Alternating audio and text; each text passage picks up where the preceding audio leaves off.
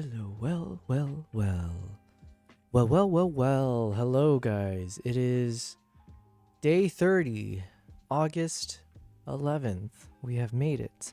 Hey, we got some people already in the chat. That's kind of a cool feeling.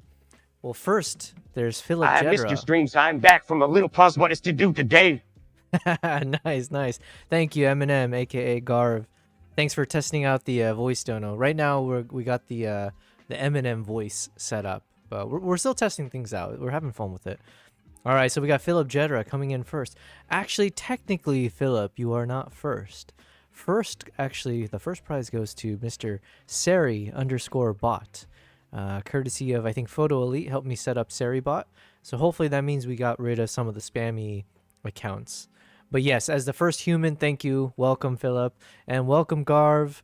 Garv, you said, I've missed your streams. I'm back from a little pause. What is to do today? Oh, and thank you for doing all the commands. You are the best. Well, first thing, Garv, is you should see, you and Philip, you should see you guys have a nice little VIP badge. So thank you guys for being one of the OGs. So as a little bit of a token of appreciation, you are on there. Rob, what's up? Wait, is it day 29? Do I need to update something? I think today's day 30, is it not?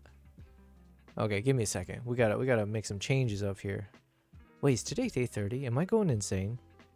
Let me change this. Thank you for catching that, Roberto. I believe today is day 30. And then tomorrow is supposed to be day 31. So the game plan is that tomorrow, I don't know if I can survive or not, but I'm going to try to do like a 24-hour stream. Or we're going to, at the very least, we're going to try to do a very long stream for day 31. Day 31. But let me go ahead and update my titles here. Oof. See, at least I know how to do that. Boom. Well, thank you, Rob. Good to see you, man. What is today?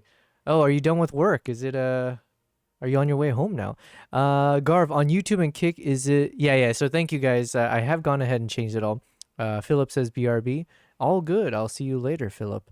Okay, so Garv, to answer your question, Doggo needs a pee. All right, man. You do your thing. Today's agenda, and welcome to day 30. Yes. So that means we're 1 day away from accomplishing our very first month of streaming. So I hope you guys are excited as much as I am, because I'm going to be doing a long stream. No, I'm kidding. I'm sorry you said, Philip. Okay, well, fair enough. So what is today's agenda? Let me see here. Let me pop it up on this side. Number 1, play with cats. I mean, I kind of do that all the time. Nala's right here. Let's bother her a bit. There you go. Play with cats, done.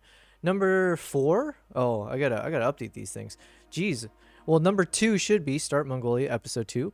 We ended last night. We had a fun chat with some people on the YouTube side of the chats about narration style.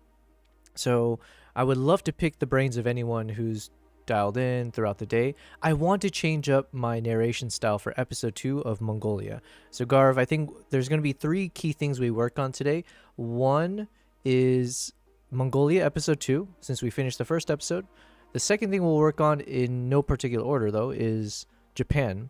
So we started editing the photos from Japan, and I think we want to try to keep prioritizing that, because I do need to start promoting a trip to Japan early next year, so we don't have a lot of time to promote that. And number 3 is we want to create a cinematic trailer for Japan for the same reasons. We want to promote a trip to Japan coming up in February. And so in terms of the tasks we'll do, obviously video editing for Mongolia, then we're going to switch over to photo editing, and in the meantime we'll also multitask by listening to new soundtracks to try to see if we can find some that could work both for Mongolia as well as for Japan. So there's kind of the game plan for today. Let me shrink this over on my side. Doggo needs a pee. Rob, you are working? Of course you are. You're always working, my friend. You need to work on yourself is what I would say. Less for the corporate head dogs. Philip, I'm the dog. I missed that message. Okay, gotcha. Oh, wait, no. Okay, you're kidding about the other thing. Got it. I'm kidding, sorry. Well, thank you guys, regardless. Thanks for being here. So I was saying, today's day 30, and my goodness, it's been quite a ride.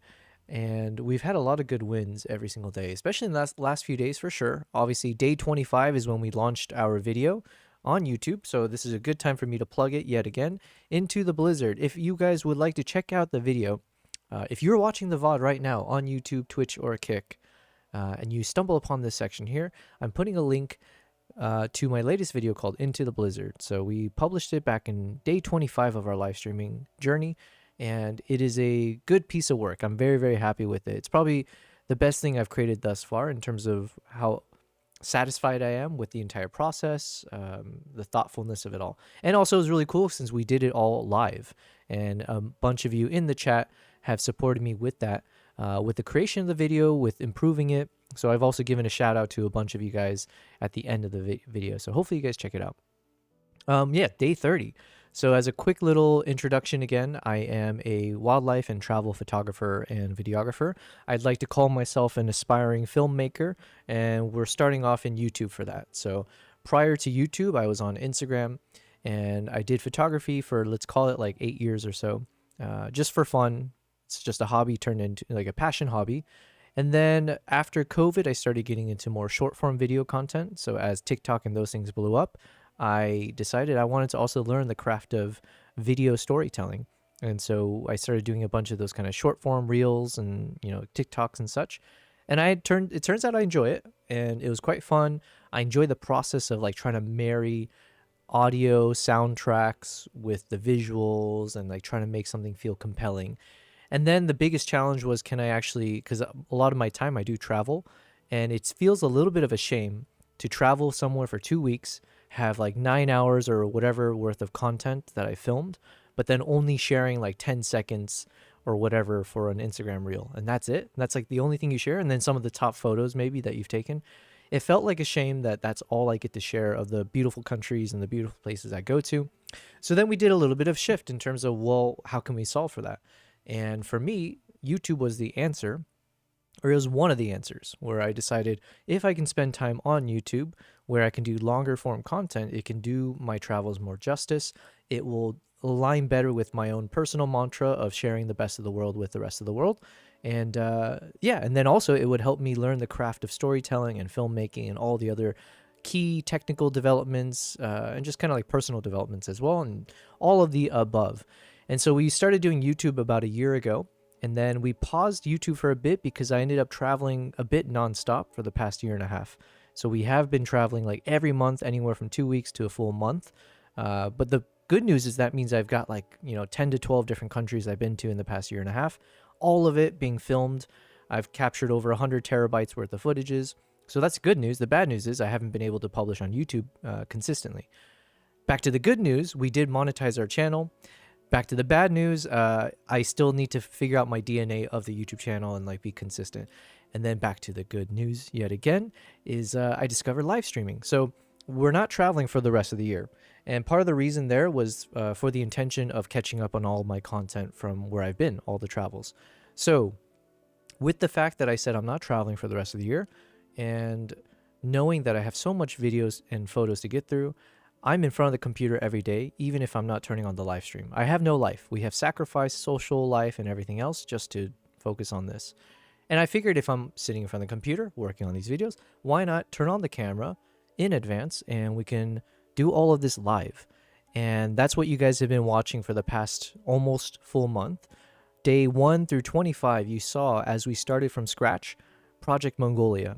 So the video that I just linked, that video was created all in its entirety while we were live streaming. So the entire behind the scenes you can actually watch on my YouTube VODs as an example. So everything, we had an empty canvas on DaVinci Resolve. And then we had to struggle through every step of the way of figuring out how do we tell a good story. What's a good narrative? What are the most compelling pieces? What are good soundtracks? What is the scripting that we need to do? So all of it was done live. So you can actually watch the struggle with me. But I hope you do realize that because of the struggle, it makes the final result even better. And you'll also see how you guys have been a crucial part of that throughout the way. All of it has been documented, and that turned into so much excitement that I decided that I'm going to continue doing this. So we're going to do this for the entire rest of the year. We'll only take breaks when we need to, but otherwise we'll be streaming every day, anywhere from 8 to 10 hours every day. That's been the commitment so far. All right, and look at that. I can talk forever. So that's why I decided I can be a live streamer. I can just ramble and ramble and ramble without any pause. And isn't that what you look for in a professional live streamer? So anyways, we're putting that skill to use. I say skill. But yeah.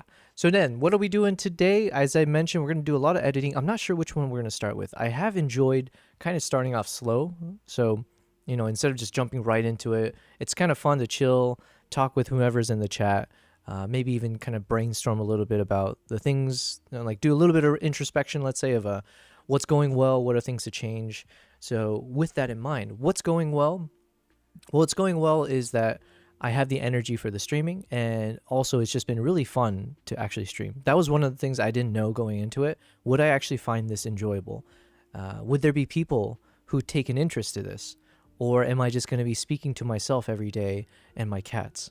And thankfully, the good news is there have been quite a number of you guys that pop in every day at different times, and you guys provide a lot of energy back to me. You guys are very supportive, complimentary, providing all kinds of really cool advice. Hey, Striatums, how's it going? I think I haven't seen you in a few days. Welcome, welcome. You haven't missed much. I'm just doing my typical hellos and yeah, just kind of we're doing a little bit of reflection right now of what's been going well, and that includes people like you, Striatums, who've been in the chat and just kind of being encouraging. And so even today, as I'm turning on the streams, I don't know why Kick is showing 0 right now on my screen, but right now we have 4 people on Kick. We got 3 on Twitch and 5 on YouTube. So yeah, even to the fact that I'm not just streaming to one person, and that's me, is kind of cool. Stridums, you said I went to the mangroves yesterday. The mangroves. Is that in like, do you live in like Florida or something? I don't know why I'm thinking Florida when I think mangroves. Mangroves. Is that like is that related to the fruit orange? Or I have no idea. Is it called orange mangroves? Or am I just completely making all of that up? But what'd you do in the mangroves? Were you doing like a photo shoot out there? In the meantime, I'm just gonna see, can I update my little viewer count? Because I don't know why it's stuck at 0 for a Kick. Unless it is 0, but on my restream, I'm showing there are 4 of you guys there. The silent 4. Let's do some quick technical, just watching wildlife and stuff. Oh, damn. Oh, that's cool. You know what? I'm gonna have to Google mangroves in a second here. Once I figure out how to fix my... There we go. Viewer count. Let's refresh. Huh. Okay, well, I'm not sure what's going on with the Kick side, but either I'm streaming to 4 of you guys on Kick or I'm streaming to nobody on Kick. But either way, we'll accept. Okay, so you said you were seeing some wildlife. Oh, you saw some crocodiles. Okay, so am I correct in saying, is there such thing as like mangroves in Florida? Is something associated? Is there like some kind of famous mangrove area in Florida? Is that why I'm thinking that? But you saw some crocodiles? Nice, nice. Without a camera, or do you, what do you shoot? Or do you just kind of observe for yourself? You're from India. Ooh, interesting, interesting. Crocs in India. I don't remember that. I do want to go back to India next year, by the way, Striatums. As we're putting together some things. Oh, you know what? Actually, yeah, should we test this out on stream? Okay, because during the off stream, I was working on my website, and I did kind of rush through one of the things right before I turned on the stream. So if you see that I've been starting a little bit later than usual every day, mainly it's because I've just been... Yeah, I'm not dilly-dallying. I'm just doing a lot of work behind the scenes, and yeah, just being productive. Okay, I wanted to look up in India mangroves. India mangroves, and I'll share my screen in a second. Let me just go ahead and set things up. Let's go get our boy ChatGPT. You know, ChatGPT's been struggling in the past few days. He's been like, we're gonna have to test him out here in a second. He hasn't been doing too well. I don't know if he's slowly dying on us, but... You said you're working in healthcare mainly, but on holidays I visit national parks and wildlife sanctuaries. Listen, if I lived in India, I would be doing the exact same thing. India is mind-blowing to what degree you guys have like an insane number of national parks, like the biodiversity, the different like topographies you can see in India. Yeah, it's I really do want to explore more of it and spend more time there. So yeah, do look out for that. You know, obviously we posted one of our videos from India, but we're gonna post a lot more.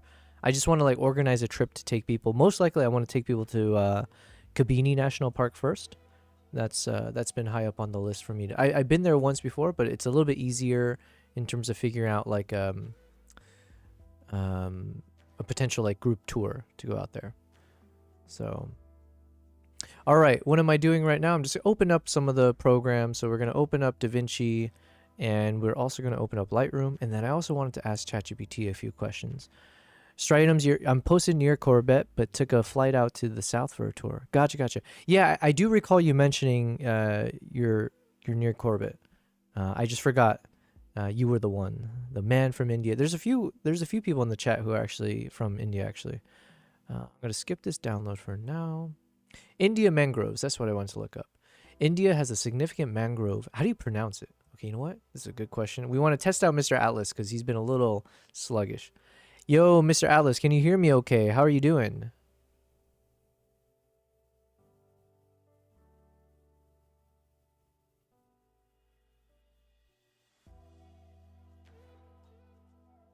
See how long it's taking him to answer. I don't know what's happened. The first day when we were using him, smooth sailings. Now it's like, my God, we gotta put him out to pasture. Hey, buddy, you still there?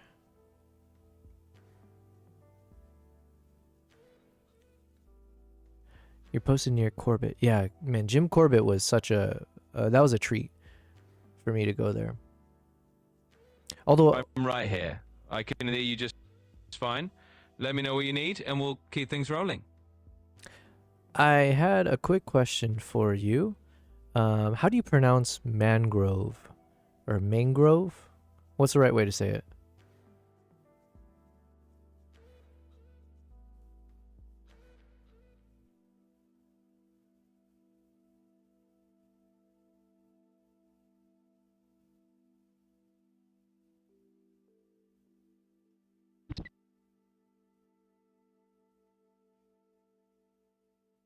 I'm sorry, but I'm having trouble responding right now.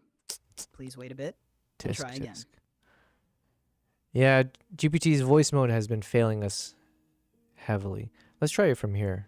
ChatGPT 5, okay? How do you pronounce mangrove?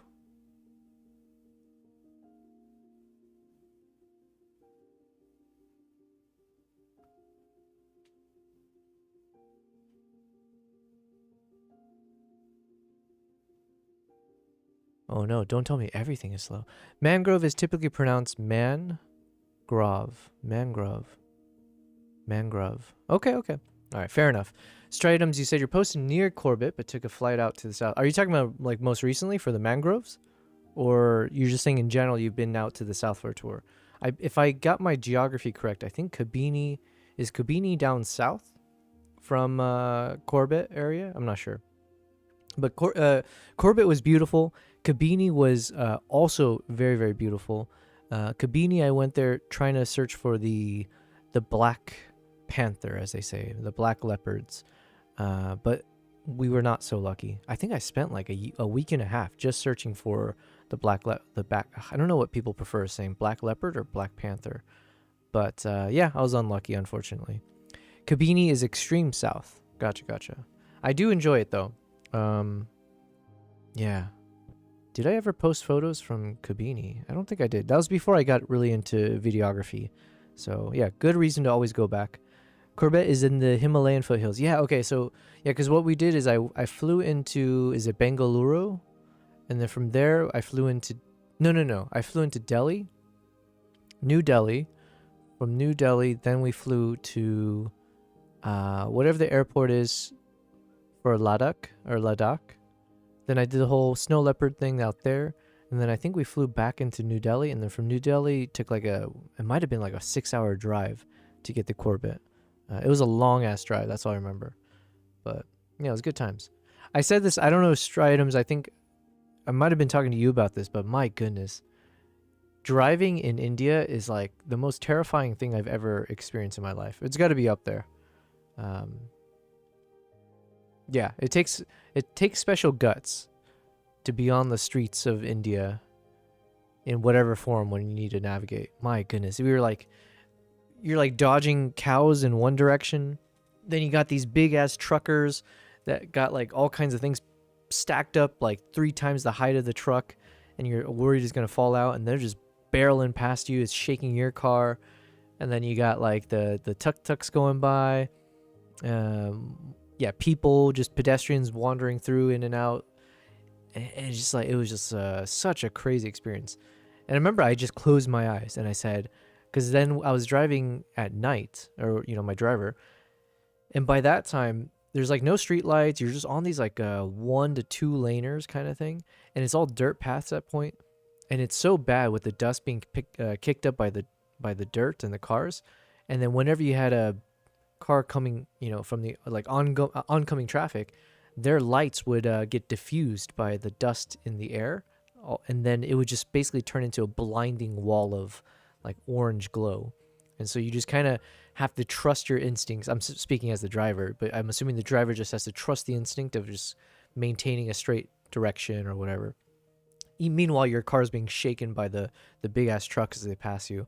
I remember I just closed my eyes and said, like, you know what? I'd rather be asleep if I'm about to die. But yeah, good times, good times. But the other thing I do say about that though is what comes with the crazy traffic is that I would bet money that your average Indian driver is probably way more technically skilled and just a better driver than like any other country, almost like any other country's drivers. Because like to be able to survive in those conditions, like, my goodness. Yo, gang, Kevin, what's going on, my friend? Edora Park, first time you said gang. What are you, turning into one of the Gen Zers that we have in the chat occasionally? I like it though. Good on you, man. No, actually they always type it as gang, like GNG. Bum. Yeah, you know what? I don't know what's going on here. On the Kick side, it's still okay. I don't know what you guys are saying, but on my side, it's showing Kick has 0 viewers, but then I see 3 people on there. So before it said 4, but it's just not updating. Well, I apologize to the Kicks. If you are there, my stream is treating you guys like you don't exist. It is what it is. Gang, Kevin, how you doing, man? How's your day? Anything new projects? What are you up to? In the meantime, let me take a sip out of my iced coffee. We gotta stay awake today.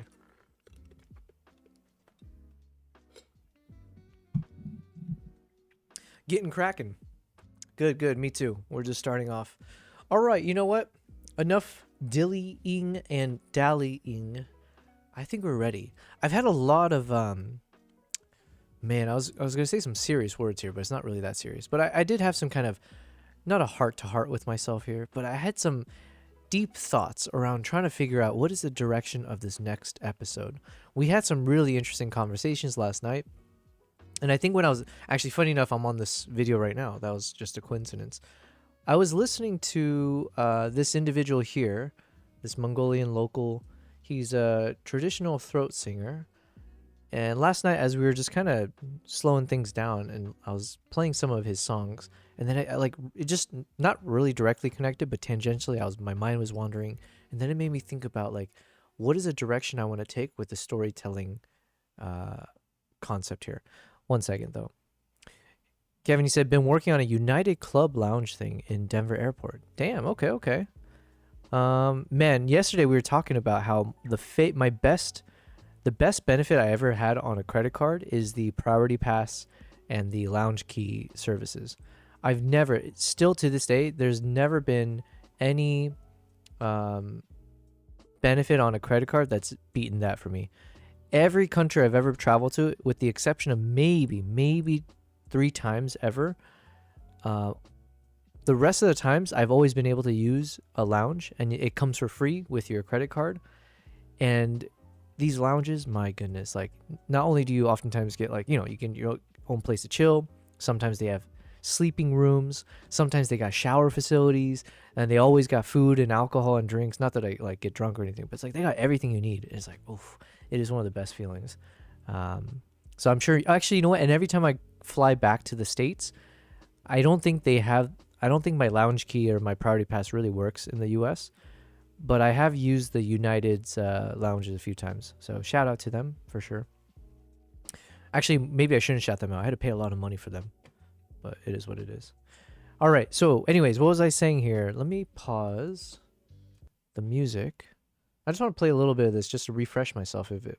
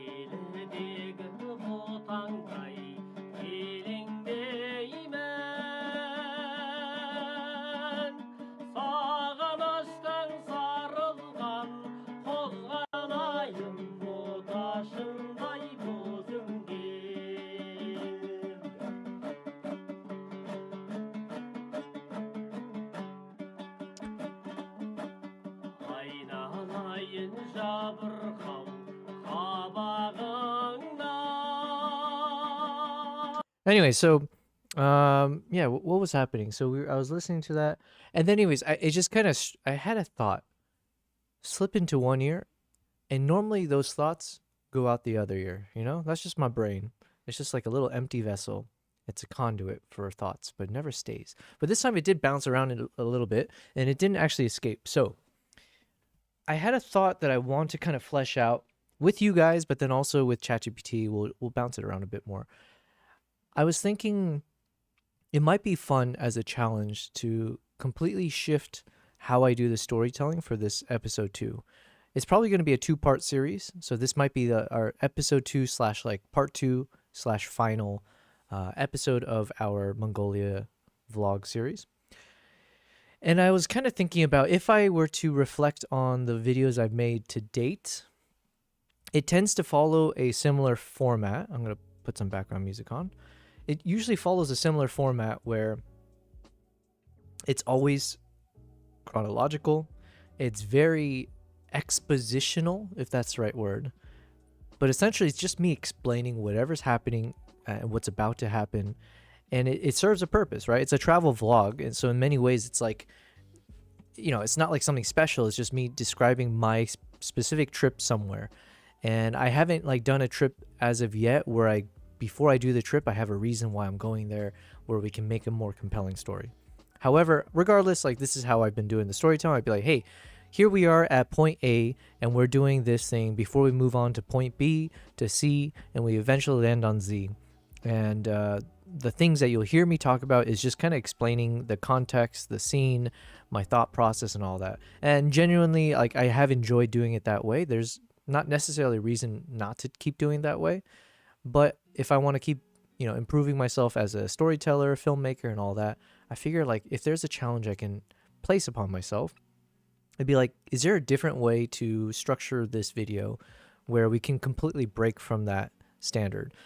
And I'm talking a little bit vague here because I don't have the best answer yet, so we will have to try to bounce this around and ask ChatGPT, maybe has some advice. So some examples could be like, yeah, instead of just starting episode 2 after the trailer ends, where we're like picking up the story where we left it off, right? It's like, hey, okay, so last episode you saw me do these things and we saw the blizzard.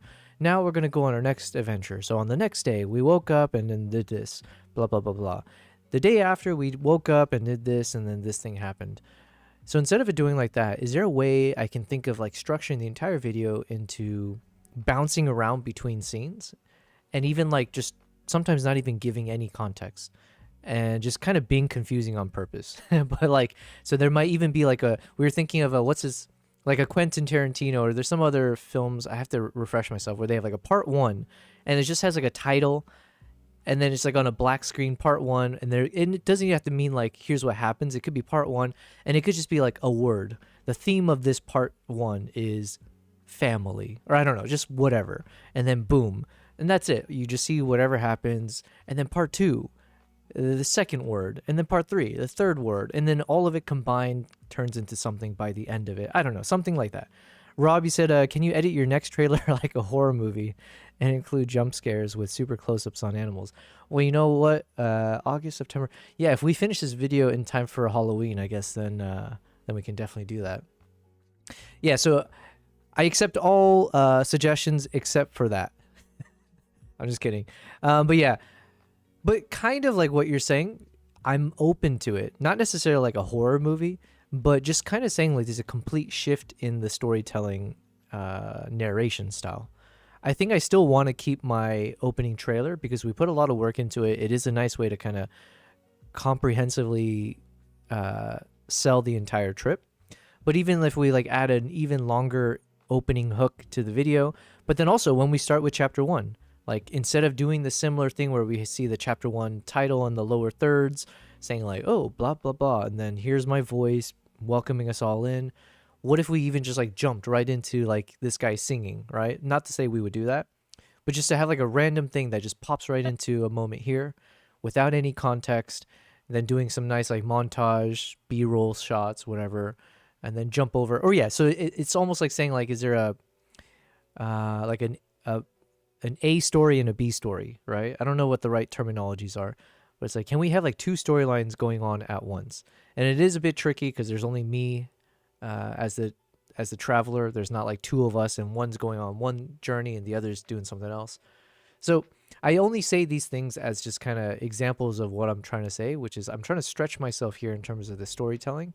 And can we even just go very drastic with like trying not to be so expositional with whatever I say. So with all of that said, obviously I'm a bit dictated by what footages do I have.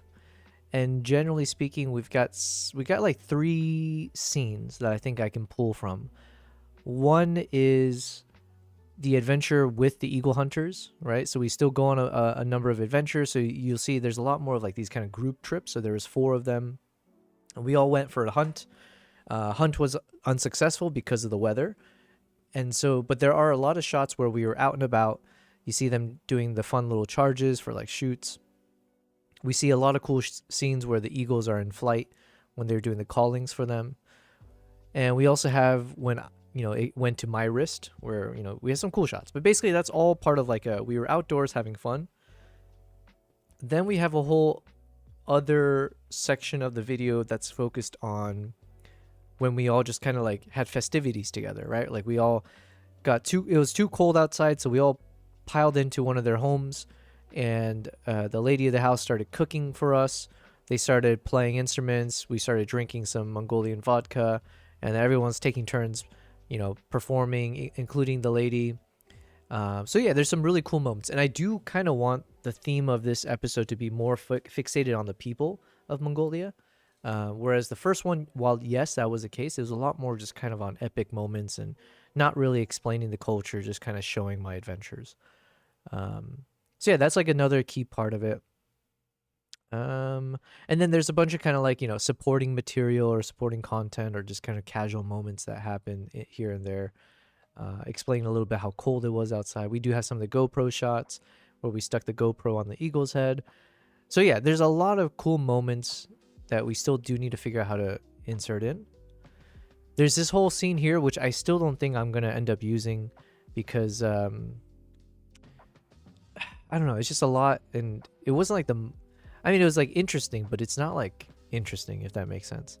Basically, we went back into town and then a lot of the locals were there to celebrate some kind of, I think it was like a kid's school graduation kind of thing, and everyone piles in to kind of celebrate the end of the school year. I think that's what they were saying. And so it's just a lot of me kind of trying to take some shots, but it was so humid in there, or like it was such a, compared to how cold it was outside, so a lot of my camera lenses were just fogging up the whole time. It's just me eating. Yeah, I don't know, there's some festivities, but it's not like the most compelling, so I don't think I'm going to include any of that. But yeah, generally speaking, that's kind of like the 2 main things. And if there's a third thing, yeah, we visited another throat singer. But otherwise, it was just then just going back home. So, yeah. I don't have an answer yet. And that's the struggle for the next few days. how to tell a more interesting and artistic storyline as opposed to the standard travel narration storyline. So, food for thought. We don't have to have the answer now, but I just want to let you guys know that that has been a thought that it's like a shower thought now. It's just something I can't solve just yet. But if we can crack this nut, I think it will level us up as a storyteller. So yeah, I think it's worth the pursuit. And then yeah, maybe I'll eventually take Rob's suggestion and we'll do like a horror movie style. I don't think I've had any trips that weren't feeling terrified like that. Actually, what was I saying? Okay, next time I go to India, we'll do a horror movie of just being on the roads, on the streets of India, trying to survive the traffic. There you go. Okay, so that's one thing we're going to work on. I don't know if I want to start in it just yet. We might just start off with a little bit of a light photo editing first. So I'm going to hop over there. And then also, let's check out if my website has updated. I need to keep working on my website, just as an FYI. So here's my site. Let's just make sure everything is linked to the proper thing. I don't think I'm... Okay, let's see if it works. No. Okay, 1 second. We gotta make one quick change here on the main page. I have to reroute my blah blah blah blah.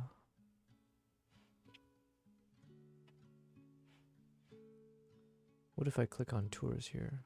No, not this one either. Okay. Give me a second because I do need to fix this fairly quickly.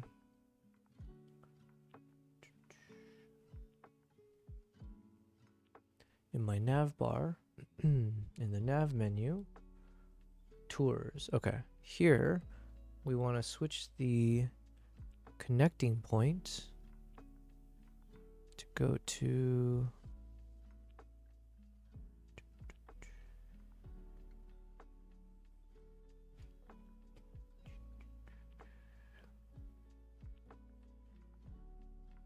basically I have like two versions of my site. One is like the one where I said coming soon because we didn't have the tours ready yet.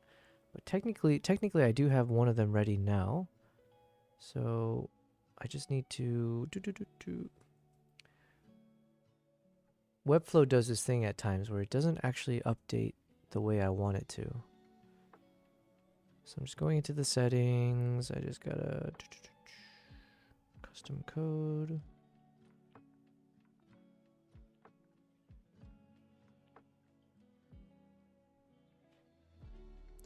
Let me ask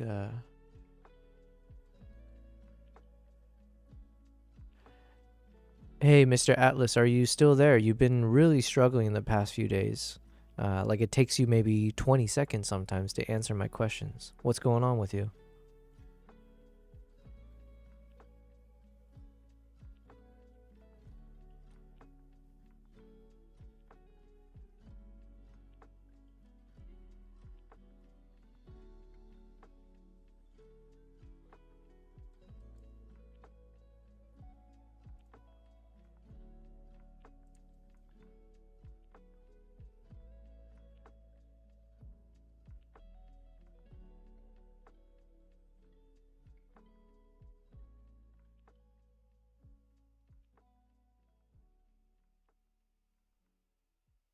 I'm here, and I appreciate your patience. Sometimes there can be a bit of a delay, but I'm doing my best to keep up with you. Let's keep rolling, and I'll do everything I can to keep things as smooth as possible. Yeah, so for example, just now, I think, honestly, it did take like 10 to 20 seconds for you to respond. Can you check online? Is there something going on? Am I the only one that's experiencing issues with you in voice mode? Or is this something that other people are talking about and complaining about? And what's the fix?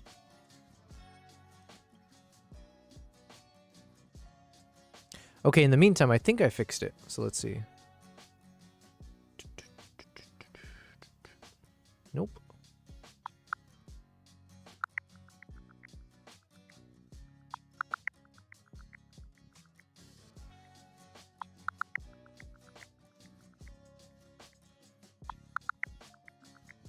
Oh wait, I gotta hit publish. Yeah, it looks like you're not the only one. Some other users have reported a bit of lag with voice mode recently. One suggestion that's been floating around is to try enabling a background conversations option if your app has it, or just minimizing the app to see if that helps reduce the lag.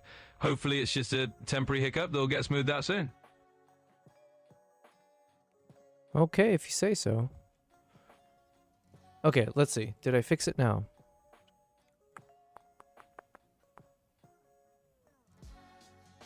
No, it's still not working. Come on.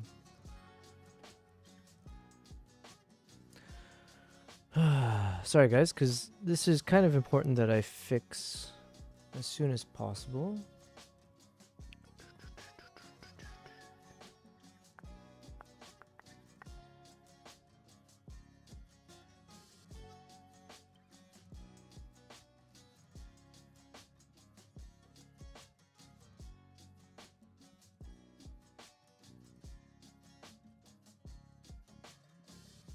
Alright, I'm gonna try to just...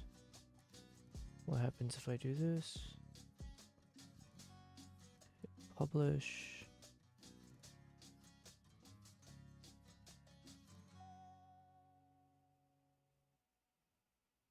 Tours.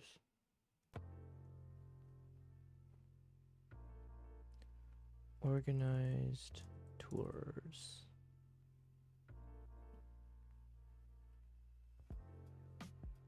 All right, we're going to try to fix this real quick. So thanks for you guys' patience here. We're doing some boring stuff. In the meantime, you can just keep watching my video on loop. So this is basically my tours page. So I did put together a nice little, like, I think around 30 seconds was the maximum, where I put a quick loop of what it looks like if you join my trips. So these are some of the former clients that have traveled with me. And so, you know, thankfully I've gotten a number of shots where I can show the clients, I can show the wildlife, the adventures that we're on. So kind of give the vibes of what it could be like to be on one of my adventures. That's kind of the look and feel that I'm hoping to convey there. And then I'm trying to put together my trips for next year. So for 2026, I would like to be able to organize a number of trips throughout the year. And I need to start advertising it as soon as possible so that hopefully people have time to, you know, decide if they want to join me on a trip somewhere or not. So I had spent some time off stream today. I thought I had finished everything, but some of the links still are not working. And it's just like a weird thing. I'm using something called Webflow. Webflow is really good, or it's allowed me to make a really cool, sleek website, but then sometimes, just ever so often, like something doesn't work when it's supposed to, and it's irritating. Like in this case, technically I've done everything correct. Everything I see here, it's exactly what it's supposed to be, but it's like working off of old data right now, and it's not refreshing itself, even though everything else has been refreshed and published and all that. So not that you guys care, but you know, that is my struggle here. Let's try one more time. So now if I do Yobel Prize,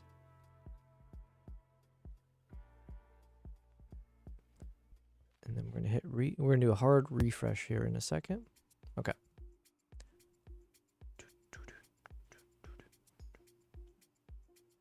All right. So then here,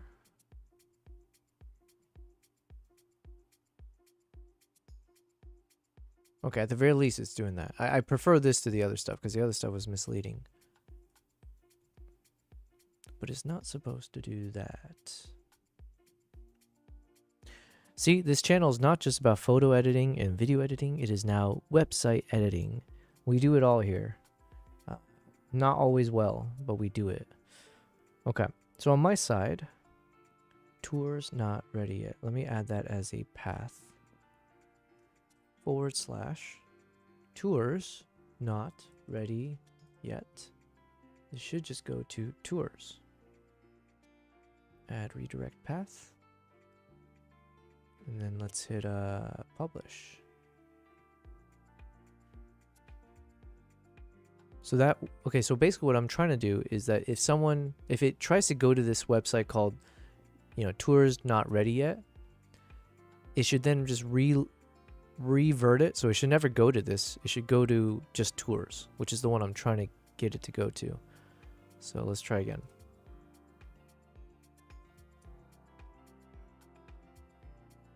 There we go. Okay, let's see. Did we fix it all? That's the question. So I go here. Let's click on that. All right, we made progress. We're okay, so anyways, on my tours page, right now you only see one destination because that's the only one I had time to finish. There should be by tomorrow. Hey, puzzling old man. Well, oh my goodness, dude, you are rating me with quite the party. Holy. Well, thank you so much, puzzling old man, Mr. Palm. I appreciate it. And welcome you guys. Well, this is kind of awkward because I was doing some really boring stuff. So the question is, do I keep doing the boring stuff? Probably not. Well, listen, guys, thank you so much. Puzzling old man, you said, I brought some puzzlers with me. Not sure if they're going to be interested, but let's see. What do you mean by puzzlers? I've never heard that as a way to describe someone. You're quite a puzzler. Do tell. Explain yourself, puzzling old man. And maybe I'll explain myself right now through my website, which I was just trying to fix on a live stream. But welcome, guys. Thank you guys for being here, and thank you, puzzling old man. You are quite the man for doing that. Man, we've had like a raid in the past 5 days. I think we've had someone raid us each time, and holy crap, this is definitely the most I've ever had watching on Twitch. So, well, thank you very much. We were working on cryptic crosswords, Sudokus, variants, trivia quizzes, etc. Can I ask you something, puzzling old man?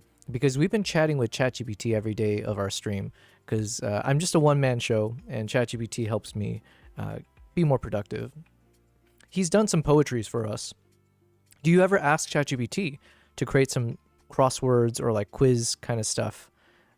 Is that something that's even a concept that you would entertain? I'm curious. How have you been able to use AI in a productive manner? But yeah, listen, we have 19 people watching on Twitch right now. How crazy is that? And then I know I apologize, Kick streamers or the Kick viewers, because right now something's broken on my stream. But there are 4 of you guys watching on Kick, so I appreciate you guys. I see you, and on YouTube as well. So let me do a quick introduction then. My name's Yobel. I am a travel and wildlife photographer and videographer. And so I've been doing this. We're on day 30, by the way. We've been streaming every day for around 8 to 10 hours. Yeah, and we're multi-streaming. So I decided if I'm going to try this, I might as well go big. So we've been multi-streaming across YouTube, Twitch, and Kick. I do mostly wildlife. Although I do travel for any reasons, wildlife is the one that I've been enjoying the most. And that's what you're quickly seeing on my website here is off stream, I've been putting together some tours for next year, including a trip to Uganda. It's one of my favorite places I've been to. And so I just finished putting the website together for this page. So yeah, basically it's just kind of bog standard what you would expect to see on an itinerary, FAQs, different things about like what you can expect on the trip, some of the photos of prior trips I've taken clients on, and all that fun stuff. So anyways, that's not why you are here. So what do we do on stream? Well, we've been working every day on creating videos. So I am an aspiring filmmaker, we'll call it that. But I started a YouTube channel about a year ago, and I've been traveling nonstop for the past year and a half. And I'm not going to travel for the rest of the year because we have about 12 different trips in terms of content that I haven't been able to share with anyone. It's just sitting on hard drives. So while I'm on live streams, I am essentially working through all the content.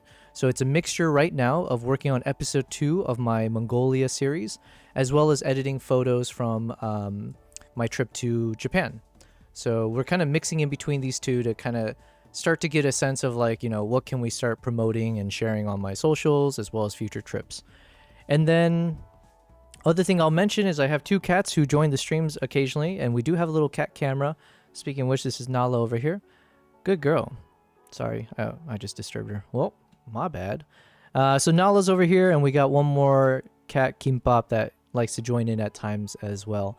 But yes, we do have fun. Now, do we do puzzles? I mean, if you watch my stream, it does feel like a one big ass puzzle because you'll see me struggling often. It is a struggle session, and if you guys have solutions as puzzlers to my problems, well, then you are welcome as puzzlers. Puzzling old man, I don't normally set puzzles. In fact, I tend to tongue-in-cheek scorn them on stream. Oh, okay. Generally, computer-generated Sudokus and crosswords are terrible compared to handcrafted ones. Crossword setters do rely on software assistance, though. They are very proud of their giant curated word list. Oh, okay. I did not know that. Listen, I'm not much of a puzzler. I do play some chess. That's as close as I get to like something intellectual, maybe, if that's the right way to say it. It's more like a video game for me, but yeah, that's the closest. But yeah, so this is actually a good time for me to go ahead and plug myself. In terms of the video, I want to kind of showcase to you guys. I just put in the chat, !into the blizzard. So this should then take you to a link to my YouTube channel, specifically to our latest YouTube video. And let me go ahead and play the trailer for you guys on stream so you guys have a good sense of who I am. And before I play that trailer, let me play my little opening here, because the opening will give you a good sense. It's like a 10-second video I put together for who I am. So here we go.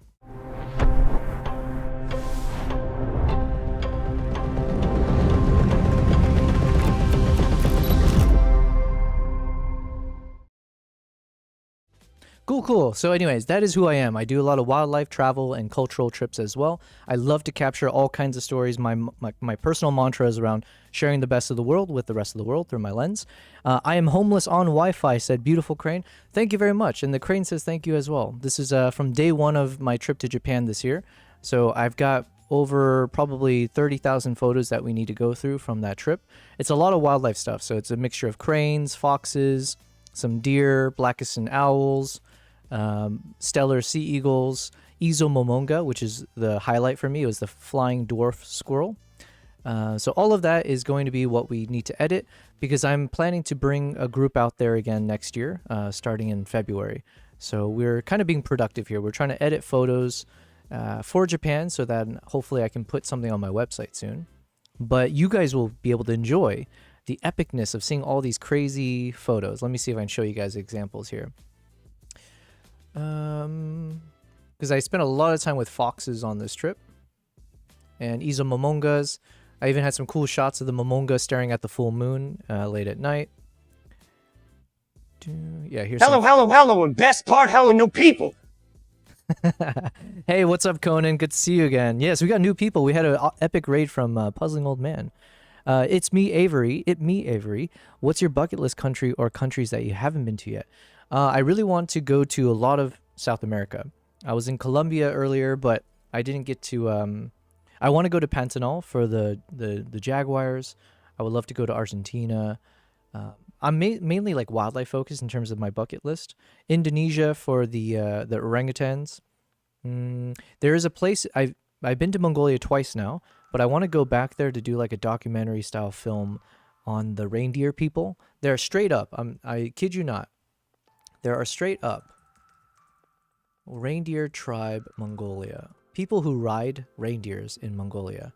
The Duka people. And oh my god, as someone who loves to capture photos and videos of like crazy moments, can you imagine just like chilling with these guys for a month and seeing their lifestyle? Look at these two little kids on a freaking reindeer, okay? I still don't know if I can curse. I'm so new to streaming that I'm trying to avoid doing anything that will get me in trouble.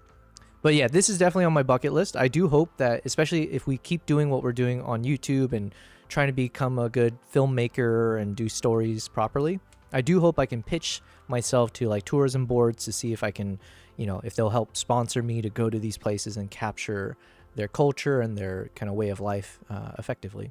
So that's on the list. Where else? Antarctica is always up there for obvious reasons, for the craziness of it, the wildlife. I really want to go to the Congo or the DRC, but DRC is like really dangerous still. It's been risky for quite some time in terms of like traveling there. It's not the most stable of countries, but they have some crazy animals in the DRC, including the gorillas and everything else that I do enjoy. But yeah, that would be current bucket list. What's up, Conan? I'm waiting for the rain pass because there's an overgrown building close to me, so you're going to go for a few photos. Okay, cool. Enjoy, man. Enjoy. So one thing I wanted to show you guys real quick is my latest video. Where did I put it? Oh, yeah, it's over here. I keep forgetting. YouTube projects, Mongolia, final. Let me play the trailer for you guys. So this will give you a good sense of who I am as a streamer if you guys want to watch what I do and what we spend our time on streams working on. this will be a good way to introduce you. So let me turn off the music. All right. There are moments you never forget when you witness something primal, ancient, unstoppable. Through blinding snow, I watched them emerge, eagle hunters with the spirit of warriors past. This is my journey to the heart of Mongolia.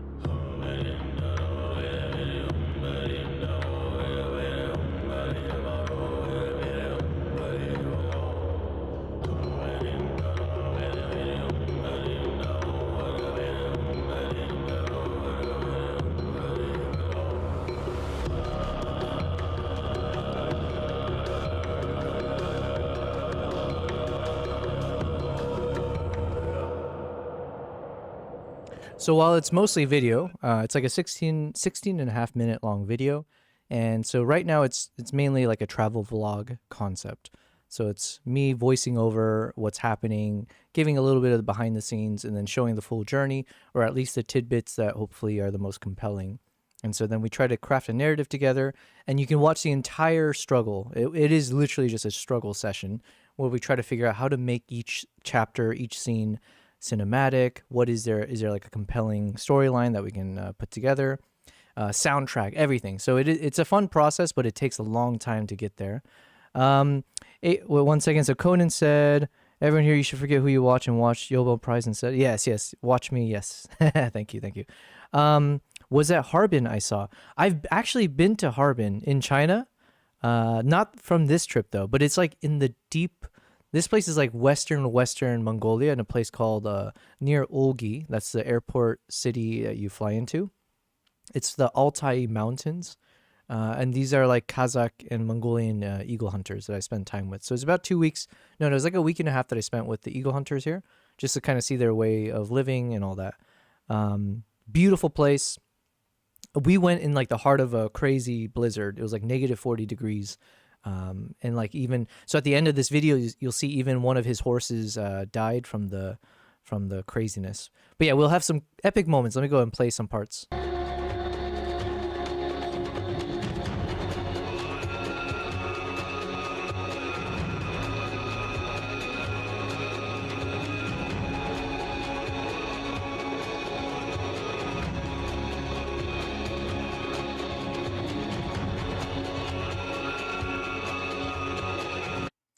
Yeah, so there's a lot of cool moments like that. But yeah, this is in the heart of Mongolia.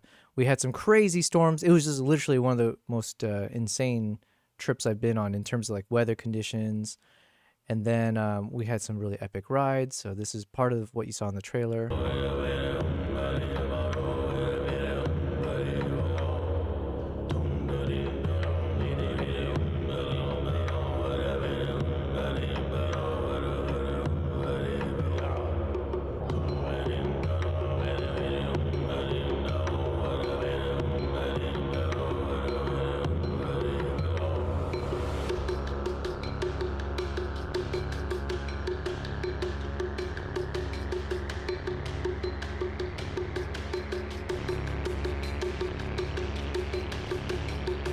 Conan, you say you gotta go, but good luck. Yeah, thanks. Good luck to you, and yeah, cheers, man.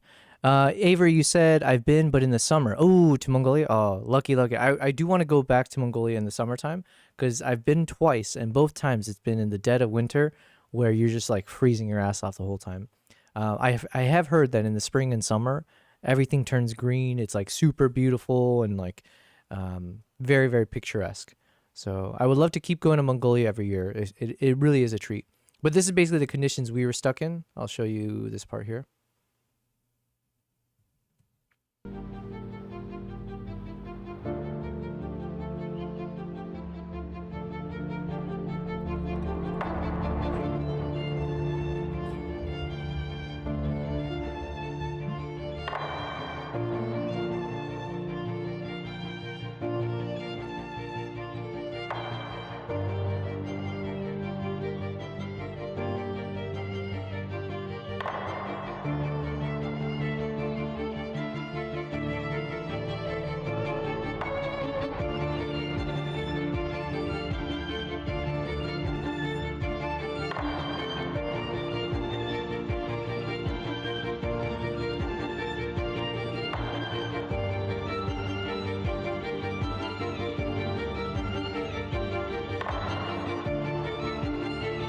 The time is coming and is near.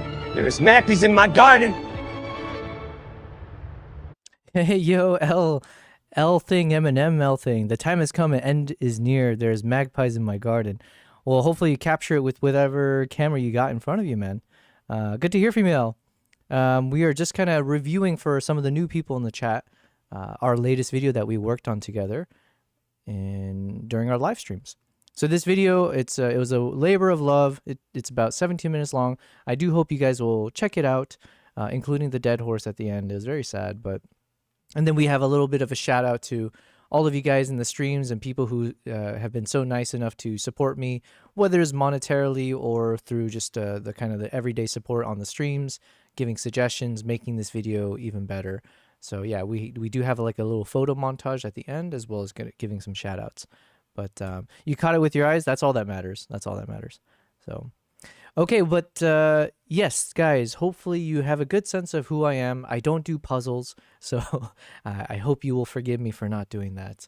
We can try doing some puzzles, though. You know what? Here, Puzzling Old Man mentioned that AI is not good for puzzles. Let's put him to the test here. Hey, Mr. Atlas, I know you're struggling. I know it takes you a while to respond, but I would like to see if you can come up with an interesting puzzle, something that, you know, professional puzzlers would say they'd be impressed by. Can you give a puzzle for me to solve? And it's going to take him a long time to respond, so... Elthing, how are you doing? Hope all is well. And yes, oh yeah, Avery, I was saying that I've been to Harbin on a trip long time ago, like when I was in middle school, high school, I think. Harbin, is that how they pronounce it? And then I went to a place called Urumqi in China. Absolutely. I'll be happy to give you a puzzle to chew on. Here's one that's a bit of a classic, but still tricky. So, puzzle the 3 switches in the light bulb. You're standing in a room with 3 light switches. Each switch controls 1 light bulb in the next room, which you can't see into. You need to figure out which switch controls which bulb, but you can only go into the next room once. How do you do it? Give it a try and let me know what you think. Okay, I didn't sign up to actually use my brain on stream. Yikes. Okay, I'm going to be honest with you, Atlas. You said a lot of words, and it went out, you know, went in one ear, out the other. Let me see if I can repeat what you said. Basically, you're saying I'm in a room right now, and there are 3 switches, and they're all turned off. And I can't see the rooms other than mine, but somehow I need to know how to turn on all 3 subsequent rooms or something like that. Did I get it anywhere close to what you were asking of me? Elthing, you said, I'm good, threw a ton up on eBay today. 10 plus ads. Yo, you've been productive then. Puzzling Old Man, you can explain? Ooh, okay. You know what? We're going to shut off Atlas then. Let's hear it from the source. All right, Puzzling Old Man, please do tell. And I have to warn you, I'm not good at puzzles, so you're going to watch me struggle even more. In the meantime, let's go into our Lightroom. I do need to keep editing some of our photos from Japan. So we were on the cranes. Let's just continue from there. So these are the ones we finished. So I need some photos of the clients. We get a little bit of landscape. We started with the cranes because that was on day 1.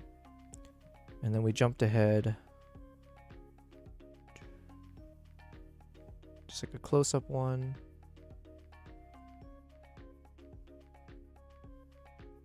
Yeah, this is the one we just finished. And then we're in the process of editing this one, but we have to do a lot of like manual touch-up to it, so. Subject focus, what right now we are trying to remove. Yeah, okay.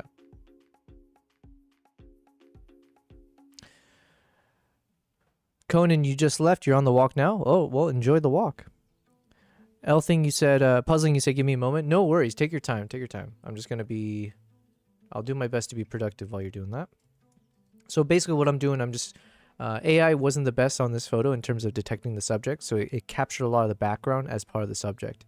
So I'm just doing a wild effect, just so I can see where it's painting on the effects. And then I'm using a brush to remove the areas that shouldn't be part of the subject. So just kind of taking a soft brush and removing a lot of the blacks that we can see here.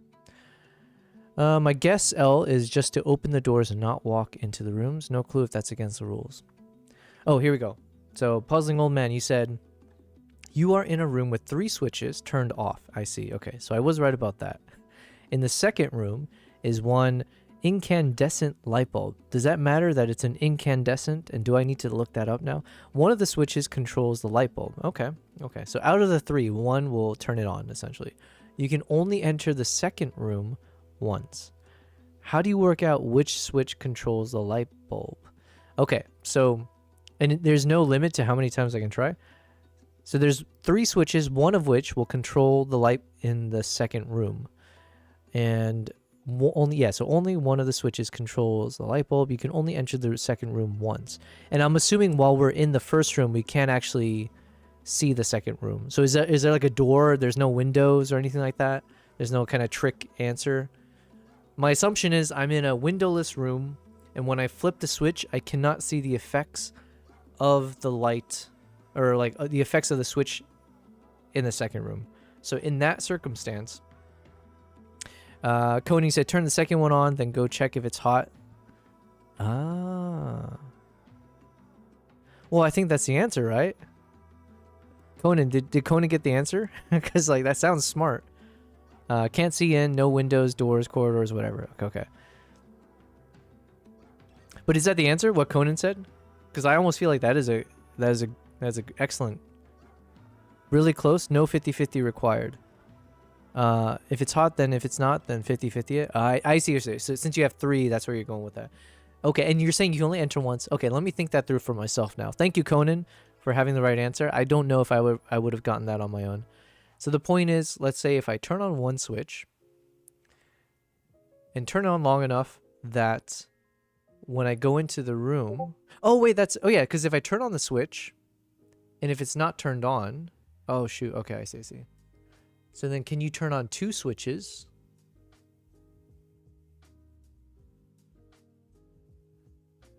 Okay, so if I turn on 2 switches but keep one off, then I go into that room. If the light... Oh, wait, but that wouldn't help. That would only help in the one off chance. Okay. Conan, you're going to do IRL. No worries, man. Enjoy. Have fun. Okay, let me read your thing again. How do you work out which switch controls the light bulb? All of them are off. You can only enter the second room once. So then, let's say if I just turn on one of the switches.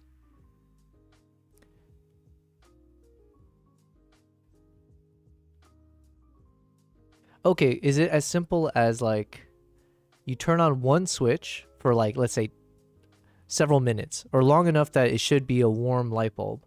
Then I switch it off and then I turn on another switch and then I go into the room. And if the light is on, but the light bulb is cool to the touch, that means it should be the middle one or the second one. And if the light isn't on, then it must mean the third one. Is that how it works?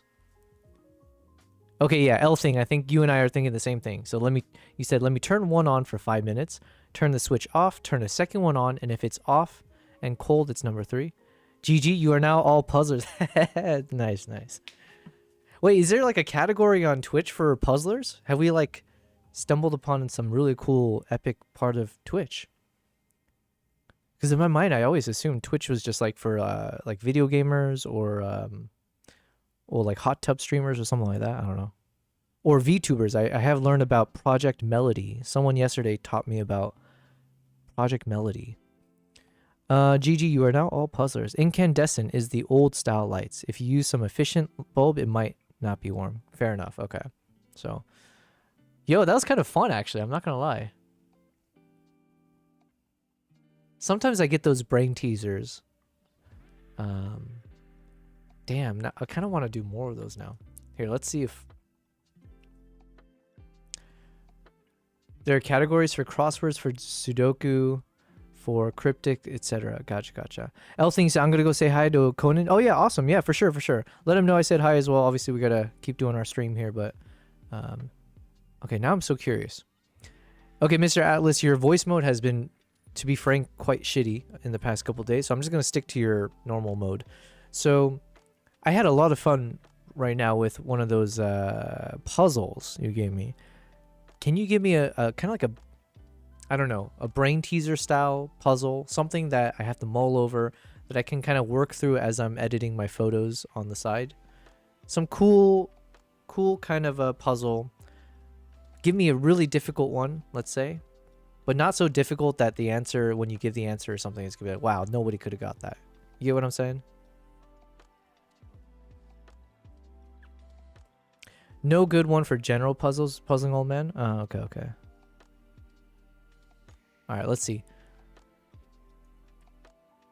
In the meantime, yeah, we're gonna keep editing. Yo, this is kind of fun. Oh wow, he's thinking longer for a better answer, creating a brain teaser. Ooh, here we go. Let me zoom in a bit on the...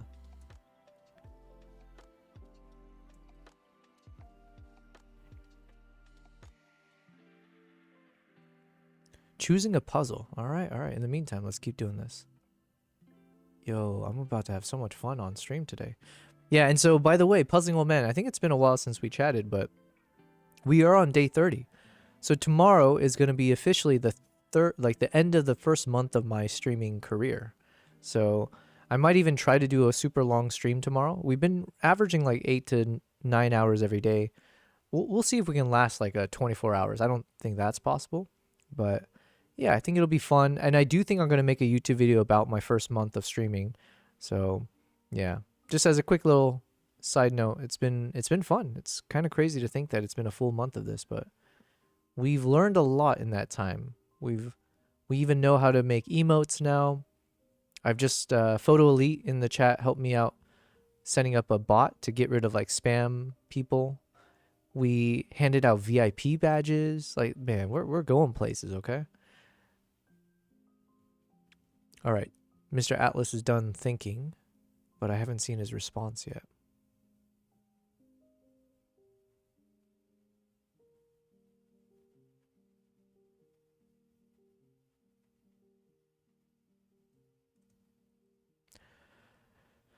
Puzzling old man.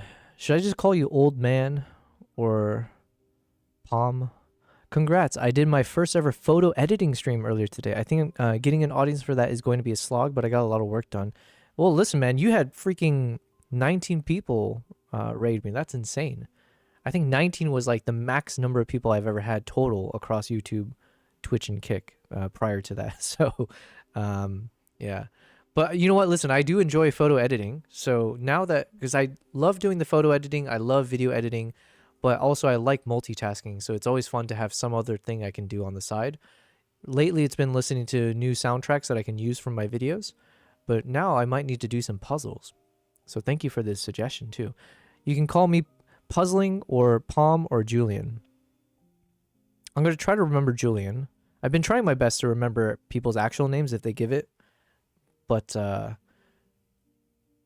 also sounds interesting. All right, Julian. Well, thank you. The audience is for puzzles, and I've been streaming puzzles for almost 5 years. Well, listen, man, that's awesome. I did not know that was a thing.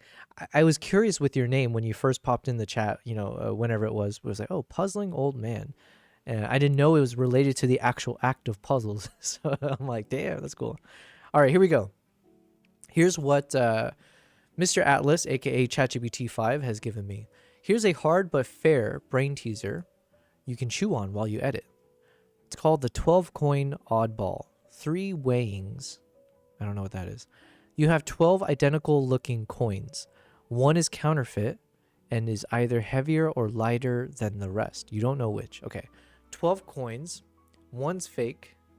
I kind of need one of those notepads or like one of those yeah, I need like one of those digital notepads where I can draw 12 circles. Can I do that? What can I use for that? Does Canva allow that? Do I have a notepad? Notepad. No. Drawing pad. Is that what it's called? Drawing pad.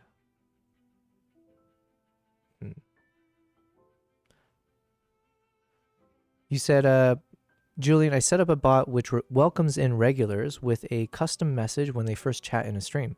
It secretly is there to remind me of pronouns and first... Oh, dude!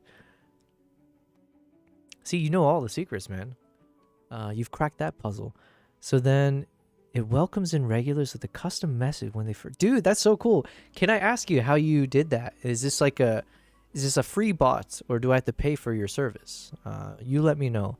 But that's a really cool concept. Is it only for Twitch then? I'm assuming, or I don't know. I am Phrase. Classic Microsoft Paint could work. Oh, hey, yo, what's up, Phrase? I'm on a Mac, so yeah, that's an issue. Let me ask real quick.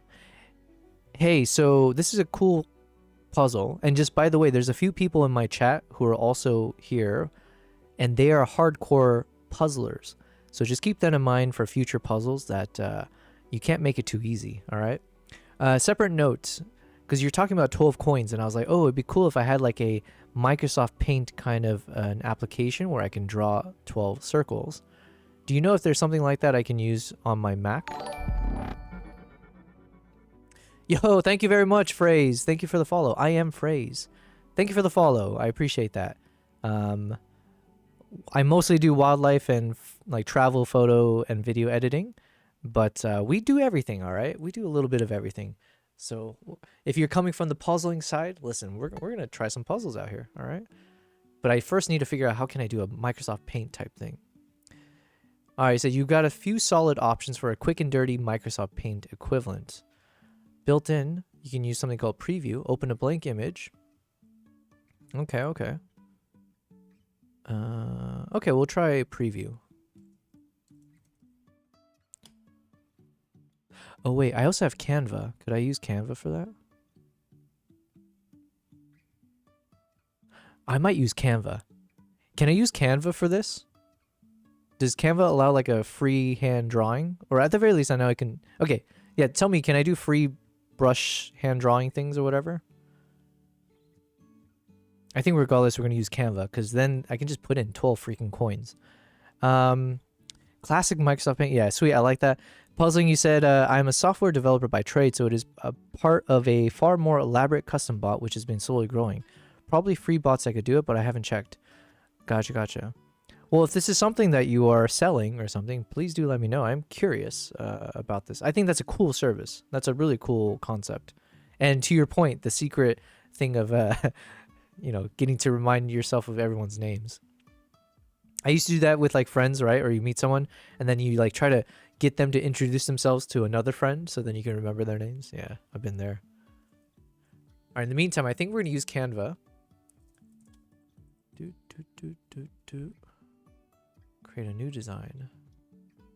We'll just do a normal 16 by 9. Okay, at the very least, I know I can do... You know what, we might even use coins here. Coin. Okay, we'll do one of these. All right, let's get back to our little thing here. First it said, Canva does have a hand drawing tool, though it's a bit more vector sketch. There's a draw button. Oh, really? Tools. Oh, snap. Okay, yeah. Okay, look, Canva can do it all. All right, cool. Let me go back to the puzzle now. The 12 coin oddball. All right. You have 12 identical. Let's reduce the size of this maybe. 4, 5, 6, 7, 8, 9, 10, 11, 12. Cool. 2, 3, 4, 5, 6. And then let's just go ahead and align the elements in the middle.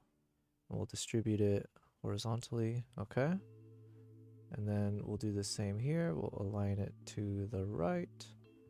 And we'll align this one with that one. Okay. And then let's space evenly.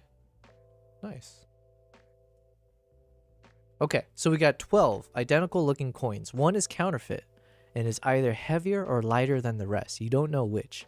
You have a balanced scale. Ooh, let's draw a scale. Ooh, this is kind of fun. By the way, I'm not a designer, so if I do anything that looks really off, well, joke's on you, because that's not my problem. All right, we got a little scale here. I should be working on my photos, but this is a fun task now. I'm fully sucked into this. Here we go. You have a balance scale. Left, right, pans, no numbers. Using at most 3 weighings. Okay, we only have 3 attempts. We have to determine which coin is fake and whether it's heavier or lighter. What? One is counterfeit and is oh, I see, I see. So one of these is fake and it happens to be heavier or lighter than the rest. Okay, okay. How do we make it look fake? Okay, so here's the fake one, let's say, just for visual reference. Using at most 3 weighings, we have to determine which coin is fake and whether it's heavier or lighter. No tricks. You can place any coins on either side of each weighing, and you see only 3 outcomes per weighing. Left heavy versus right heavy balance. Want a hint ladder while you work? Wait, no, we don't want a hint. Not yet. Okay. So my current thoughts here is that you just do a 50-50 first. Look, there's no like how do you say? I'm not a genius by any stretch, so everything I say is probably just more like what I assume or hope is common sense, but we just don't know. So I think the first thing I would do is just do a 50-50 kind of thing, right?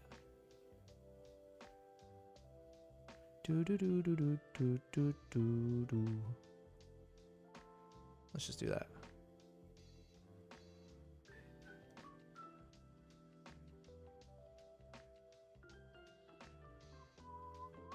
Okay, so the first thing I would do is put 6 on each side and then see which one drops or whatever, yeah. So then, wait, would that actually make sense? Let me think. Yes, it would. Oh, wait, no, kind of it would. Because then but I feel like this can't be the answer because it feels too like, yeah, like the normie, like this is what normal people would probably do, I think. So the answer is probably something different. But let's just say step 1, we do our first weighing. So we'll say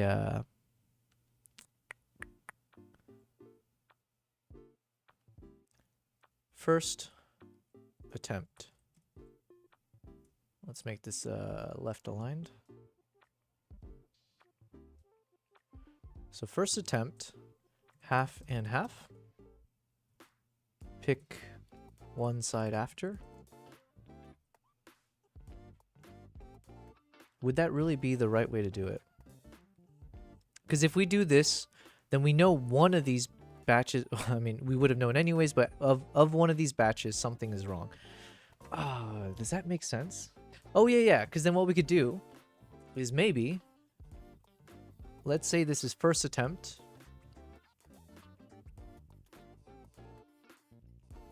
And let's group this. So this is first attempt, right? So then second attempt, let's just assume we choose this one here. So we kind of take these ones aside. And then what we would do is we would have to take 3. We'd split it again, half and half, right?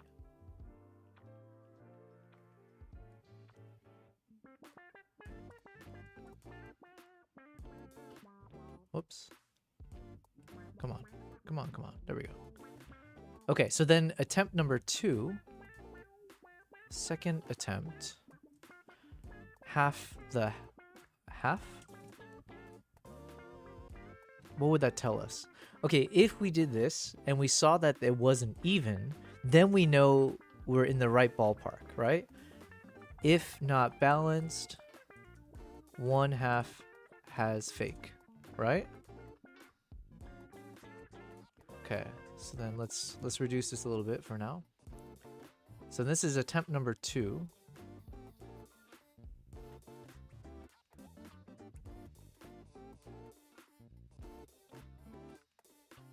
And these are the coins that we just kind of left aside there.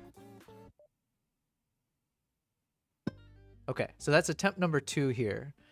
So then that means attempt number 3, and we only get 3 weighings. Puzzling, you said, I don't think your first weigh told you anything useful. Yeah, fair enough. Listen, I did say, our brain not so big, okay? Why not start with the second weighing? Okay. So you're saying instead of doing this step... Okay, let me finish out my attempt first, just so I need to learn for myself, you know? So I need to see how wrong I am, or like see where I fail. So I'm just going to finish this thought experiment real quick, because we are on the 3rd one, so we only have one more option. Because basically what I was going to say is, we half, and then we half, and if it's unbalanced on the second half, then we know that Yeah, what do we know? Then we know one of these has the fake one. And if we happen to... but then what can we do with that? Because now we only got... Oh, yeah. And then, here. I got it. Well, it works. I think this works, but only in my assumption that I chose correctly. So I think this is where it's going to fail me. But in this, if we have an assumption that we did choose correctly, where it's like we said... wait, would that work? Yeah, so like imagine I took this one. This is the best case scenario, right? In the best case scenario, we happen to say of the 3 that we chose on one side, and then we balanced it, and if it's even, then we know the one remaining is the fake one. So there is a happy world where we somehow do end up getting this in 3 attempts, but clearly there's so many other opportunities where we wouldn't have done that. So yes, you're right. Like this wouldn't be the actual answer they want. Okay, so then let's go back to what you said, Palm, Julian. Forget this. We're saying first attempt. Of the 12 coins... What? Of the 12 coins... Here, I'm going to duplicate this real quick.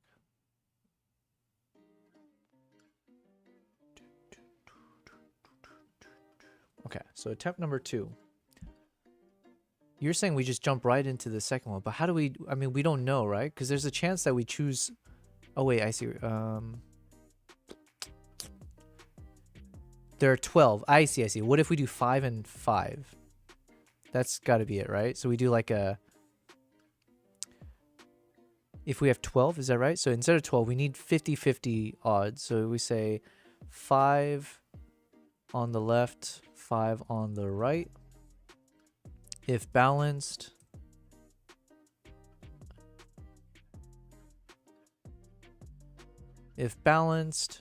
answer is between the remaining 2. If not balanced, question mark.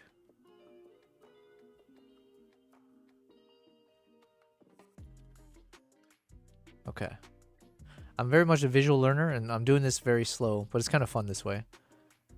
Okay, so we have one option where if we chose correctly, let's say that like we happen to do something like this. 1, 2, 3, 4, 1, 2, 3, 4, 5, 1, 2, 3, 4, 5. And we need a scale where it's balanced. Give me a balanced scale. Come on. Okay, this one? Oh no, here we go.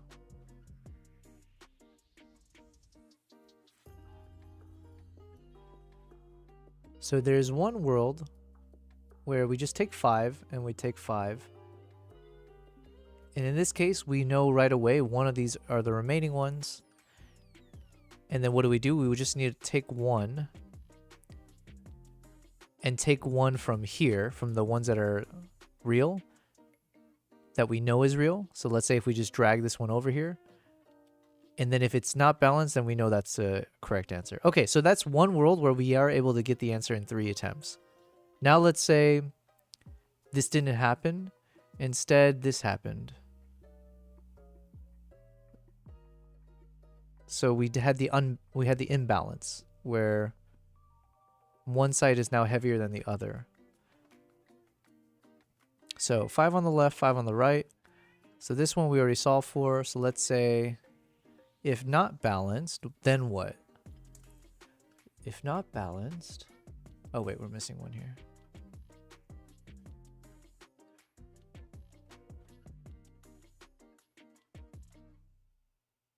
Okay, if it's not balanced, then we know these two are what do you call it? These two are real. Oh my god, I'm using too much brain power for this. The other 2 are real. What does that tell us? Yo, L thing, what's up? You're gonna watch me struggle through a puzzle here, okay? But I'm trying to do it in a visual manner because it's more fun for me. But basically, we have 12 coins, okay? And these coins all look the same, but one of them is fake.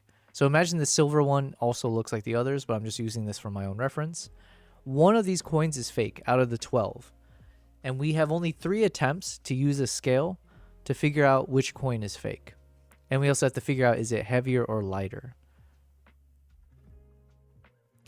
So in my new attempt here, I'm saying, what if I take 5 and 5?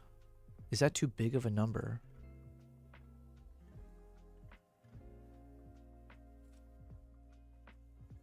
Oh, yeah. Okay, so maybe it's too big of a number to do that. And is that Julian, why you said why not start with the second weighing? You're saying instead of starting with 10, so doing 5 and 5, what if you did like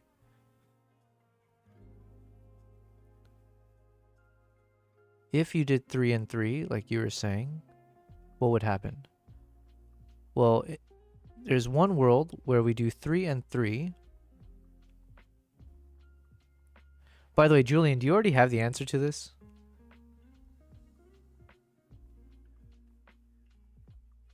Or if anyone knows. Okay, if I do 3 and 3, and if it's balanced, then we know 6 of these are real. So then we've shrunk it. We've determined through one attempt, we've cut out half. So then we've got these 3, which means we don't have to scale this because we already know one of these are fake. So then of the 6, okay, so let me rewrite this.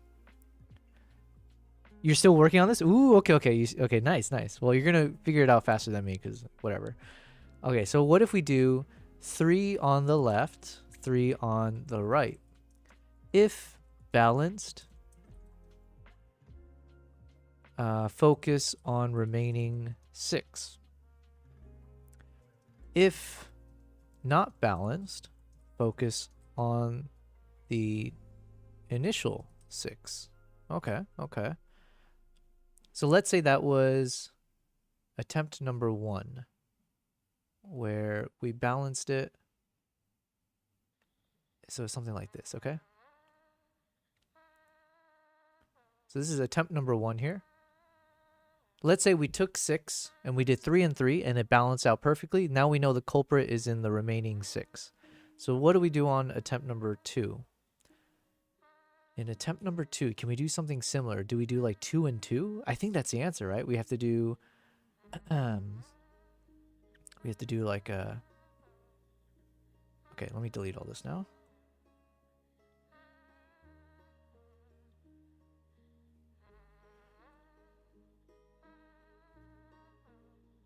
Okay, so we have our 6 remaining here. And let's say we took 2.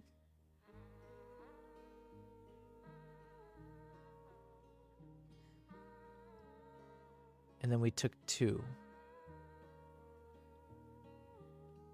Or let's think about the happy path first. So in the happy path, we had 2 here, and we had 2 there. Okay. So there's a happy path.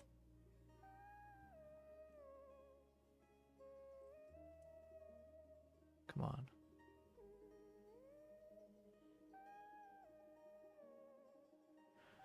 Okay. Second attempt. Take, so 2 on the left, 2 on the right. Is there a world where we don't ever do an even number? No, it can't be because we don't know the weights of them, right? Okay. So 2 on the left, 2 on the right. If balanced, focus on remaining 2. If not balanced, then what?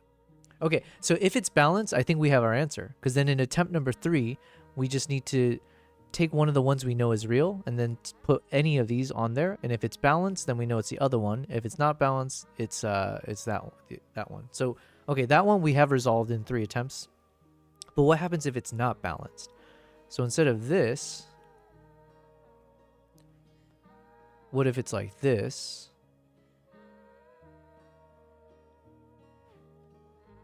Also, I haven't lost sight of the fact that it's saying determine if it's heavier or lighter. I don't know why okay.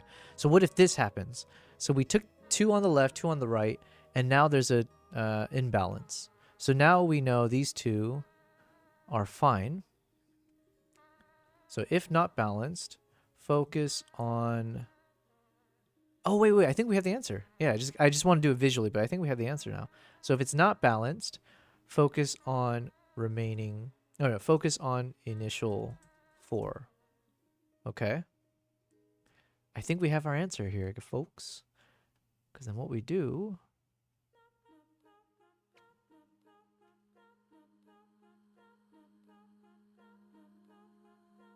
Yeah, I think we got it.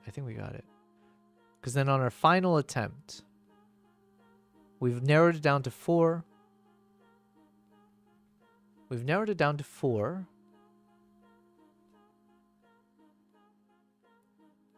Wait, do we got it? Yes. Okay, I think we got it. Do we? Because here... Okay, I'm going to write it out.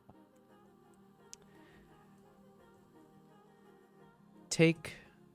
swap... 1...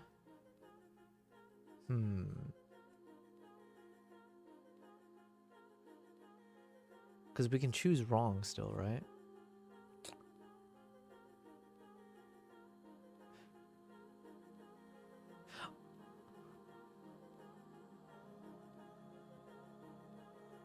Shoot. Because I was going to say, at this point, we can take one of the ones we know for a fact is real. Like the ones that we left aside from earlier.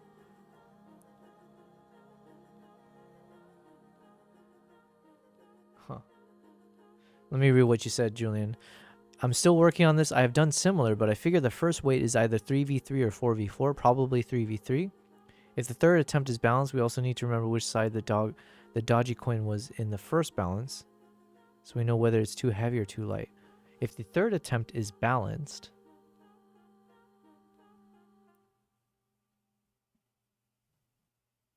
Oh yeah, because I forgot the whole point of like trying to figure out if it's heavy or lighter.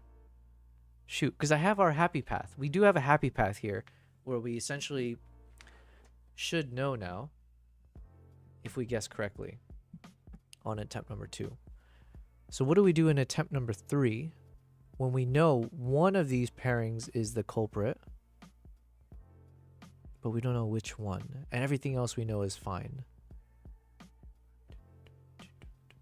Because we can do it in 4 attempts now, but how do we do it in 1 more? So if we take one,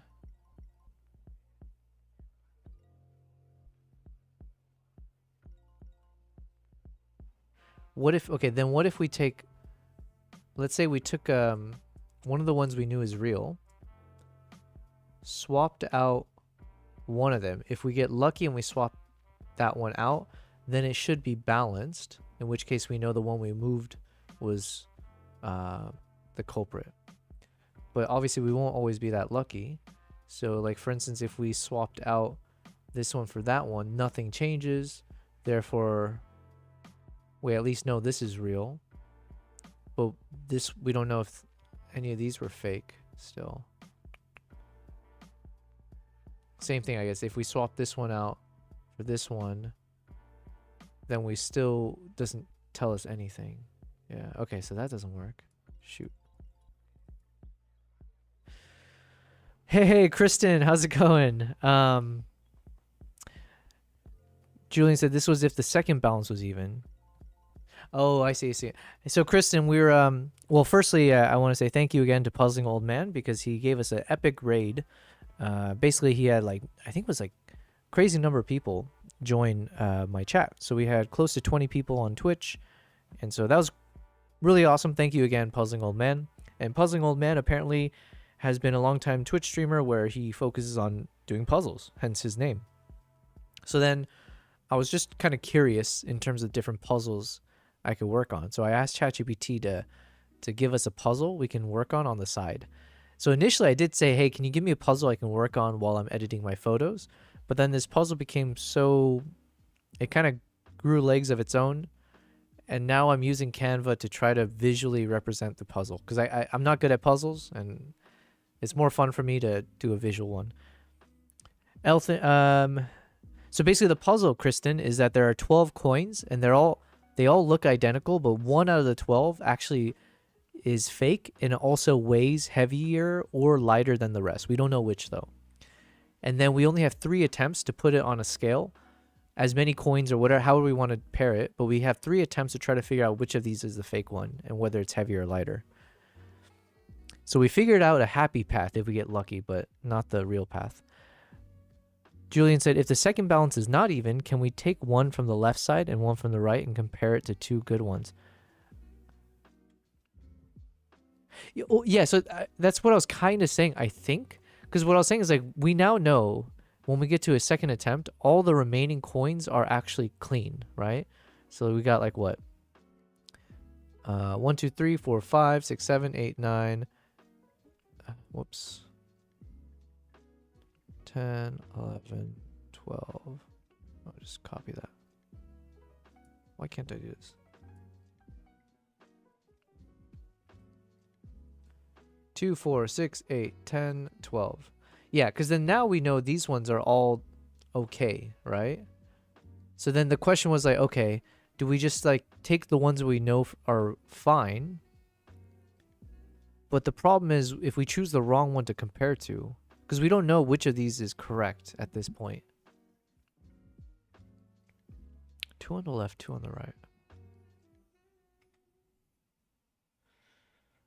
L, you said, I have a PG but dark riddle for you if you're interested. Yeah. Well, listen, let me solve this one first. But if you want to hand over, if you want to punch in your riddle, I'd love to try to solve it. But if the third balance is even, you're stuck. Yeah. Oh my god. Here I am trying to do it visually, and now I've just made it even more confusing. Okay, so let me read it again. First attempt, we put 3 out of our 12 on the left, 3 on the right. If it's balanced, we focus on the remaining 6. If it's not balanced, we focus on the initial 6. I think that one makes sense, right? Because then we just split in half what we need to focus on in one step. And so in this case, since it's balanced, we would just be able to take these ones here. And even if this wasn't balanced, it's just the same thing. We just swap it out with the other thing. So then we're left with 6 coins. And of the 6 coins, then we were trying to figure out, well, what do we do here? We got 6 coins. We just need to randomly put 2 and 2. And we said the happy path is if it's balanced, then we know we can solve it in 3. But in the off chance that it's not balanced, but we don't know which one's the fake one, just based on which one's heavier,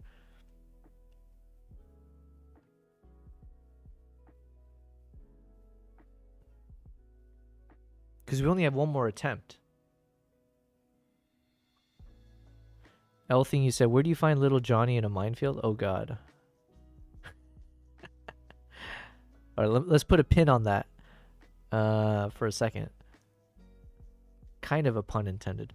Kristen, I'm learning some new things. I never use ChatGPT or Twitch. Yeah, listen, I'm learning new things as well. This is only our 30th day streaming. And by the way, Kristen, we are on day 30.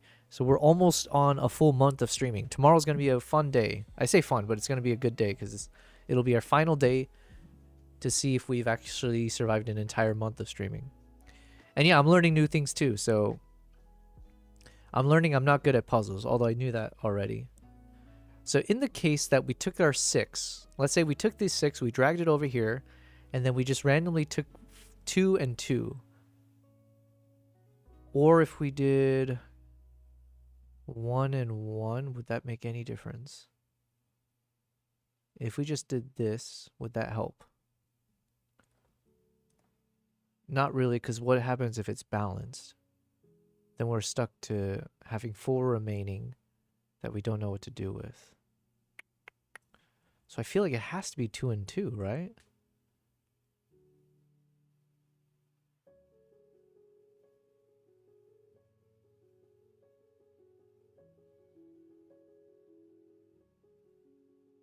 And it doesn't matter if we just drag in like 3 and 3 from the real ones, right?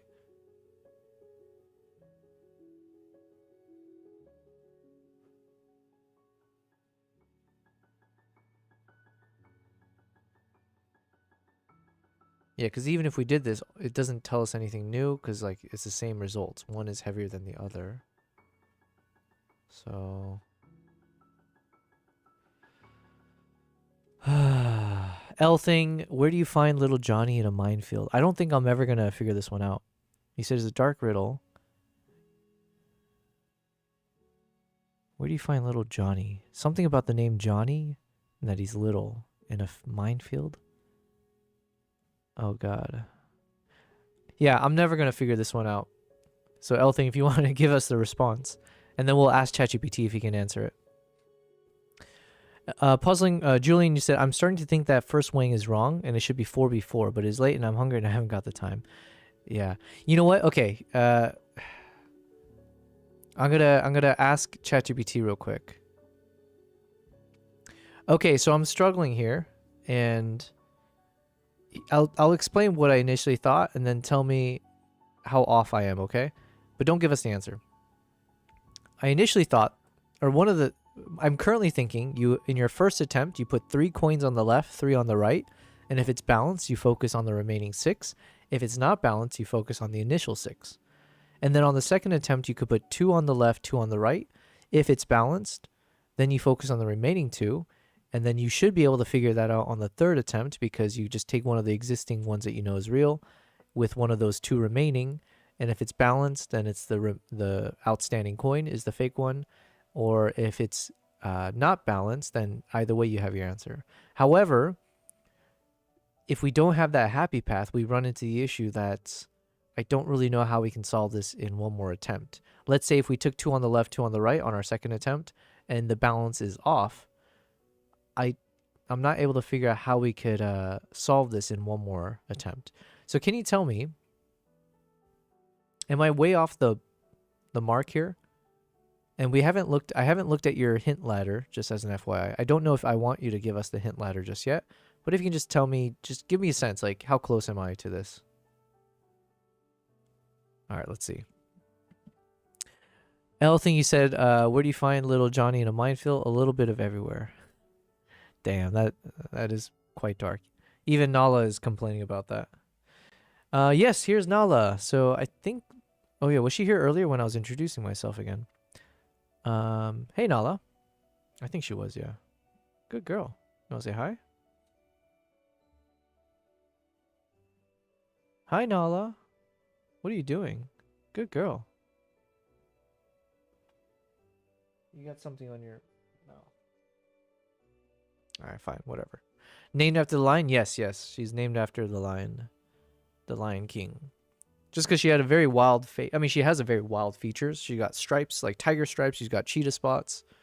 But then my second cat's named Kimbap. So there's no rhyme or reason in terms of how I name them. If I had a ginger cat, it would have been Kimchi. So yeah, for sure, I had some food thoughts in my mind. Okay, so Puzzling Old Man, you said you think it should be 4v4. So we'll try that. Because yeah, I'm stuck on this one now. So if we assume our initial thought, let me duplicate this. And I don't think I can do another puzzle after this. Because I need to do my photo editing. But this is fun. So thank you very much. This is actually really fun. I never would have imagined. Okay, so now let's try 4 as we wait for ChatGPT to give us some hints here or some suggestions. 4 on the left, 4 on the right. Okay, what would this tell us? If it's balanced. So, if balanced, focus on remaining 4. If not balanced, so let's say it was something like this.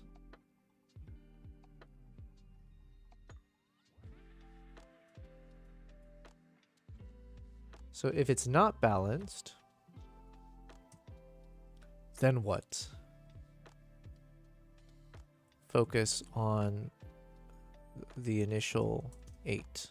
All right, so then what happens in second attempt?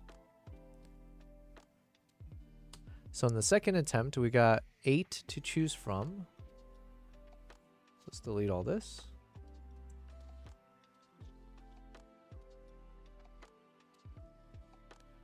All right, we got 8. We somehow need to split this up into a way we get an answer. So let's assume here, what if we took 2 and 1? Then we take 2 over here. Should we do 3 and 3 maybe? Would that help us?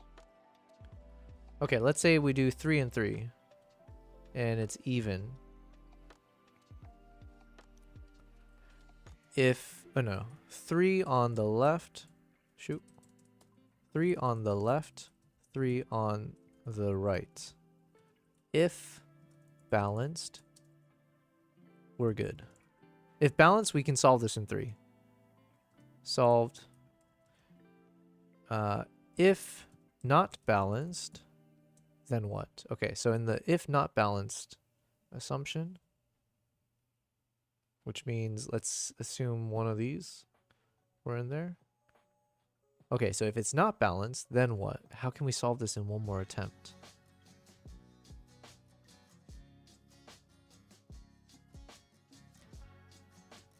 To solve this in one more attempt, will we do something like...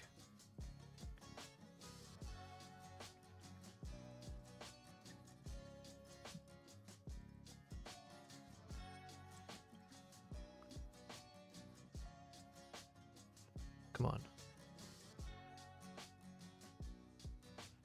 If it's not solved, if it's not balanced, could we... We can't see the screen.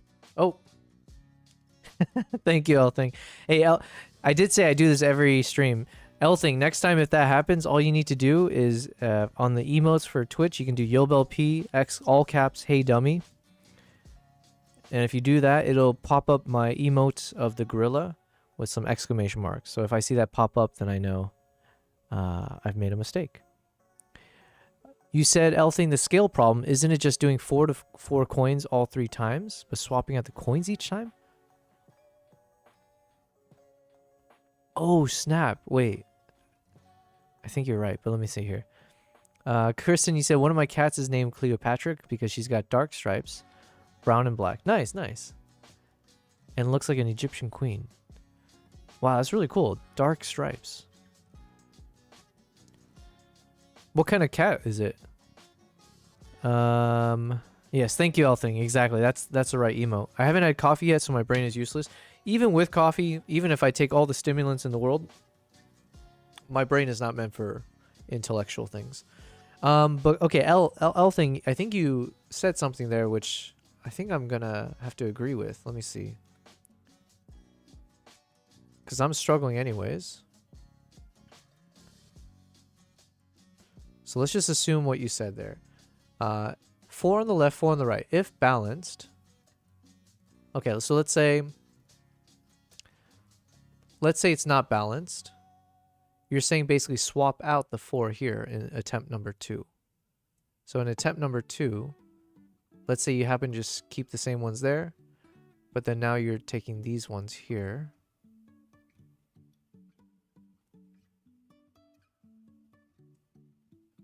And if these end up being balanced, then you know one of these is wrong. But then you only have one more attempt. That's a problem.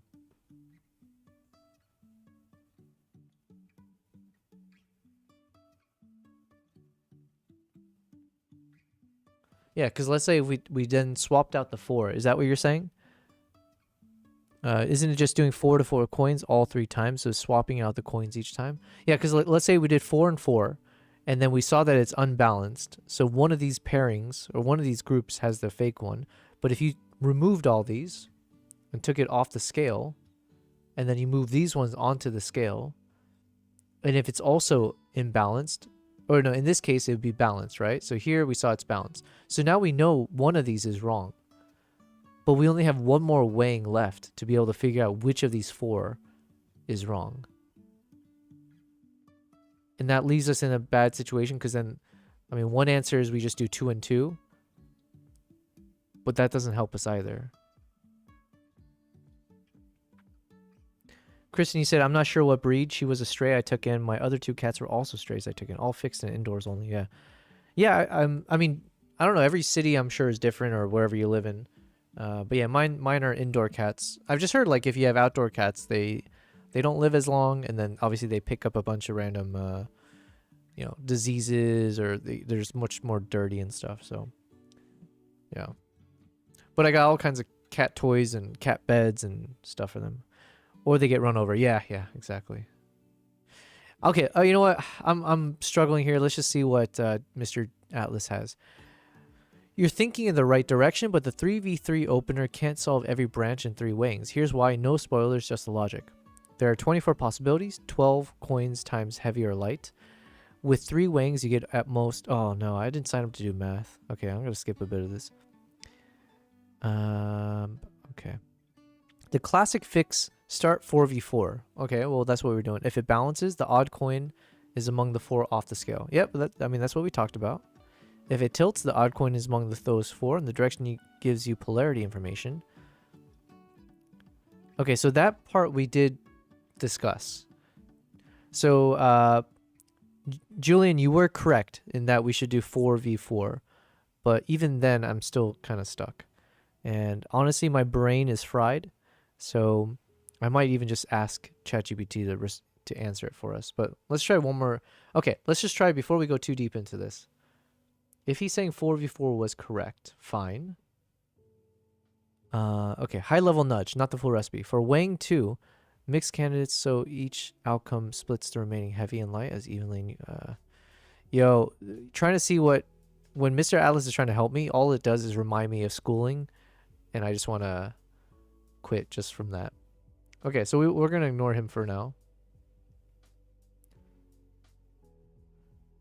Okay, so in our situation, we knew that of the 8 here, 1 of them is wrong. So we need to focus on that. And what would happen if we focus on 3 and 3? Or 2 and 2? Let's say we do 3 and 3. So let's say we took 3 here. And then we took 3 here. Okay, this is the happy path, because if it's fully balanced, then we know one of these is correct. Oh yeah, that's what we already said. But what if now we accidentally took one of the fake ones? So then we're left with the fact that it's off weight. So we only have one more weighing to determine which of these is fake. You know what? I give up. L thing you said... Speaking of, I know a guy that lost his dog to being run over. A month later, they got cats, and within a week, 2 of them got hit right outside their house. That was maybe 10 years ago. Jesus. Yeah. At that point, just take the sign, man. Take the hint. You're not meant to have pets. Jesus.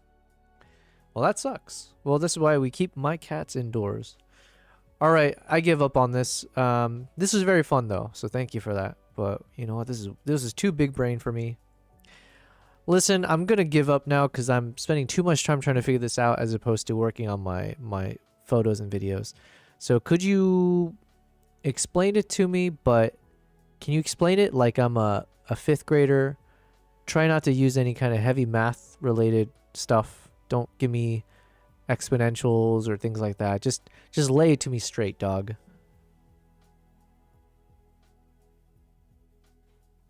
In the meantime, guys, let's edit some photos.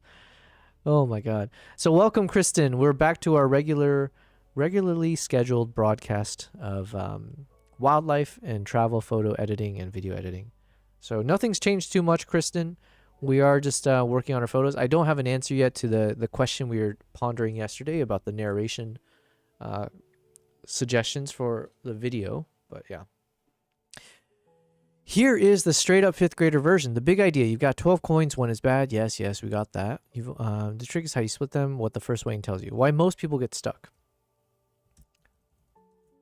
If you start too small, like weighing 3v3, you end up with too many maybes after the first weighing. Yep. The winning start. Do 4v4. That's what we did. If it balances, the bad coin is in the 4 you didn't weigh. That's easy enough from there. So then the bad path. If it tilts, the bad coin is in the 4 on one side of them. Yep, we know that. So then what do you do on attempt number 2? Now you've got a small group to test. At most 4 coins that could be bad. Yes. In a clever way. So here's the clever way. You mix and match them on the second wing in a clever way so that if the scale balances, you know the bad coin is one of the ones you didn't weigh. But in what way? Why are you not telling me? Hold on. I think you didn't give me the actual answer. So, because I follow you for the first attempt, where you put 4 on each side, and if it's off tilt, or if it's tilting, you now can identify it's within the batch of 8. But then, like, what do I do for the second attempt? Be very explicit. So if we have our 8 that we know one of them is suspicious, how many do we put on each of the scales?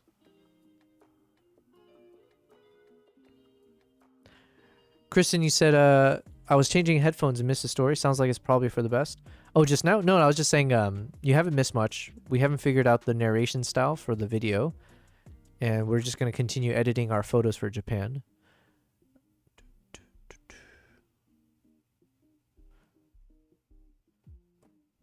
Oh my god. I think I've taxed my brain just from this one exercise. In the meantime, let's get back to this. Okay, so I need to brush out.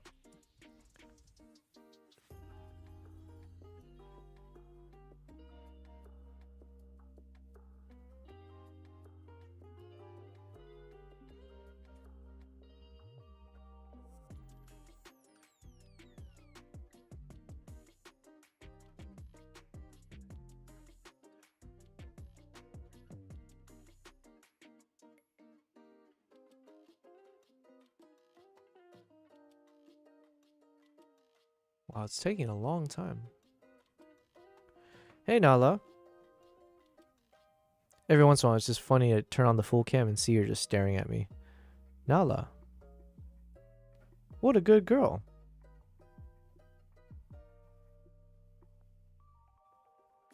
Oops.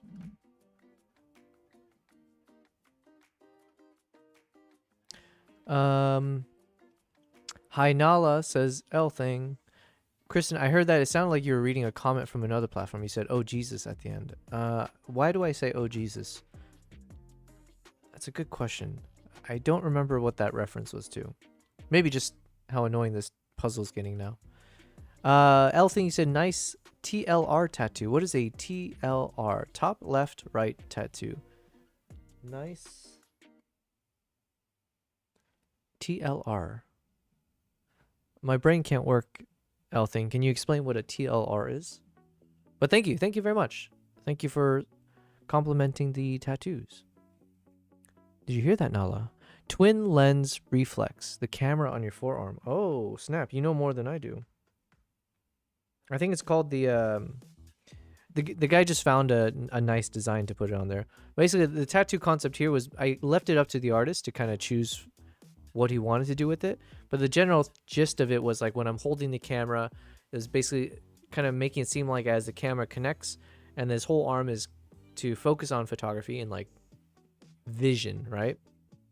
So there's a lot to do with like how you process photos, how you then like put it through your own kind of creativity, visually, all that kind of stuff. So it's kind of like then turning it into more of like the mind's eye, just being very creative.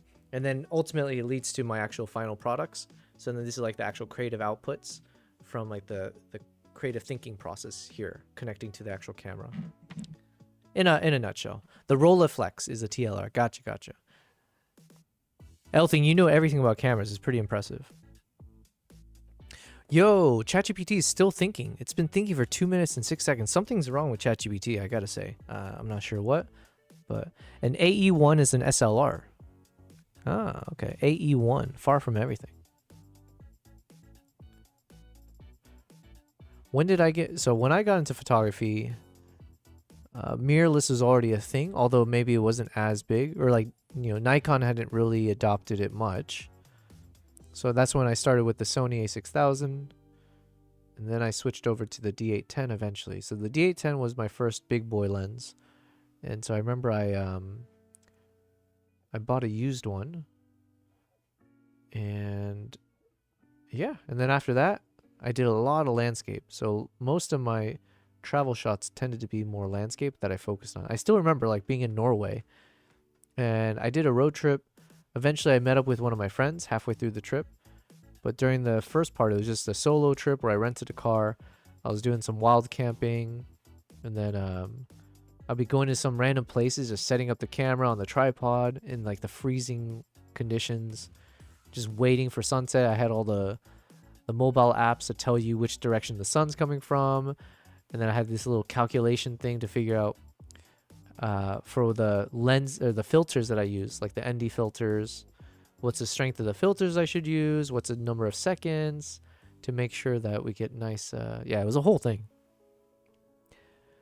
Or an F5 is an SLR, D850 is a DSLR. Yeah, the D850 I ended up I still have my D850. Z6 is a MILC, mirrorless interchangeable lens camera. Oh, you know all the acronyms. Yeah, I have a Z6 over here as well as my Z9 and the Z6 III. But yeah, we are full Nikon over here.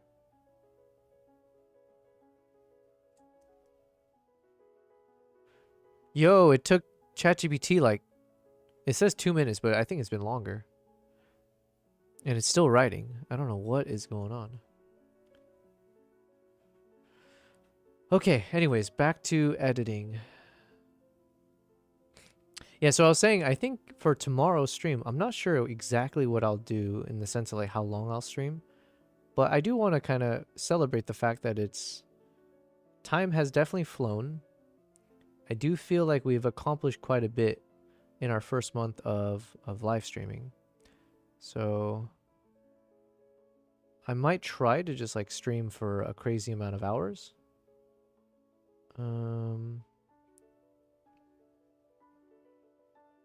I might try to stream earlier though, so it's not like I'm trying to pull an all-nighter. It could just mean that like tomorrow, oh wait, tomorrow I have something I need to take care of in the morning, afternoon. So yeah, I guess, I don't know, I might not be able to start super early.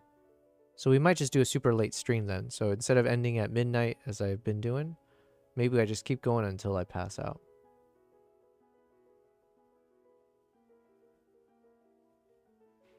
Well, yeah, and then after that, Kristen, you're saying, I was trying to figure out if you were doing a mask or a silhouette. Oh, no. Yeah, sometimes I'll switch between, like, exaggerating the effects of whatever the mask is, just so it's easier for me to see the edges between the background and the subject. So I switch between, like, just switching it to, like, super bright to super dark. It just lets me see if I'm missing something. So we're still working on that crane shot from yesterday.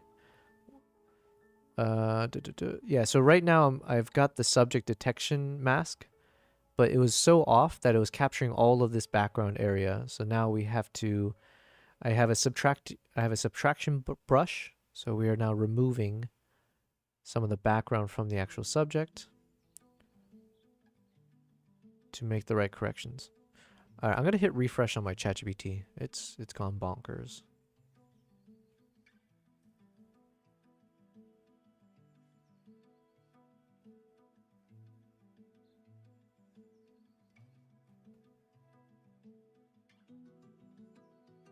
Oh, and also, yo, this is too much. I asked ChatGPT to not give me an answer that was too, like, you know, calculation heavy and, like, reminds me of school. And the answer it gave me is, like, this crazy ass, you know, here's the explicit no fluff layout. Label the coins A through L. Get out of town. I'm not A, B, C, D versus E, F, G, H. This is like doing a calculus with extra steps, really. So, get out of town. But what we will do is we're going to keep listening to music. We needed to, yeah, can you shorten this in 30 seconds? Good. Yeah, that's a good one. Let me try. Atlas, can you shorten this to a 30-second response? Thank you, Al. I should have just done that from the beginning. All right, in the meantime, we're going to go back to listening to some of the lens distortion music because I do quite enjoy it. And the name of the game is we're listening for music that could potentially be used in our Japan video, like a trailer, as well as Mongolia episode 2. I just forget where we stopped, so let's just go from here maybe.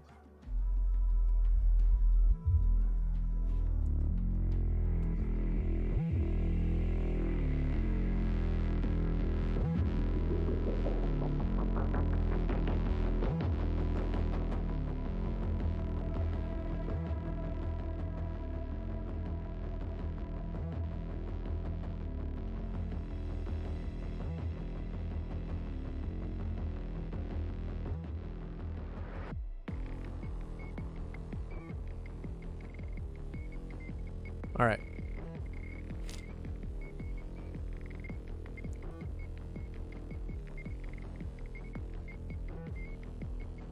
Oh, I forgot to hit. I was like, did he just give me the exact same answer? All right, here we go. Let's see what Atlas says. Sure. W1, weigh 4 versus 4. If balance, fake is on the 4 off scale. No, but what's going on? Okay, so option 2, do a 3v3 mix of suspects and known good coins to narrow to 3 possibilities. Weigh 1v1. So it's saying for here... Wait, weren't we doing that? We had 3 and 3. And if it's off, then what? Weigh 1v1? What, like we happen to take one? Oh, wait, no. You know what? It doesn't matter. Listen, we tried, and that's all that matters. We get paid for the attempt.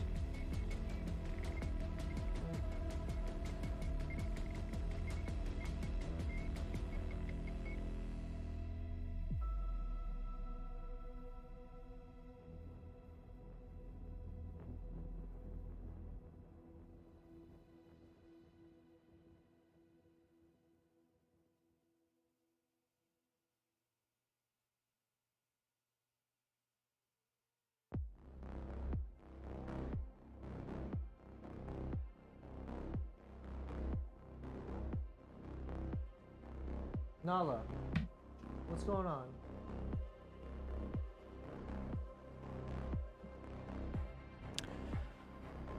All right. I do want to get through this photo at some point today.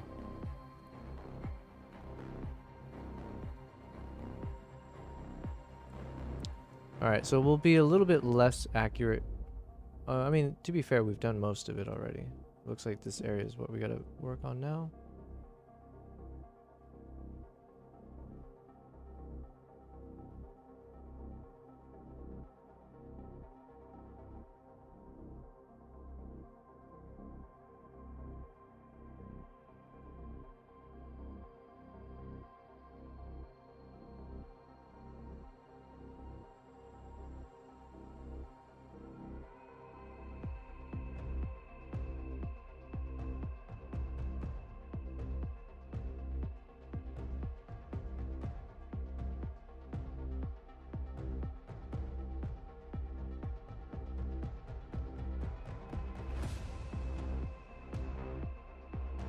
Oh, I'm just realizing, I thought I was hearing my cat meowing. I mean, she is going crazy, to be fair. But I thought I was hearing her going crazier. And it turns out it was just a soundtrack, so...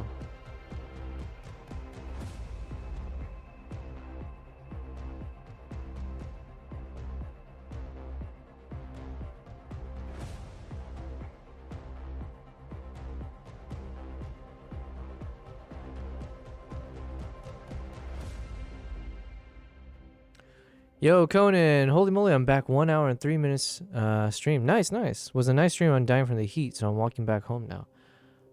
Well, good job, man. It's hot in Ireland right now. Is that what you're saying? August. Well, listen, at least you're not in Dubai, okay? Here, it's like... This is usually the hottest month.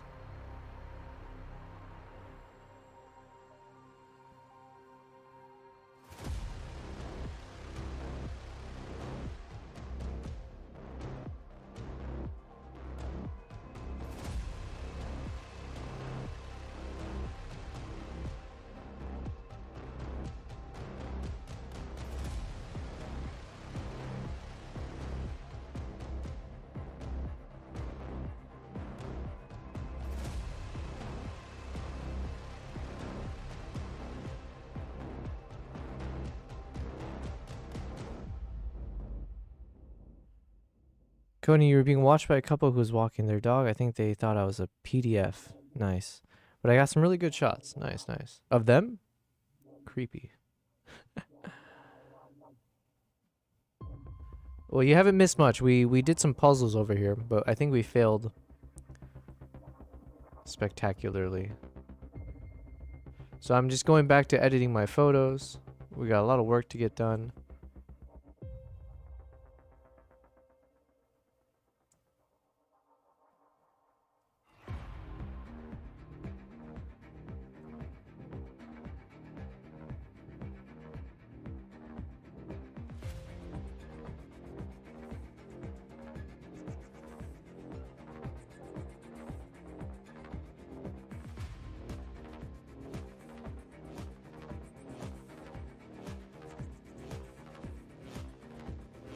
Be right back, you said? No, the sky? Gotcha, gotcha.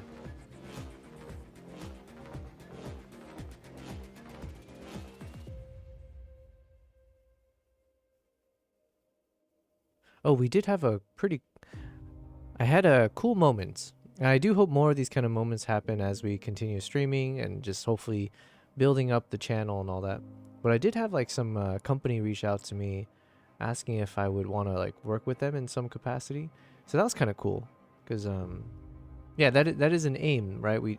That is one of the things that we hope will happen, is if we can continue growing as a content creator, and then hopefully relevant companies will want to partner with you for different opportunities. So we'll see. But it seems like a cool company. But if we can work together, that'd be awesome.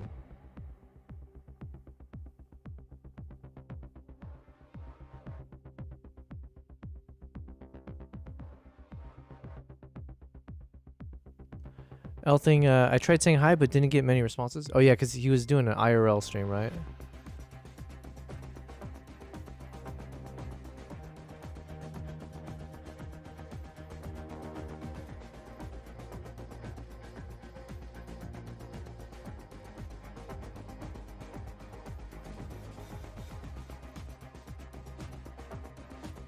Okay, this looks pretty decent. Moving on.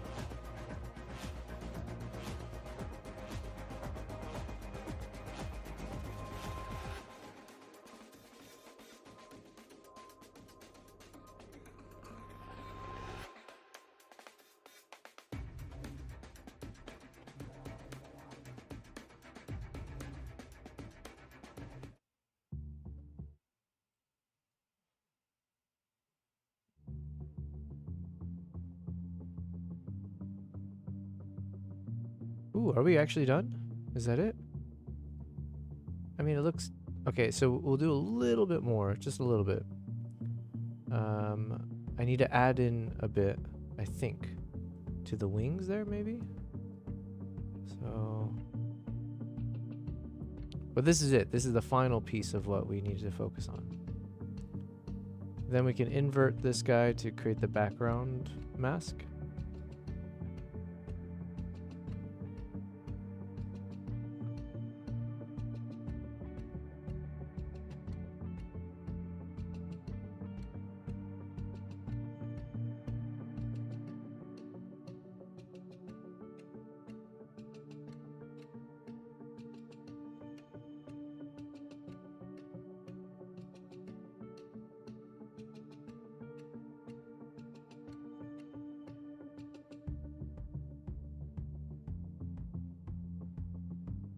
Damn, I really wanted to do some puzzles while I was editing, but I don't think it's in me to do a puzzle half-assed.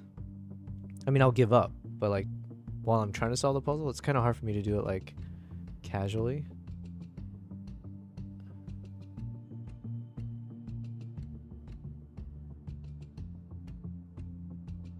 Here, but let's ask.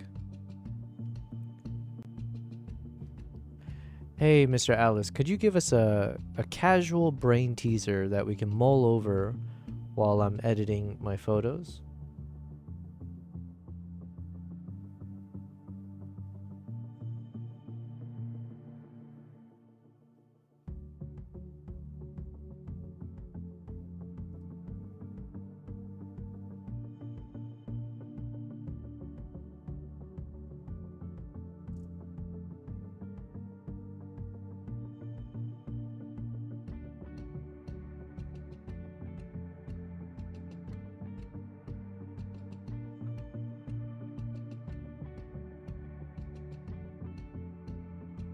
I'm sorry, but I'm having trouble responding right now.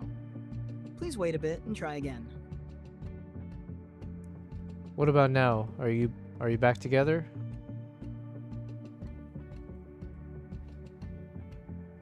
Christine said, I showed my husband a screenshot of what I'm watching here, and I compared my watching you to our little boys watching other people play video games. Nice. Yeah, it's like the adult version of entertainment. I'll take it. I'll take it.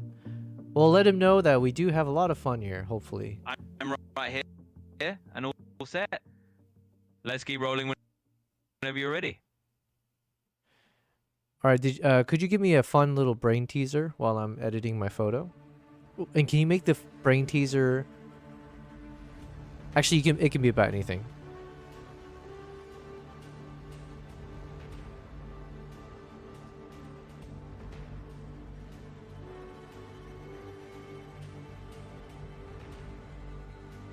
Absolutely. Here's a little brain teaser for you.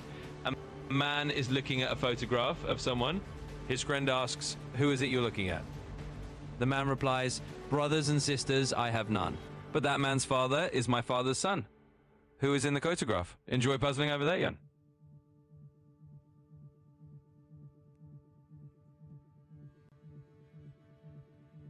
What did he say? Oh.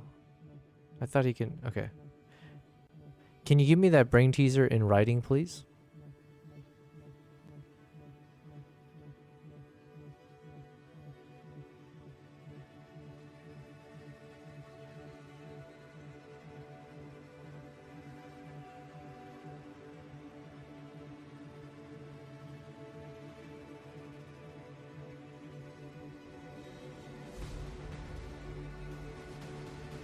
Also, Kristen, feel free to show your husband my latest video and share it with all his coworkers and everything else.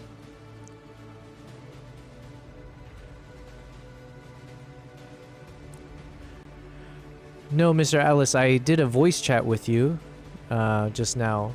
I was asking if you can give me a fun brain teaser I can work on while I'm editing my photos.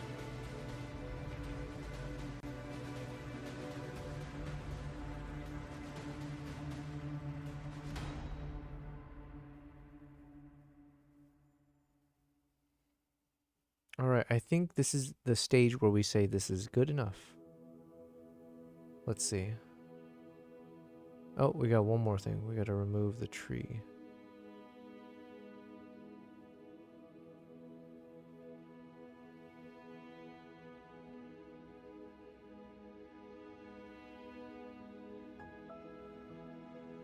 Okay. That's pretty good. I think that'll suffice. Okay, so now we got our subject. We gotta delete the background because it's off. We're gonna duplicate this. We'll call this background softened new.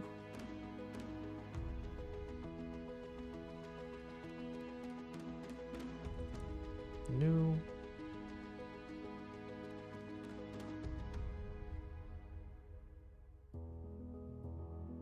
Okay. So it's not perfect, but it's it'll do the trick. Although we can do a little bit more actually. Subtract.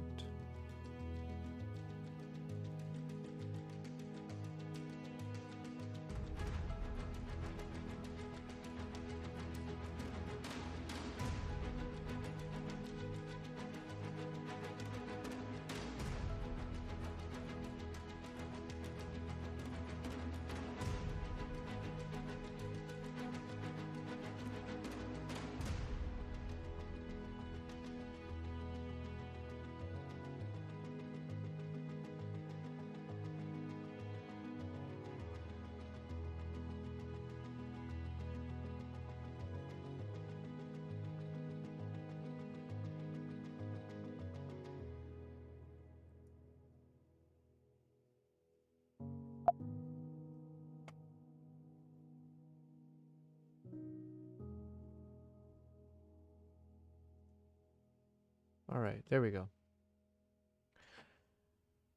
Oh, poor Mr. Atlas. He's really been struggling. All right, now that we have our subject and background, what should we do with this image?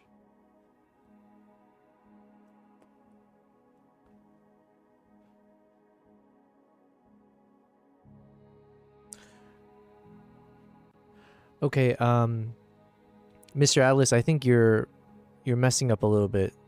Today's not been the best day for either of us, okay, to be fair. I think firstly, your voice mode is struggling hardcore over the past like 3 days now, and I'm not sure what's causing it, but unfortunately I don't think I can use it until you can get it fixed.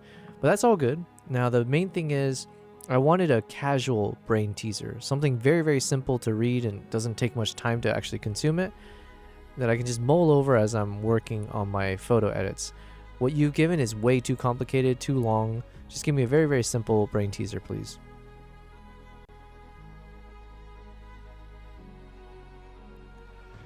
Yo, Maple Glades, what's up? And BC. Hello, you guys. How are you guys doing? Man, we had an epic start to our stream. We had Puzzling Old Man come in, gave us an epic raid, and there's like 14 of them that popped into the chat. And then we did some puzzles, because apparently Puzzling Old Man is not just called that for no reason. They do puzzles, and so mind blown. We haven't done much work today, though, because of that. BC, High Pipe, working on emotes, testing these out. Oh, hells yeah. Oh, those are your emotes. Oh, nice. Can I see them in... I'm looking at it in my Restream chat. Yo, that's really sick. It's the hype ones. Nice, nice. Maple, that's great. Okay, BRB ads. Nice. Good old ads. Hopefully that means we're making money here, so I will accept. Let me know when back. Smiley face. Yo, Formula, what's good? Good is here. We've been having a good day. You what's good? Maybe we should swap away from Eminem. He's a little bit too angry for my liking right now. What's good? What's good is yeah, we're on day 30. We're on day 30 of the live stream, okay? So we've gone a whole 30 days of doing this and we haven't given up. Now tomorrow's going to be the epic day. I say epic as in like that is when I'm counting a full month being finished. So tomorrow I might try to do like a super long stream. We'll try to go as long as we can, just for the fun of it. And also that way when we do our YouTube video talking about our first month streaming, you know, we can end with a bang. Why not? So, but yes, Formula, all is well here. What time is it for you right now, if you don't mind me asking? And then we had Maple and BC, but I think they're both stuck in the adpocalypse here, so we'll wait for them to come back. In the meantime, I am editing this photo from Japan. And we just spent like a whole day trying to freaking get the brushes properly done. Yo, you guys are both back at the same time. Maple and BC, you're both like, yo, what's going on? And then freaking ads.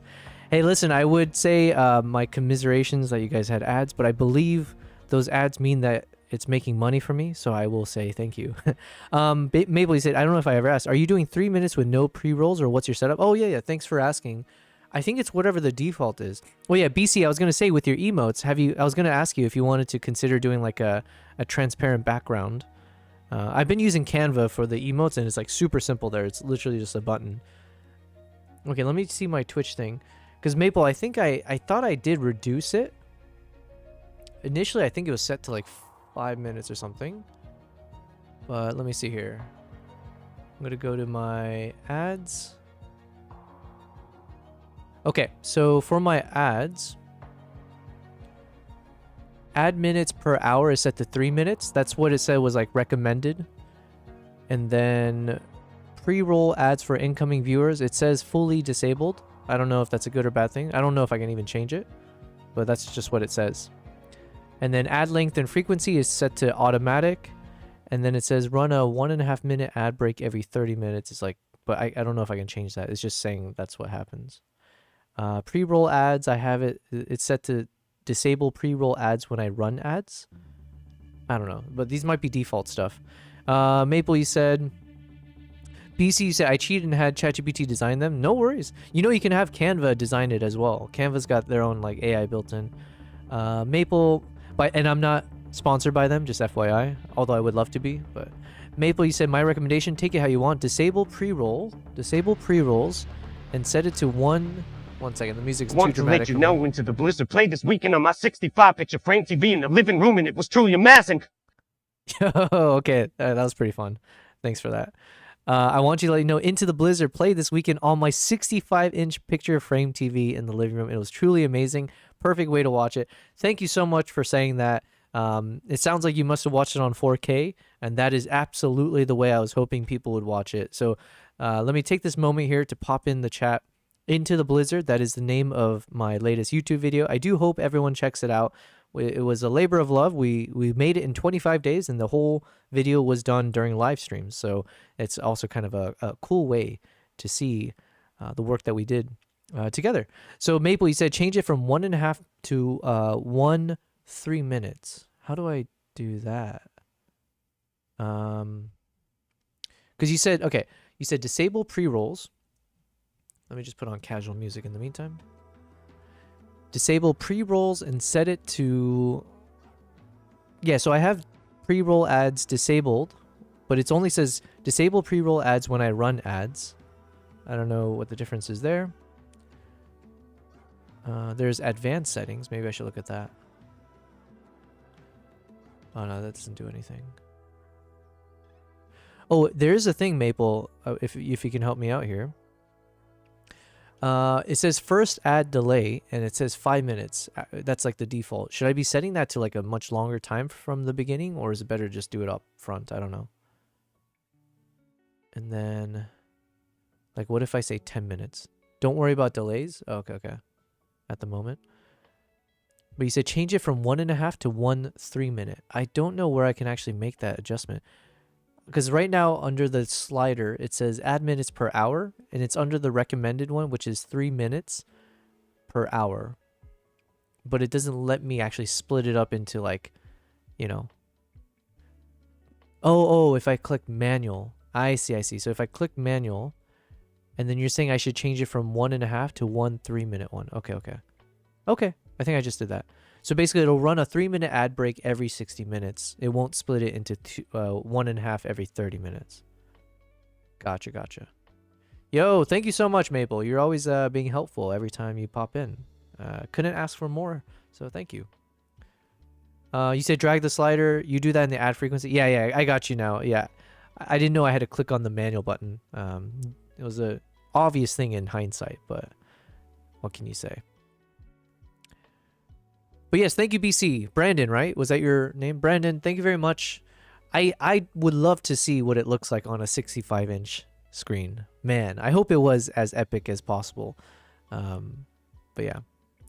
You said, you try not to be overbearing. Yeah. That's a tough ask, okay? Overbearing is just my personality type. But yes, Maple, I don't know if you caught that part, but I was saying this is day 30, so it is kind of a cool day, because it's a nice number, but technically tomorrow is going to be the day where I say, guys, we made it 1 full month of live streaming across YouTube, Twitch, and Kick, and you know, how amazing is that? So tomorrow we're probably going to do like a super long stream. Yeah, we'll try. We've been doing like 8 to 9 hours every day, to be fair, but we'll try to do an even longer one tomorrow. Oh, and then sorry, Maple, you asked me a question, and again, sorry guys, those of you on Kick, because something's wrong with my little view count, unless, yeah, I don't know, there should be 4 of you guys on there, but I see you guys. You are heard, you are seen. You asked me a question, BC. You said, I do have a question. Watching some of your videos, are you not a picky eater? Haha. I am the opposite of picky eater. Haha. I eat everything. Everything tastes good. I'm like you shouldn't ask me for advice. If you're like, hey, I'm visiting this place, do you have any recommendations for restaurants? Don't take my advice, because most things will taste good to me. So my tolerance for bad food is probably much higher than others. If I say something tastes bad, though, then you should absolutely like listen to me on that one. So with that caveat, No, thankfully I can eat everything. I enjoy everything. I am also a very boring eater. I can have the same meal every day and I wouldn't complain. So I'm like my cats basically. I'll just have the same food and just like whatever. So I'll have like the same breakfast. I have the same I make me some iced coffee. I have similar dinners each night. Usually it's like I just make a big ass pot of rice and then I put it in the fridge and then I'll just take whatever like cooked, like it could be shredded chicken breast, it could be some like sweet and sour chicken I bought from like, or like from a delivery, and then I just portion it out with my rice. I'll have some chips with it, and yeah, that's about it. So it's like I've been blessed to be boring with my food, because then it makes my food budget much cheaper. So there's that. And also my stomach is it's like a stomach of steel. My bladder is strong. We barely ever take bathroom breaks. Yeah, I think I can count on my hand how many times we've actually had to take like a piss break or whatever. And I don't really get upset stomach from all my travels. I rarely gotten like food poisoning from my trips. BC, you said watching the video when you showed the dinner the first night with the hunters, you asked what kind of meat it was and cut before it was answered. But I was like, oh man, I don't know that I could eat that. Yeah, I kind of did that slightly intentionally, but I did let the audio pick up on at least the word beef. But then I was watching, if you look at the behind the scenes, because a lot of moments I obviously cut just for the sake of the video, but he does go on to explain that it was like a mix of, I think, horse meat as well, and it's like part of the stomach. So you can see at one point they're chopping, like they're cutting up the intestines and stuff. So we ate quite a bit of everything. But when you're like traveling, there's two things. One, I'm very much of the opinion that I try to respect the culture of where I'm at, giving like within boundaries, right? Within reasonable boundaries. But I do try my best where if there's like kind of food that they're offering, especially if they're offering it to you, I will do my best to try to accept it and eat it. Just from the sake of like, I don't want to come off as, I don't want to come off in a negative way, like I'm like their way of whatever their style or culture is like worse than mine or anything. So I will try at the very least. Or I'll be very open, but like do it in a respectful way. So yeah, I have eaten some crazy things, I guess, but yeah, thankfully my stomach can handle it. I think it's because I have kimchi every day. And so that kimchi, it just like turns your stomach and your entire body into like just like a powerful machine, let's say. But yeah, even in Dubai, I went on a falcon hunting excursion with this local Emirati guy. He owns a bunch of falcons, really cool guy and everything. But he fed me. We had like a really delicious meal, but it's like they take the goat and it's like every part of the goat essentially. So they fed me like the eyeball of the goat, and then they cracked open the skull and fed me some of the brain. I'm not kidding. So it tasted good though, and I didn't get food poisoning. So there's that. Yo, welcome back, Conan. You are finally back home. Yeah, Conan, Elle was in the chat earlier, and Elle was saying that she had hopped into your chat while you were streaming just to say hello. Yeah. You're dying from the heat? I'm only making something to eat now? Well, listen, you and me both, okay? All right, but listen, welcome, and thank you, BC, for the kind words there. And also thanks, Maple, for always being helpful, always stopping by. Maple, by the way, if you're still there, I did figure out, thanks to Photo Elite and Cyronius, I was able to figure out how to do like voice calls on Discord. So at some point I do want to kind of like start, allowing people to do like voice call-ins during the stream and stuff. And then I was talking to KG, like we can do some nice like photo collaboration, editing kind of stuff. BC, so when you go to Uganda, where do you stay? As I saw you have a lot of footages with the locals there. So I work with a local partner. They are an excellent company. I got to basically, okay, I'll give a lot of details, but let me just answer your question first because I have a tendency to I ramble. So let me punch in the chat real quick. There's a company called Karingo Safaris. Conan, it was a L thing. L thing was in your chat when you were streaming just to say hello. So I just want to pass on that message. But yeah, so Karingo Safaris, that's who I use, BC. So when I first went to Uganda, I reached out to like half a dozen travel companies probably in Uganda. And so I would kind of send out a message, putting some feelers out there, being like, yo, I would love to go. I want to organize trips here. And, basically just trying to get a sense of like, can we work together? What's your pricing? Yada, yada, yada. And so a bunch of those companies responded back, but I thought that Coringo Safari's response was the most personal. The actual owner messaged me back, and she had a very like heartfelt, I say heartfelt, it was a very considerate email and like very thoughtful. Clearly she had read my email is basically the point I got from that. And so then we worked together, and I worked with their team, and I went there as a scouting trip. And then since then I've been just going with them, and they do own a number of lodges. So if you go look through Coringo Safaris, like they own a lodge in Entebbe. So that's more like a guest house, let's say, near in town, in the main city when you fly in, where you fly in. Then their main stay is in Bwindi National Park, or Bwindi Impenetrable Forest, and that's where the gorillas are. And they have like a beautiful, beautiful lodge. Like it feels like a 5-star hotel essentially. It's like at the very, very top of the crazy mountains, amazing view. Everything about it is just top notch. So that's like their main one. And then they are now opening up a third one in the area where the chimpanzees are, but I don't know exactly when they'll open. But that should be coming up like, fairly soon. So Coringo Safaris is who I use when it comes to like, where do I stay in Uganda? There are cheaper options though, so don't get me wrong. Like you can find any other options in different price points. But yeah, Coringo Safaris. I thought I would die. Yeah. Listen, walking in the heat is not fun. All right, so let me get back to this real quick. And again, sorry guys on the kick side. I see you guys there. Let me see, can I fix it? I don't know why, but the whole day it's been stuck on 0. And maybe it is 0. Maybe this whole time Restream and what I see on Kick is incorrect. BC, you got the gorilla one. Oh, is that because I'm not showing my screen? No, I'm showing my screen. Are you just doing it because it's gorillas and we're talking Uganda? Or am I muted? Oh no. Okay, everything's good. Ooh, you scared me, BC. We reserved that gorilla emote for the moments when I'm not sharing my screen properly or I've accidentally muted myself. So you gave me a mini heart attack because I've already done that today. Every day I make that mistake once every day, and it's been like 10 days in a row. So yo, that was a cool emote. Thanks for that. Thanks, Conan. Oh, you got the boots and cats. Yes. Oh yeah, BC, it's been a while, right? So BC, we got some new emotes, the boots and cats one, and there's even a animated version of that. I think it's reserved for tier 1 if I'm not mistaken, because I couldn't do animated ones for the standard tier, unfortunately.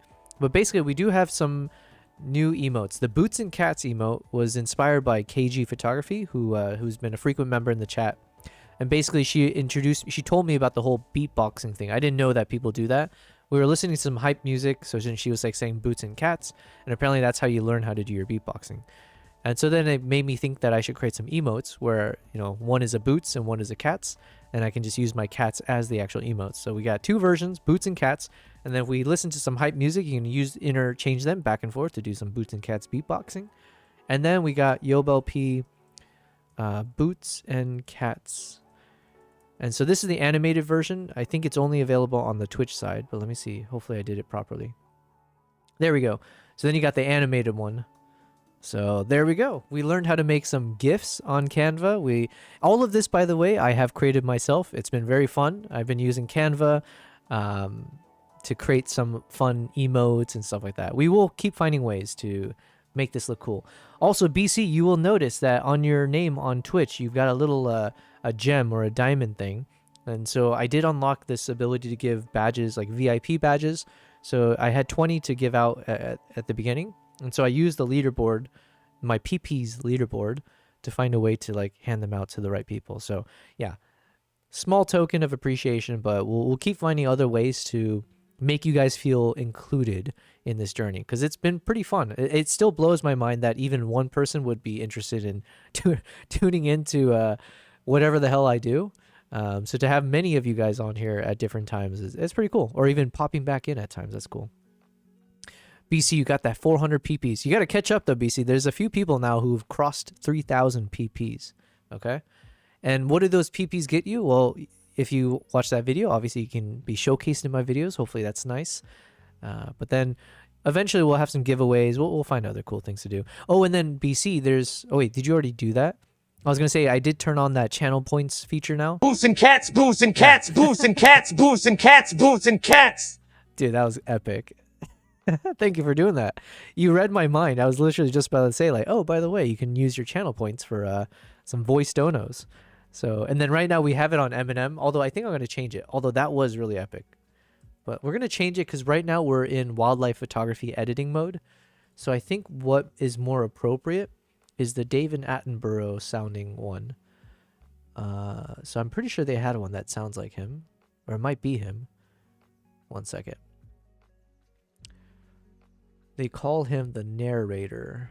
Let's see. Narrator. It's this one here.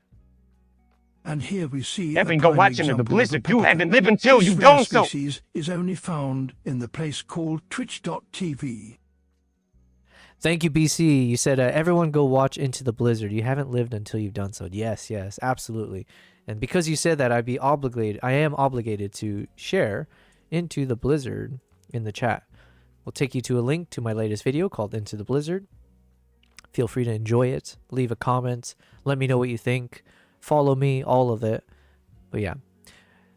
Yeah, we've had a lot of fun making that video. I'm excited for the episode 2 one. So BC, let me catch you up, and anyone else in the chat who's just tuning in. Let me give you a quick catch up on what's happened since. Oh, and thank you. Thank you, Third Floor Draft. What a name. Third Floor Draft. Thank you for the follow on Twitch. Yes. Awesome, awesome. I appreciate it. I need to figure out how to turn off the double notification sound.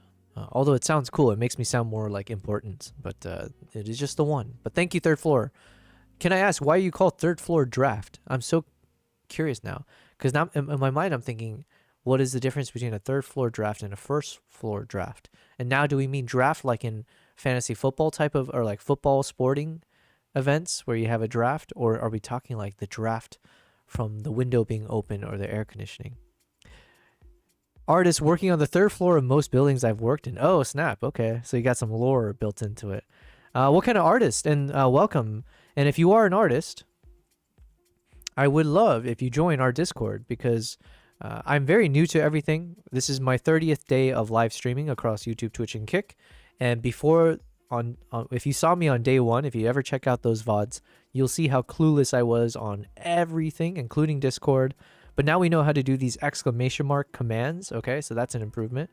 But yeah, in the Discord, we are trying to build a community of people who are creative people, artists, content creators, travelers, photographers, videographers. And I would love to make a community where we're able to support each other, share your work that you're working on, share work that you want to have, like even on a live stream, if you want us to like check out your work or provide any feedback. All of that is open for it. So third floor draft, you said, starting in the attic at a drafting desk. A drafting desk. What is a drafting desk? What is a drafting desk? Photography. Oh, like a... Oh, I see. It makes so much sense. Photography, animation, videography, ceramics, painting, sketching. Recently, Ikebana. Ikebana. Drafting desk is a large drawing desk that tilts. Makes sense what you said there. What is an Ikebana? Wait, before we answer Ikebana, let's hear what ChatGPT has a brain teaser for us. Here's a quick one you can just keep in the back of your head. Says ChatGPT, Mr. Atlas. I speak without a mouth and hear without ears. I have no body, but I come alive with the wind. What am I? I speak without a mouth and hear without ears. I have no body, but I come alive with the wind. What? I speak without a mouth. Wind chimes is what you say. Wind chimes? Question mark. And then I need to ask him about Ikebana. Close guess, but not the one this riddle is going for. The classic answer is an echo. I speak without a mouth. Ah, okay. Hear without ears. I see, because you're repeating back what was said. So you are hearing. I have no body, but I come... Okay, I guess. Okay, thanks for that one. Can you answer what is an ikebana? Ikebana? Ike banana? Ikebana? In the meantime, yes. So welcome Third Floor Drafts. So what was I saying? Oh yeah, so we've been streaming for 30 days. Tomorrow will mark the end of the first month of our streaming journey. So it's going to be a special one for me personally. I don't think the stream will be any particularly different. Besides, I think I will try to stream for much longer. If we can pull off a 24-hour stream on the day 31, that'd be epic. Ikebana is the Japanese art of flower arrangement. It's not... Oh man, Japanese people have like a word for everything. What's the word where like you just... Feng shui? No, that's Chinese. Okay, my bad. I was thinking something with that. Japanese art of flower arrangement is not just about putting flowers in a vase. It's a disciplined, almost meditative practice where placement, shape, and line are as important as the flowers themselves. Wow. The word literally means living flowers or arranging flowers. It's often minimalist, using space and asymmetry to create balance and meaning. Ooh, well listen, Third Floor Draft. I'm very happy you're in the chat right now. And I do hope you will continue to be in the chat at various points, because a lot of what I do requires people like you to be able to review what I do and let me know how to make it better. So most of the time, what we'll be spending time working on are videos as well as photo editing from my travels. So for example, we just finished episode 1 of my Mongolia travel vlog series. We're probably going to have a two-parter. So this is episode 2. And it probably will be the final one as well. So I think we'll only have 2 episodes to represent Mongolia. And then we're going to move on to the next trip and the next trip and the next one. So that's just essentially what we'll focus on throughout my streams. But when I make these videos, it's not like coming from a place of experience, in the sense that I don't necessarily know what is the right storytelling techniques or the right video editing techniques or the right anything. We just kind of wing it at times, and it's a lot based off of feel. Yeah, so it's been really fun. So in the past it took us about 25 days to make episode 1. And if you ever do check out some of the older VODs, you will notice that a lot of the time was spent struggling with, challenges that we were facing in terms of creative challenges. How do we make this scene look good? And we oftentimes had people in the chat come in and like provide their suggestions and feedback. And all of that led to us being able to create the final product, which I'm very, very happy with. So if you end up being in the streams at different points as you see me editing or struggling through things, if you have suggestions, I'm all ears. I will never take offense to them, generally speaking. So please do feel free to contribute as we work on this. Now, with that said, I'm taking a little bit of a pause from the Mongolia editing to just kind of work on some of my photo edits from Japan. So we've been on this photo all day, so I do feel a little bit bad that I've been quite slow with it. Let's see some of my presets and see what would work potentially with the shot. I'm probably not going to go with something extreme in terms of the edits. I do kind of want it to look somewhat natural. The purpose of these photos right now for me is that when I advertise this on my website, I want people to be able to be interested in joining this trip. So it has to feel like, we're in the winter vibes. There's like winter wildlife. Most of the wildlife is very delicate, I would say, if I had to describe the animals. So I want to go with less aggressive feel compared to, like, for instance, my Uganda workshop, right? So this one's going to be all about like the primates. It's going to be more epic adventures. Whereas this one is like delicate snow environments and stuff. Third Floor, he said, always glad to help and trying to find time to do a similar project myself. Decade of photography and 50 years of family travel video. Wow. I probably shouldn't have drank that because it's coffee and it's like 7:20 p.m. That's amazing. A decade of photography. Yeah. Listen. So then you will resonate with my struggles, because I have over 100 terabytes worth of footages from the past year and a half of traveling. It's about 12 different countries that we need to catch up on. And in terms of photos, it's like in the 50,000 plus, if not like 100,000 photos that we need to go through. But that's why I figured, you know what? If I turn on the live stream button, if we go streaming, we have an endless amount of content, and it's up to me to make it engaging and entertaining. But technically, in terms of like content around the world, I hope you'll stop in here because we do have a crazy amount of places we've been, everywhere from Japan, Colombia, Mongolia, Zimbabwe, Uganda, Vietnam. Did I say Sri Lanka? Yeah, it's India. We've been so many places in the past couple years, and so I do hope you will enjoy as we kind of go through it. I'll show you the behind the scenes, you know, how we edit and all that fun stuff. You said, Jesus. Yeah, I'm at 100,000 photos, damn, and 100 mini DV tape digitized. Whoa, wait. Because I just learned about this. I don't know. I'm not a very technical person. I've done photography for like a number of years now. I've been doing videography for the past couple years. But like, if you were to ask me any like technical questions, I probably just don't know much. However, is the DV tape you're mentioning, is that the thing where like apparently you use this for like a hard drive essentially? Because I did, a client of mine I travel with, I think he's the one who mentioned it to me, where it's like, because I'm struggling with hard drives, right? So I like put things up in the cloud. I have SSDs. I got my HD, like a hard drives for all my photos and backups and stuff.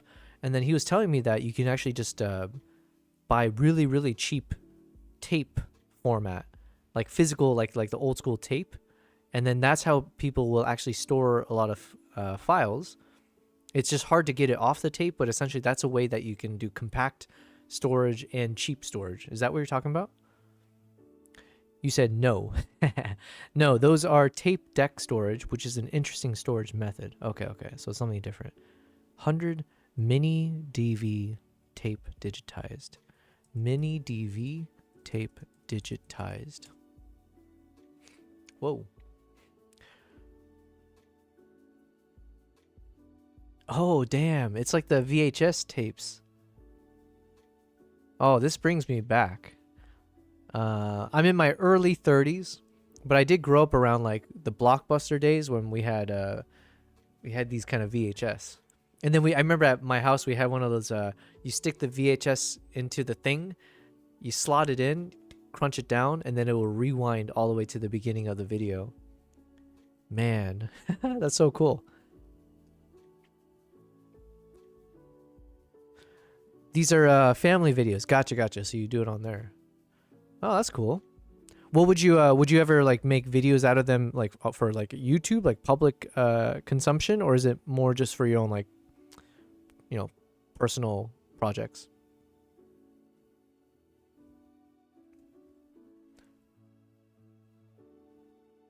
Oh, in the meantime, we were meant to listen to some new music, so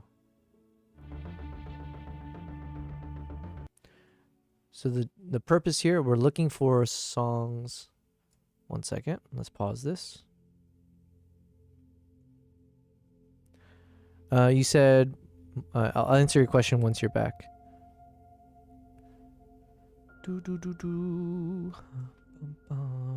Hello, the four of you guys on Kick. I apologize. Something is broken in my thing. It's showing that none of you are here. And I just want to acknowledge you guys because you guys have been consistent. The 3 to 4 of you. Although you guys are very quiet on Kick. Feel free to say hello. Let me see if I can fix this though. Do I go to viewer count?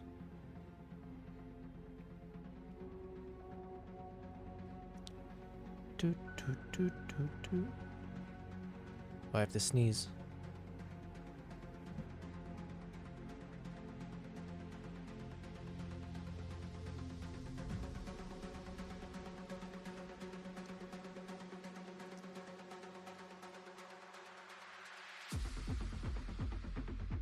BC. You're asking, so when is your next trip / expedition? Oh, it's going to be Japan. If all goes well, because I'm not traveling for the rest of the year. And I'm just using this time to do the streaming thing, catch up on all the former trips. And then also I'm trying to spend some time to publicize for next year the places I want to go for like group tours. So right now, the reason why I'm prioritizing Japan, like these photos, is I'm trying to target beginning February for my next trip. So I'm looking to hopefully get like 4 photographers to join me. to spend about 9 days exploring the wildlife in Japan, in Hokkaido, Japan.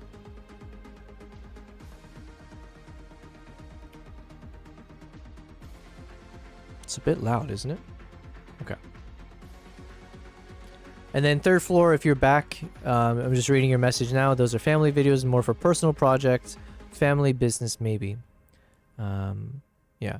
And BC said,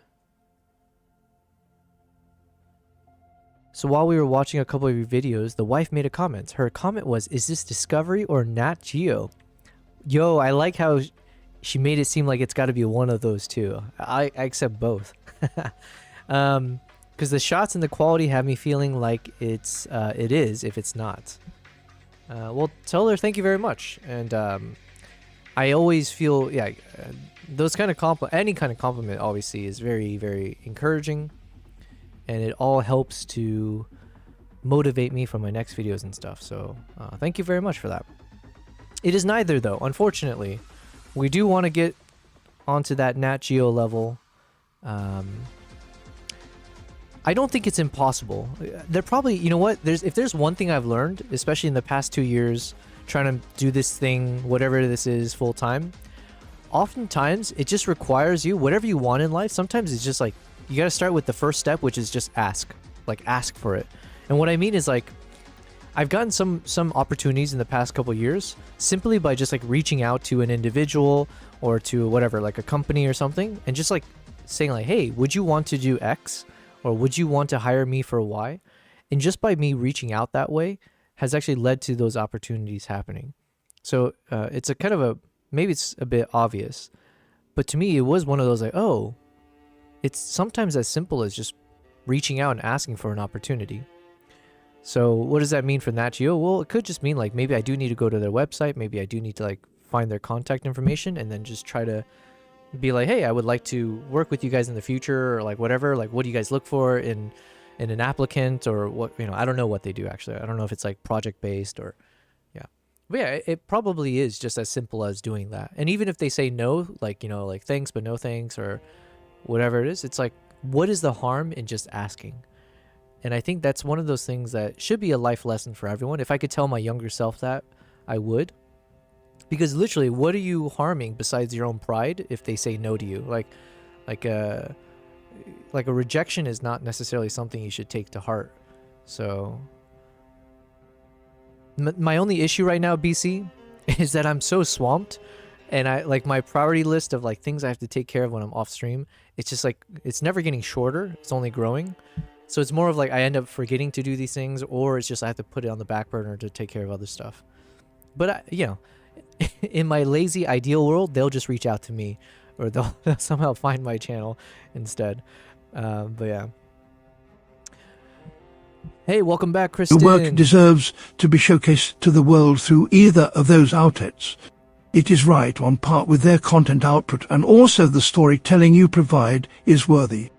Oh, thank you. Thank you. Is that David Attenborough? I couldn't tell, but I'm just assuming that's his voice. So since we're doing our wildlife edits, it fits. Thank you for saying that. Thanks for using the voice dono to say that as well. Yes, welcome back, Kristen. BC said, it's definitely possible, my friend. You're capturing things that belong on either platform. Well, thank you very much. You know, we had someone in the chat, and I do feel bad. I can't remember who exactly. Someone in the chat had said how their sister actually turned down Nat Geo because she was doing her own thing around, like, I think it was like maternity photography or couples thing or wedding thing or something. I don't know, something in that vein. But I was like, yo, can you imagine how good you must be to be able to like say no to working with National Geographic? So anyways, I think some people are afraid of rejection. Yeah, Kevin, 100%. It's like you build it up in your head, and then it just takes having that feeling of rejection or like not getting what you want. And not to say like you want that to happen to you over and over and over again, but I think like some people are blessed to deal with rejection when they're young, because it just trains or teaches you to like realize it's not as like nerve-wracking or as like terrible as what it actually is. So I think that's a big part of it. Like even live streaming, if you think about it, right? I know a lot of people like, not to say I don't think about it as well, but it's just not something where I was like, does it really matter? And think about Instagram, think about all those things. A lot of people do care about, like, you know, what if people don't like my photo? What if people don't like my videos? What if I don't have enough followers and all that kind of stuff? And like, it could feel bad for sure. And maybe it's different once it's a business and like it does matter more to like look at the metrics and all that kind of stuff. But like, generally speaking, like, people will maybe not pursue a career because of that. Whereas like for me, it's like live streaming. It's like, yo, okay, what's the worst that can happen if I turn on live streams for a month and nothing happens? Like, what if like one person shows up every day and it's just my mom? It's like, well, damn, of all the people I want watching the stream, it wasn't her. Yeah, so like, what's the worst besides besides that? And honestly, there isn't anything bad about that. It's just more an ego hit over anything. So it's like, oh, you know what, listen, I tried for a month and no one actually gave a shit about the things I was doing. Okay, well, we go back to the drawing board or the drafting desk. Shout out to third floor draft. We go back to the drafting desk and then try something new. BC, you said your work deserves... Oh, yeah, okay, look, I'll read it out because it's been a while. Your work deserves to be showcased to the world through either of those outlets. It's right on par with their content output. Also, the storytelling you provide is worthy. Well, thank you very much for that one. BC, we haven't talked about it yet. I started in the stream, early in the stream, and I was talking to Kristen about this last night. We want to try a different storytelling tactic for episode 2 of Mongolia. And it's just like, I struggle to even say this. The lesson today is a key one. As a photographer, if you don't ask, the answer will always be no. Be bold, always ask the question and pursue the opportunity, because sometimes what you fear as a no can surprise you and be a yes. Yeah, absolutely. Thank you for that. It's definitely the lesson of the day. Yeah, if you don't ask, you won't receive, kind of a thing. So, yeah, like, honestly, I was saying there's I can think of 2 right now. One, there's a large YouTuber who is traveling to a country. I try to be vague sometimes about this, but like, point is, there's a large YouTuber who was going somewhere and needed like a videographer. And so when I heard about that, I was like, hey, I live near the area you want to go. I travel, so I'm used to like traveling and doing video stuff, and I wouldn't mind like joining you on this trip if you'd be willing to accept me versus like a professional, right? Like, whatever. And he totally said yes. And then it was a good lessons for me as well, in terms of like, I learned how to do like proper professional interview setups where we had 3 cameras, microphones, you know, like 2 people like interviewing, you know, each other, that kind of stuff. And I got so much learnings out of that. And it all just came from me just doing a casual email and just seeing if someone responds. And then my trip to Zimbabwe came about because I just saw this really cool account on Instagram of like this horse ranch where the horses literally are like, you wake up and the horses could be grazing right outside your door, right? It's like cool experience in the middle of Zimbabwe. So I saw some of her like viral videos, and then I just DM'd that account, just being like, hey, I would love to, like, you know, I'm figuring out my travel plans. I would love to visit your guys' place. If you guys, I don't know the details. Like, would you guys want me to visit, or can I visit? Something like that. And then they were like, absolutely.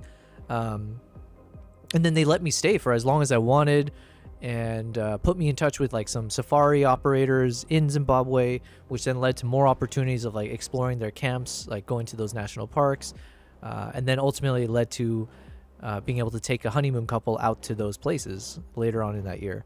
So yeah, and that all of that started with just literally sending a DM to one of these companies and saying like, hey, can I work with you? So yeah, amen and ask. Yes, I've been here listening. Had to feed my brood. Yes. Always feed it. But yeah, thanks guys. That was a fun conversation. Okay, so yeah, BC. What I was mentioning is that I want to see if there's a way to do a different style of storytelling for episode 2. But I might be jumping the gun saying that because I don't know if I have enough content. We're kind of retroactively fitting in a concept, which may not work. But the point is, I want to see, like, because most of my vlogs right now, not most, all of my vlogs are in a traditional storytelling style for my vlogs, like for my travels, where I like have a point A going to point B, going to point C, and it's all chronological, talking about what's happening on my trip on day 1 all the way to the end. And it's a lot of exposition where I am literally voicing over what you're seeing, like, hey, here we are out here in the middle of somewhere. watching this about to happen. Here you go. And there's nothing wrong with that per se. But if I am trying to level up my storytelling skills, I do want to keep trying to do different things when possible and like kind of stretch, you know, the skill set. So I was trying to figure out, is there a way to do a more artistic storytelling where either we even break from like a chronology of like starting point all the way to the end? Like, what if we jump all the way, like, yeah, what if we jump between scenes? What if we have like an A story and a B story? What if like the things that I say in the voiceover aren't really storytelling in the sense of like, here's what I'm doing? What if it's more like we're, I don't know, it could be poetry. I'm just throwing random stuff out there, but we don't have a good answer yet. But we do want to try to challenge that style. So that's going to be our biggest challenge for episode 2. But it's a lot of vagueness because I just haven't given it a thought. I still need to review all the footages to really see what kind of stories are available. So yeah. BC said the biggest thing is to keep pushing yourself and keep trying even if you get a no, because you can always change the minds of the no. Yeah, yeah. And also, even if it's a no now, if you put yourself out there, a no now could be a yes later, in the sense that like, oh yeah, I remember that guy had reached out about this thing. It was a no at the time, but like, oh, hey, are you still around? Or it could be like, I have a friend who needs someone like that person, so then I can put you in touch. So it's just like, you're just kind of putting it in the ear of someone, and even if you don't see the results right away, it could always happen later. BCU said, I worked through trying to get into a warbird air museum for 2 years and finally got the yes last week. It all started next month. Oh, whoa. Well, damn. Congrats on that. Getting into a warbird air museum. Is it do you mean like a photo gallery type thing? Or, yeah, care to explain? I'm curious what you mean by that. Formula just uploaded another video. I don't know what style to go for though. I mixed like gameplay with the profile pictures as a head on a stock image, but the gameplay part gets no retention. Well, feel free to shoot it our way. We can feel free to pump it into the chat or something. I mixed like gameplay with the profile picture. Oh yeah, that's right. You mentioned, I think you were trying to do like the PNG tuber style, right? That's a new word in my lexicon.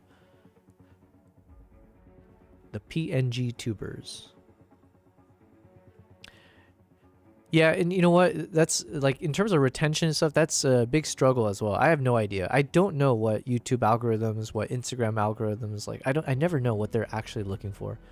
So the main thing, I try not to focus too much on it. It's just like, am I proud of this, or am I happy with the results? And let's just pump it out for now. There you go. Okay. Listen, let me put it on to the side here. But yeah, guys, feel free to check out Formula Fortnite's latest work. And I'll have it on lurk mode as we work on these things. BC said, no, it's a private collection of historic aircraft, all which are airworthy, and I'll be doing a lot of work with them to help them showcase their planes and the history of them. Damn, that's pretty epic. Man, it would be fun to photograph all that, for sure. So yes, that is a challenge with Mongolia episode 2, but really, I have not gotten far with it. I might ask ChatGPT later for some help, but Mr. Atlas has been really down in the dumps in the past few days.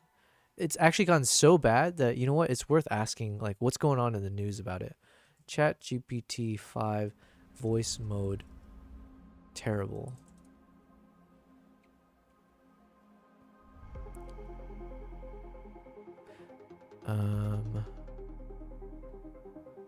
News.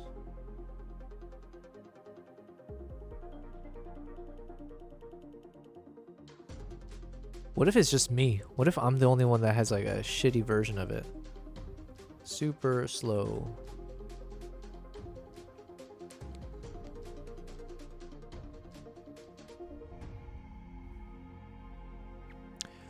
ChatGPT's advanced voice mode can sometimes experience significant lag, causing slow responses and choppy audio. Yeah, that's what we've been having.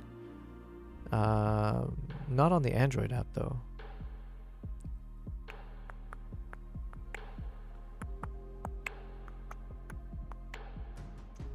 Server overload.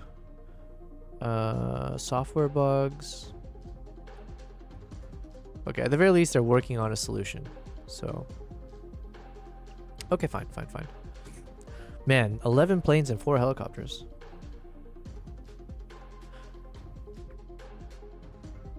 You know what? I haven't been listening to the music carefully.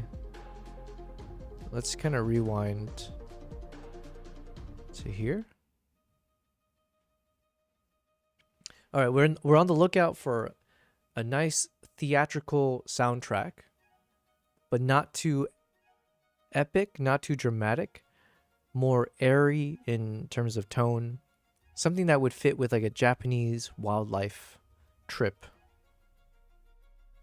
So something like this is not bad, because I just need like 30 seconds to a minute where we can put a nice trailer together showing the best parts of the of traveling there.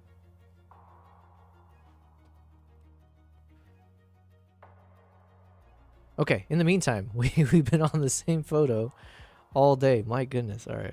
Okay. I'm committing to finishing this photo in the next, I don't know, 10 minutes. Let's just see if we can find a good...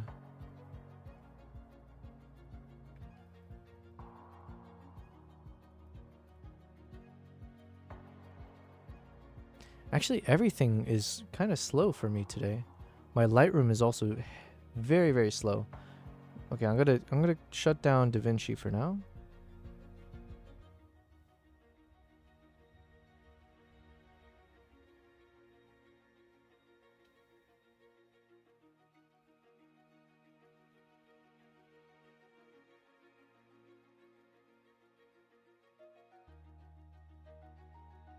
Yeah, I think this song could actually work. Possibly. It's in the running. So it's called Community.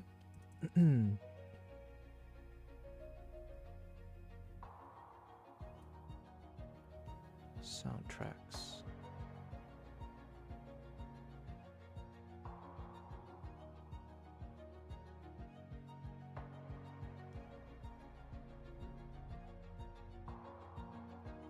Soundtracks Community under Tenfold.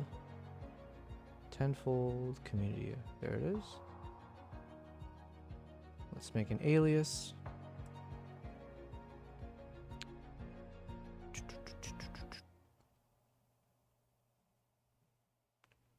And then, where do we put it?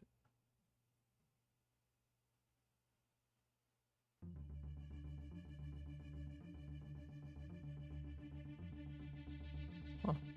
I don't remember where we saved our... Shoot, I forgot.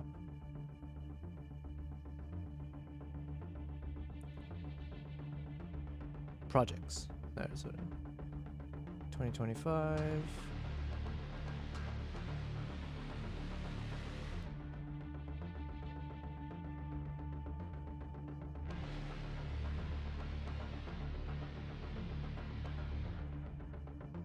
What? Oh man, I forgot where I put all my music from yesterday. All right, there is an easy answer to this, I think.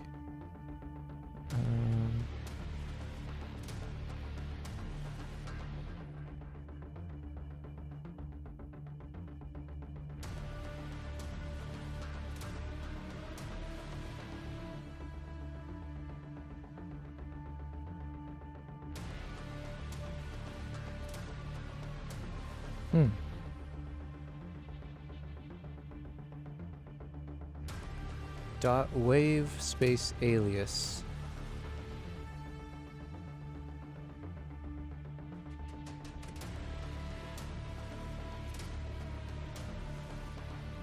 No.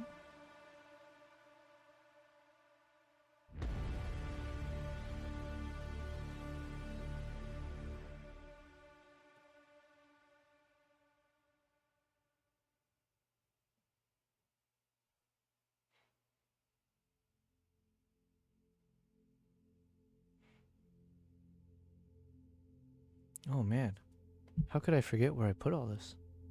This is the problem when I think I'm being organized, and it turns out my organization is unorganized. Oh, found it, I think. Potential soundtracks under...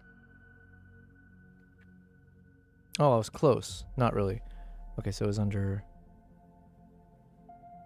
audio, projects, YouTube projects,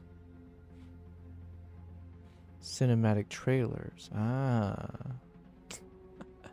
Okay. Struggle. Today's a struggle day. Formula said, oh yeah, thanks so much. Kristen, this music sounds like going into a tomb. The last one. Yeah, that one I wasn't going to use. This one also probably not. It's same kind of vibes. It's almost like a little too epic, dramatic. This one we used for Mongolia. So let's move on.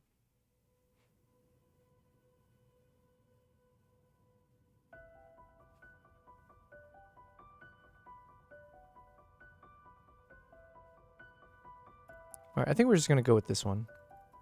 I've been on this for way too long. This current one sounds promising for cold slow. Yeah, this one right now. Yeah, it's got a nice soft opening.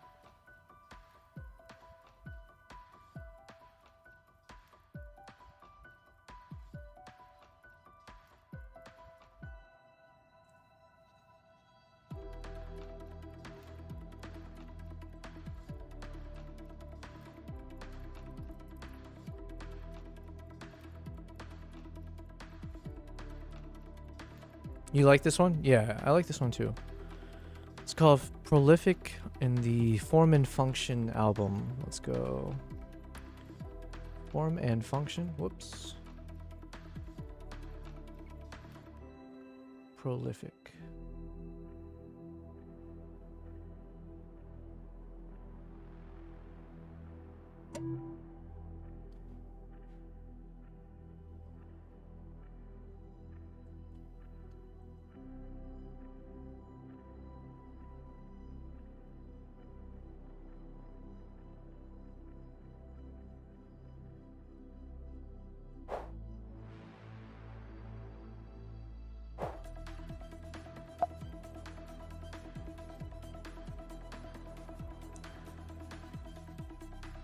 BC said, I had the perfect emo to drop in your chat once it's approved. Hells yeah. Yes. Send it over.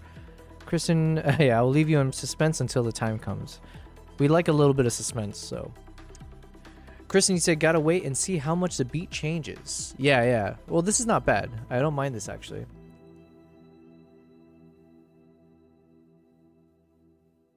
And it's a decent length. It's 2 minutes. There's a world where I just make a full 2-minute long trailer and we can just use that one soundtrack the whole way through. Potentially. We do have enough footage.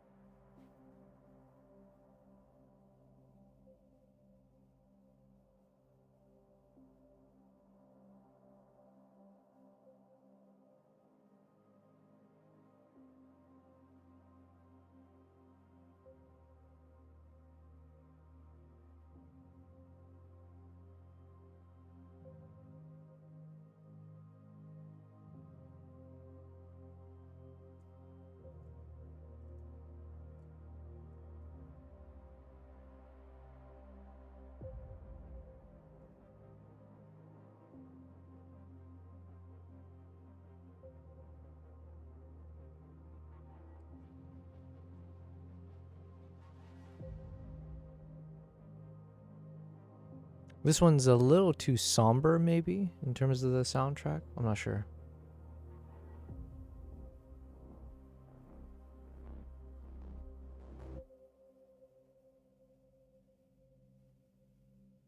Oh, it's going to pick up in a bit, though.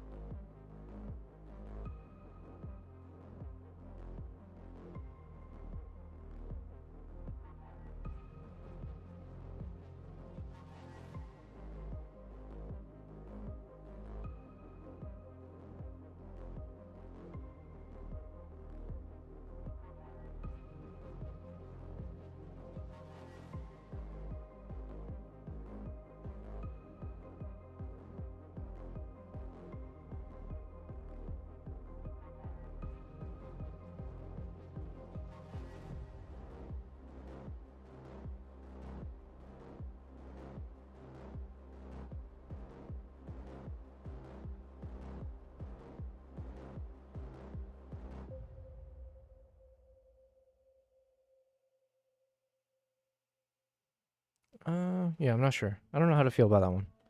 It was like almost okay, but not sure. This one I've used. Oh shoot, which video did I use this soundtrack for? It's for one of them. I'm gonna restart Lightroom in the meantime because it's like super bogged down. I think from all the shitty edits I did on this guy. But hopefully, if I restart, it'll pick itself back up.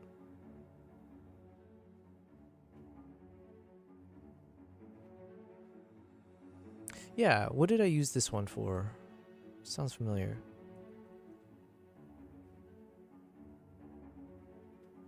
Dun, dun, dun, dun, dun.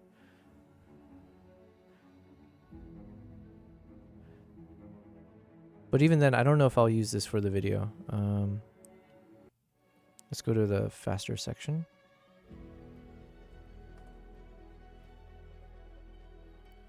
Kristen, I'll be here listening. If I hear something important, I'll try to get back here. No worries, no worries. Listen, I appreciate you just chilling here. Tell your husband that he should hop in as well. This is what adults do now, okay? Yeah, kids do the video game stuff. We tune into these streams. But yeah, thanks. I appreciate it. Yeah, this one's a little too soft, I think. And for anyone new into the chat, because right now we got 10 of you guys on Twitch. Welcome, welcome. We got 3 on Kick. And so like I'm going to keep saying it because I feel bad you guys aren't being seen on my little viewer count. But welcome you guys. And we got 5 on YouTube. So hello, hello. We're on day 30 of live streaming. So we've been streaming every day. No breaks. What has it been, like 8 to 10 hours every day? Okay, let's be real. 8 to 9 hours. I can't throw in that extra one. But I think we've been doing roughly 8 to 9 hours every day. And loving every part of it. So... Kristen, you said, I really like the one playing. You used it before? Oh, I wasn't even paying attention. I have not used this one before. So let me start over because I was distracted. Yeah, it's a good one. Paradox. I'm going to add it to the list. So right now, for anyone who's new and just tuning in, we are doing a lot of wildlife and travel-related photography and videography. So editing a lot of photos and videos from my travels from the past couple of years. We've been to like 12 different countries, like over 100 terabytes worth of footages. And I focus a lot on YouTube. So we are trying to work on our next YouTube video, which is episode 2 in my time in Mongolia. And I'm multitasking, also editing photos and videos from Japan because I'm putting together a trip to go to Japan next year in February.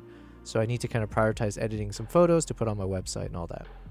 So if you'd like to join that trip, well, hopefully you'll stay tuned and find a way to maybe travel with me in the future. Okay, what was it? So persistence on the paradox. So right now we're listening for music that could potentially be used in either our Mongolia video or potentially for this trailer I'm trying to put together for Japan. So we're just music hunting right now. This is all from Lens Distortions. That's the name of the sound platform I use. It's one of them. I use Epidemic Sounds, Artlist.io, and Lens Distortions. Where is the freaking full? Okay, I guess I need to create a new one. So I haven't downloaded from Paradox, the album. We're gonna download it to the soundtracks, Lens Distortions, music, albums. That was called. Under 30 Paradox album.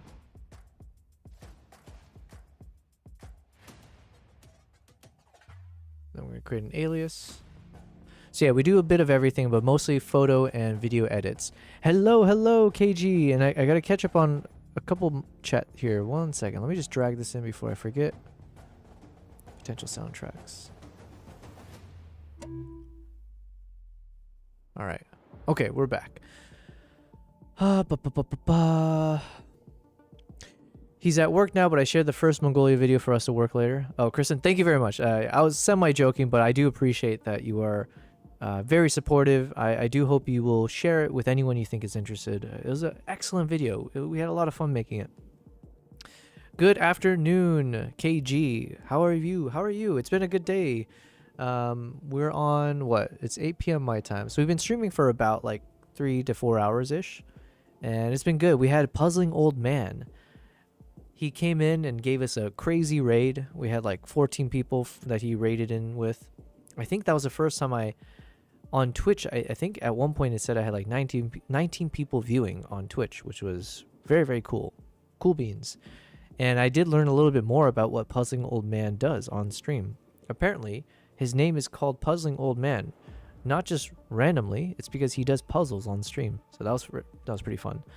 So we did a bit of streams. We spent like an hour trying to solve puzzles on stream. It was not good. I mean, it was fun, but it was not good for my brain because my brain don't do good on those things. It no good. But I tried to do it using Canva. So we were using Canva to try to solve the puzzle. And I was like, you know, adding the graphics, trying to figure it out. It was fun. I had fun. Also, I finished my website for my upcoming trip. I need to like start, you know, I put it together right before I started stream. So I do need to review it in more detail. I got to make sure I create the advertising properly and all that. But if you'd like to check it out, feel free to. Actually, let me pump it in the chat. So this is one of the trips for next year that I'm looking to hopefully organize successfully. It's a very, very pricey trip, just as an FYI. It's about $6,500 per person if you're sharing a room. And we're looking for a group size of anywhere from 3 to 6 people for us to be able to successfully go on this trip. So it's about 9 nights or 10 days-ish of the trip itself. But yeah, I spent a lot of time to just put everything together nicely. But yeah, this will be in April, and then I'm putting together another one similar to this just in November. So we'll try to do 2 different slots to try to put these tours together. So it'll be a lot of wildlife trekking. So it's a mixture of gorilla treks, chimpanzee treks, as well as going into the murky swamps to go see the shoebill stork, which is that crazy, this bird here, the dodo looking thing that makes that machine gun sound when it's mating. So yeah, spent a lot of time just putting this all together, but now hopefully it'll be faster for me to put the next trips together because we have the nice template. Everything is set now. It's just a matter of updating the text and the images to represent the right countries. But yeah, we got the itinerary. You can see everything in terms of what each day-to-day looks like. And, you know, we got the highlights over on the right. We got our testimonials. Thankfully, people have started providing some testimonials since we started doing this. You can see pictures of the different accommodations that you'll be staying at, as well as learning more about me. And if you want to reach out to me for like private or custom tours, feel free to reach out via the 2 channels I got there. And then some images of some of my former clients on my travels. So hopefully we'll be able to advertise this effectively. But yes, as a quick introduction, that is what I do. I do a lot of wildlife and travel photography and videography. A lot of it I do for myself. So YouTube, I started my YouTube channel a year ago. So everywhere I travel, I'm basically traveling with the intent of creating content in terms of like capturing everything. As I say, I like to share the best of the world with the rest of the world. And that's through YouTube in one way. Livestream is a new way that we're exploring. And then another way is by actually literally taking people with me to these places. So if I can share the best of the world with the rest of the world by actually having you join me on some adventurous trip somewhere, that is also what I do. So it's only been a couple years that I started doing this, leaving the corporate world behind and hopefully doing this for the rest of my life. But essentially we look to be like a tour guide, take you to fun places, hopefully have a lot of fun. But yes, so we got our first trip lined up on my website. I just need to put a few more together. Japan is going to be the other one, so I'm targeting like February of next year. Ooh, I do need to change the date on this. Ooh, nice catch, Yobel. Nice catch. I put this as 2025. What is wrong with me? Give me 1 second, guys. That is unacceptable. KG, you said, I'll check it out for sure. Awesome. Yes, KG, how are you doing, though? I think you said, but let me just read it again. I'm good. I missed a lot. What are we doing today? Ah, gotcha. That's awesome. Yeah, so we're doing a bit of everything. And by the way, tomorrow is going to be day 31 of my live streaming journey. So tomorrow, I'm going to see. I don't think there's going to be anything special, per se, besides my level of hype for the fact that it's day 31.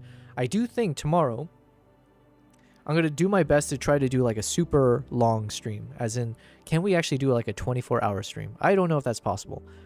Tomorrow morning, I do have some events that I have to go. I have a meeting I have to go to in the morning.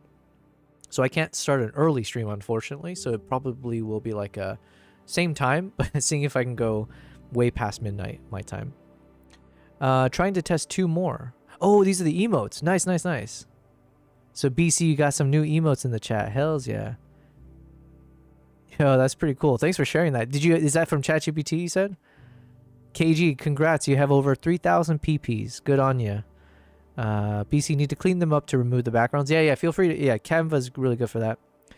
This gorilla photo is insane. Oh, thank you, thank you. Yes, this is the hero image from my trip. For obvious reasons, it is an epic gorilla doing epic things in an epic way. But yes, all of Uganda is beautiful and amazing. It's my favorite place I've been to. I've been a number of times now. We got some whoops in the chat, and I got to make my transparent too. Yes, yes. Yeah, very, very simple, guys. If you're using Canva, all you got to do, well, now I'm on the wrong Canva stuff, but emotes and stuff. Here we go. If you're using Canva, it's a matter of just clicking the button that says BG Remover, and it'll just swap out the backgrounds. Man, we have so many more emotes we have to create. And then if you're using ChatGPT, I'm assuming it's as easy as just telling it, can you make it a transparent PNG? And they'll be like, yeah, of course. Okay, I need to make a quick change on my website because I had the wrong date on there. Like a buffoon. Let's go to the right page.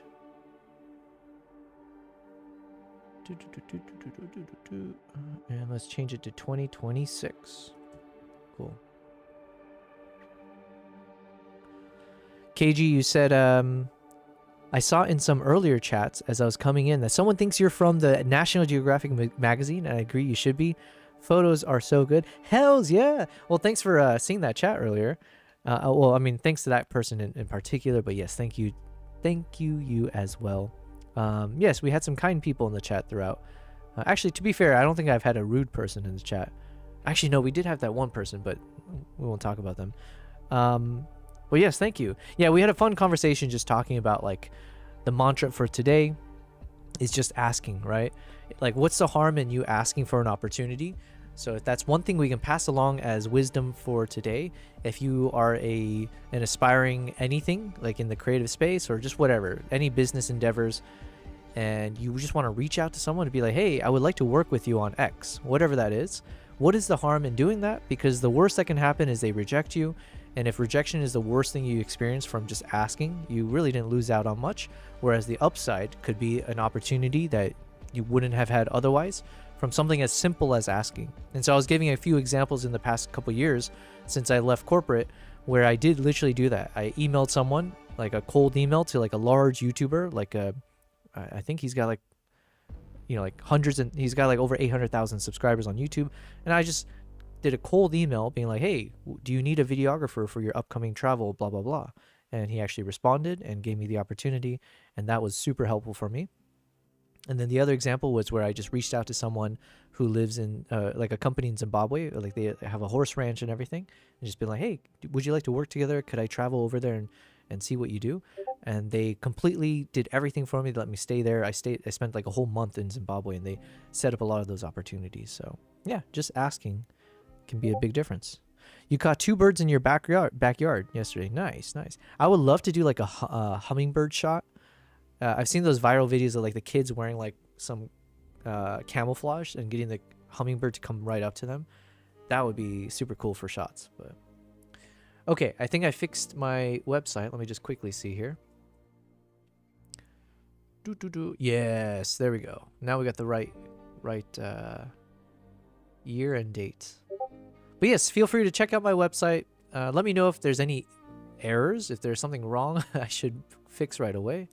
I should know that, so thank you. Okay, so anyways, where were we? We were supposed to be editing stuff. We've been on this photo. KG, can you believe it? We've been on this photo all day. I feel ashamed to say. We've been so... I did say I'm very slow and methodical, but this, like, even this puts me to... Looks great. Oh, thank you, Formula. Thank you very much. Yeah, we switched over to the David Attenborough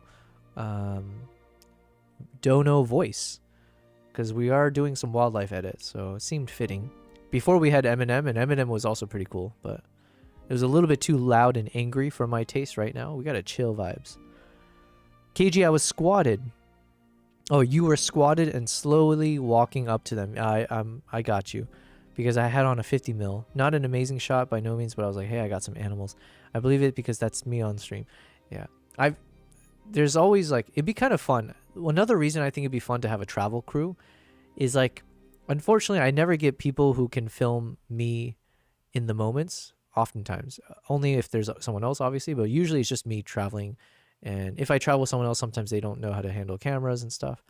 There's a lot of fun moments on my travels where I was like, I wish someone had actually captured that, including all of the crab walks that I do, all the like absurd ways that I contort my body to get a the shot. most gracious item in the game.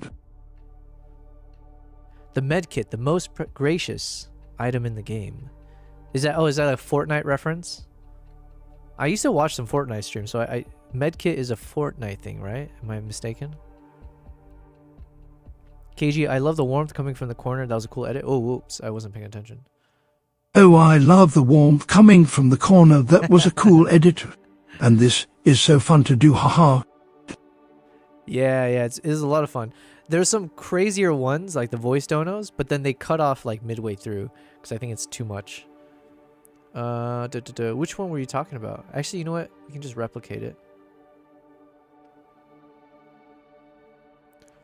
Let's go ahead and just replicate. So... Oh, wait. Whoops.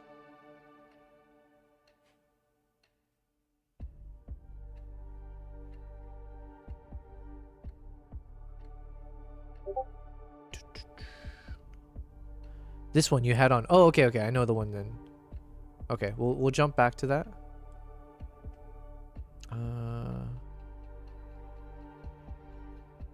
I'm trying to think if I want more like a black and white one for this or not. But the thing is, it's like so hard to distinguish the subject from the background.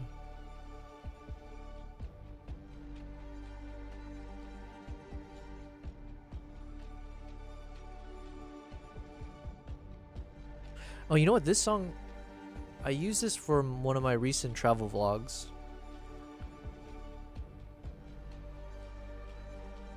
Could this work for Japan? I'm not sure.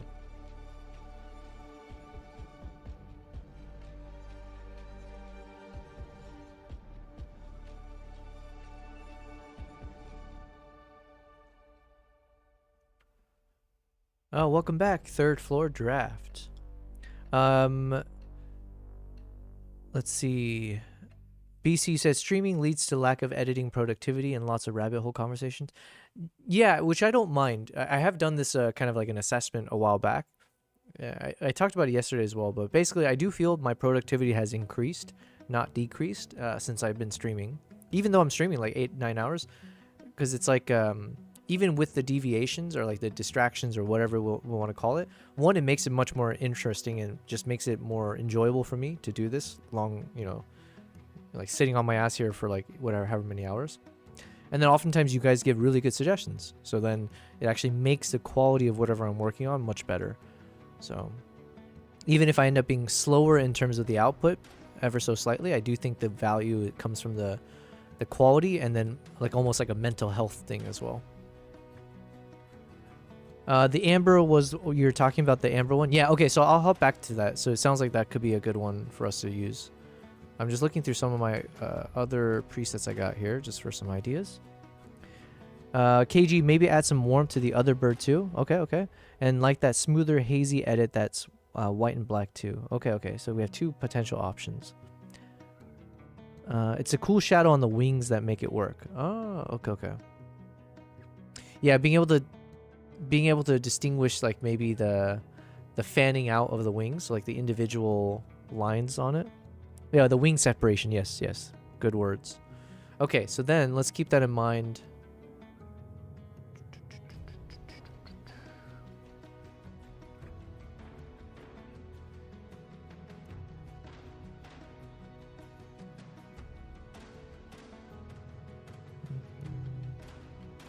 Kind of like the soft. Yeah, I think I want a soft tone. This one's not bad. It's more artistic though, for sure. So now we're moving away from like the realm of like a natural shot. This one's clean.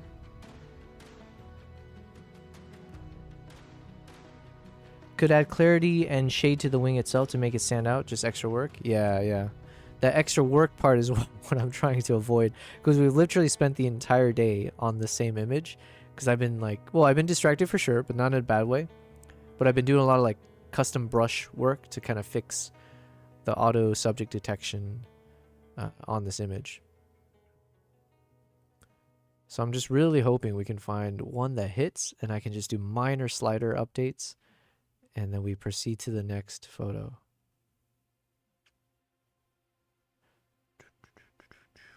But yeah, I think I do want to make some updates to my presets, because right now for my volume 2 presets, I do combine a lot of things into it, which is not a bad thing. But I think it's better if I separate out like the subject and background detection stuff from the color grading elements of my presets. That might not make sense, but I might deal with it on stream, or I'll do it off stream, I'm not sure. I personally like those first two best so far, lol. Those first two best so far. Oh, the ones we saw earlier? Okay.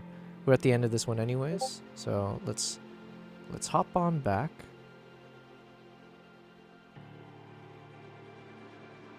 Alright, where was it?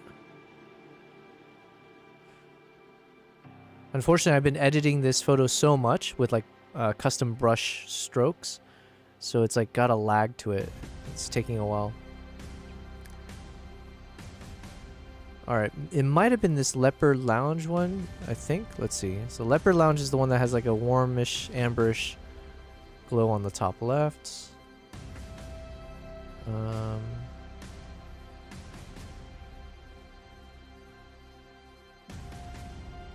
This one, I think I could work with this one here. It's called the Muted Giraffe Walk, because it does a better job of contrasting the subject from the background.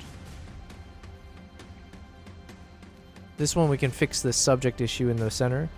You said, I think it was this one, I think. Okay, I'm going to pause on this one for a moment. So this one's called Muted Giraffe Walk. And it's mostly kind of like a toned down, desaturated version. So almost like a black and white. And then for the more amber one, I think that was maybe the one called Leopard Lounge.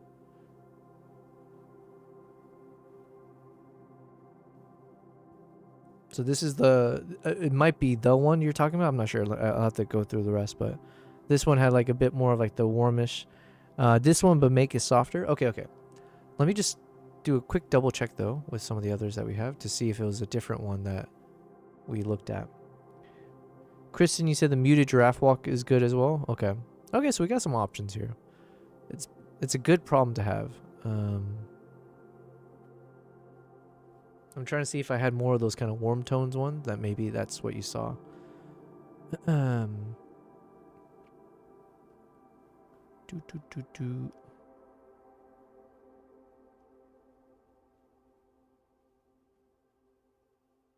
Punchy elephant. Nope.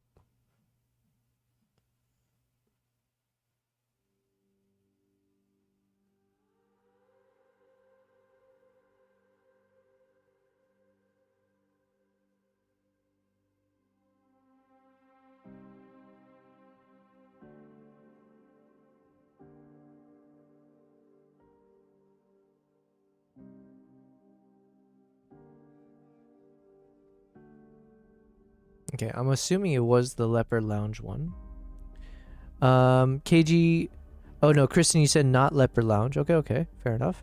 KG said that soft light one you just showed, I like too. I don't know what the name was. Oh, okay, let me see. I'm gonna go back a little bit slower. So the soft light one. So this one is called... Well, this is super soft, or super bright.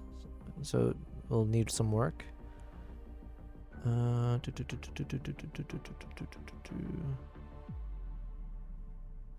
Fortnite, you're asking, what did you think of the gameplay mix in the video? Sorry, man, I wasn't actually paying attention. I was just letting it play, but then I thought I would pay attention, and then I've been so distracted. Let me, I'll watch it in more detail actually later if you don't mind. I don't want to give you a bad answer here when I wasn't fully paying attention. It was just white tone KG, super bright but toned down brightness. Okay, so this one is a bright one. The soft light one you just showed I like too.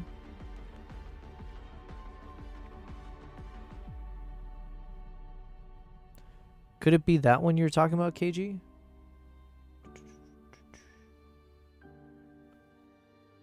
Okay, so this one's called Swampy Shoebill Stork. It's got brightness on the top. It's a bit soft. But then I don't know if you're talking about a different one. So let me keep going down again.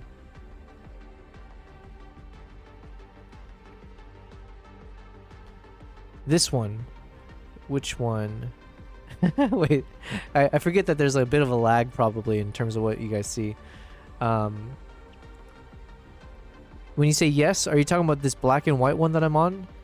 Or are you talking about the one I was referring earlier, the Swampy Shoebill Stork?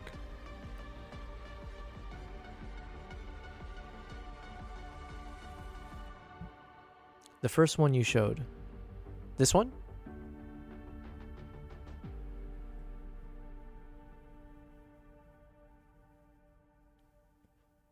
I'm going to assume this is the one you're talking about. If so, I'm going to go ahead and maybe just take a quick look at it, see what we can adjust.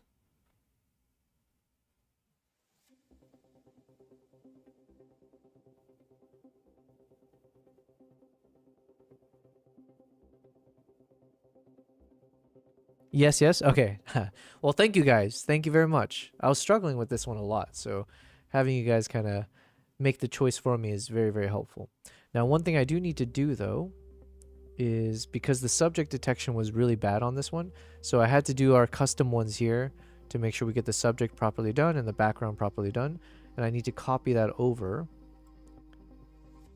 into this one because it's being overwritten by the one I have already, which is the AI driven one that's been wrong. So what I'm going to do is I'm going to delete the subject focusing stuff. And then we'll paste in mine, we'll merge it in. Okay. And then we're going to soften the background, which is what gives that nice softer texture on everything. The question is, do we want to reduce the clarity as well, or is that too much?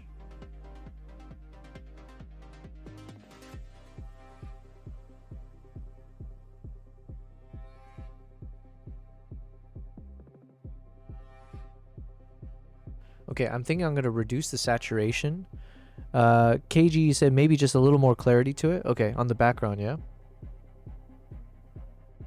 You know, we'll do 0 clarity, or we'll remove the negative clarity. Clarity to the birds. Yeah, I see what you're saying. Yeah. Let me see how much we can get away with.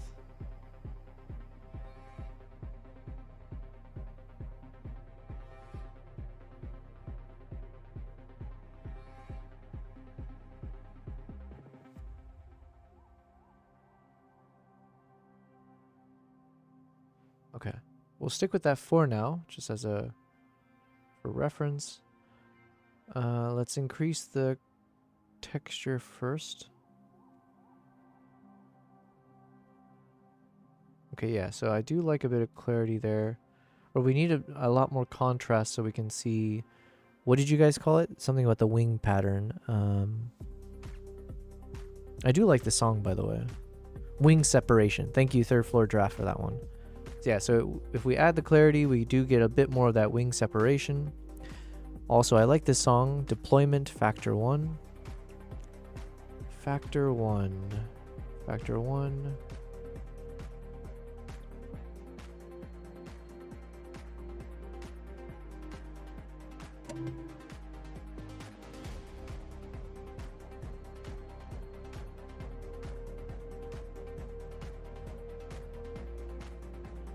Alright, I might even just keep it at like 100 contrast.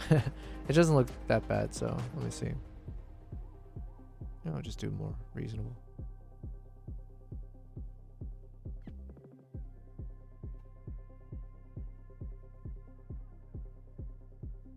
Yeah, and I think it's better with the reduction in the saturation is my thinking.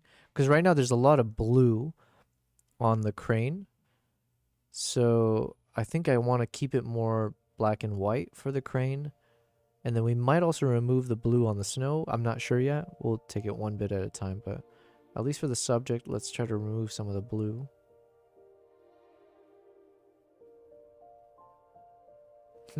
Golden cranes.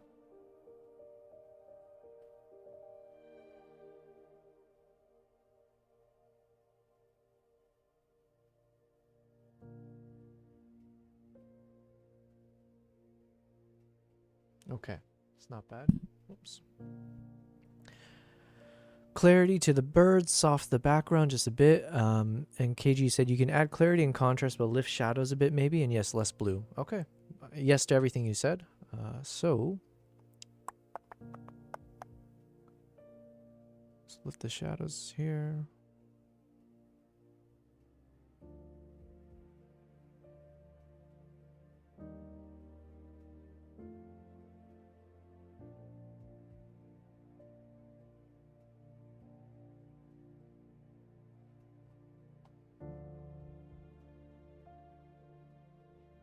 All right, one thing I have to be careful about is that I'm already beyond 100% cropped in. So we are going to lose a bit of resolution here. But I don't think we had a choice, if I recall. Yeah, if we wanted to keep it somewhat centered. We can also shift it to the left, maybe? Oh yeah, we can try this. Let's see.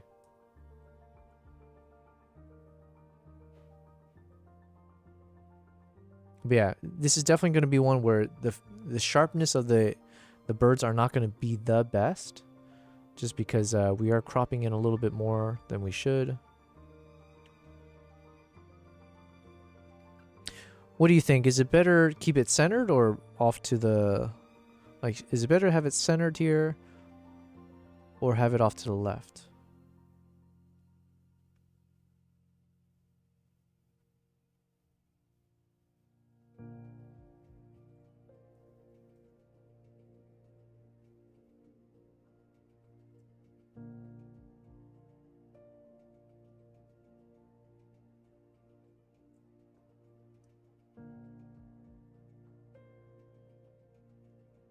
Show again? Yeah, of course. Let's see. Whoops. So it's either we have them more on the left, but I don't have a lot of real estate to work with. So we have them more on the left or we have them centered. So between this and that.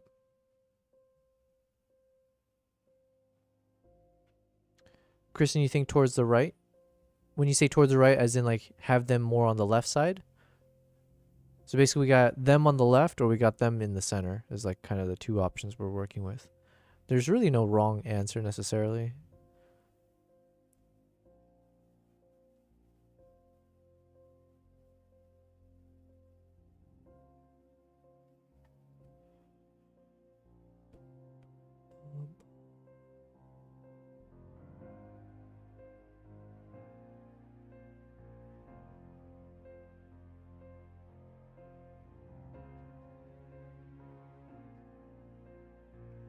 KG said, I like them coming into the show. Just feels more like a natural shot. You're saying when we have them coming from the left? Both are great. Kristen, you say centered.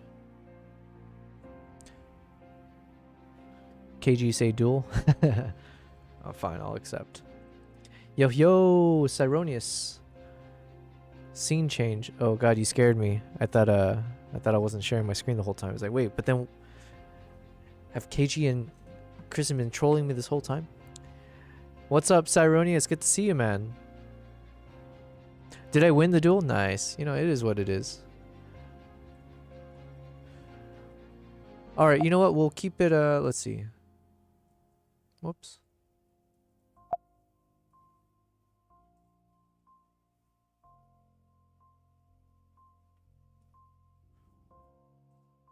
Let me see. What do I have a preference for?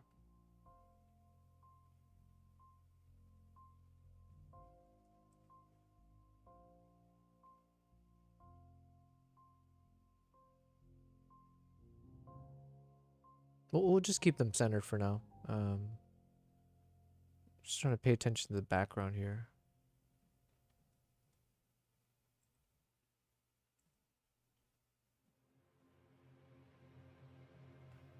But yes, welcome back, Cyronius. I forget when you were here last. I think it's been a while, right? But yeah, good to see you, man. We've been a little bit busy. Both are good, can't go wrong. All right, fair enough, yeah. I want to add a bit of a fade. Or let's see if we can do something. I don't know.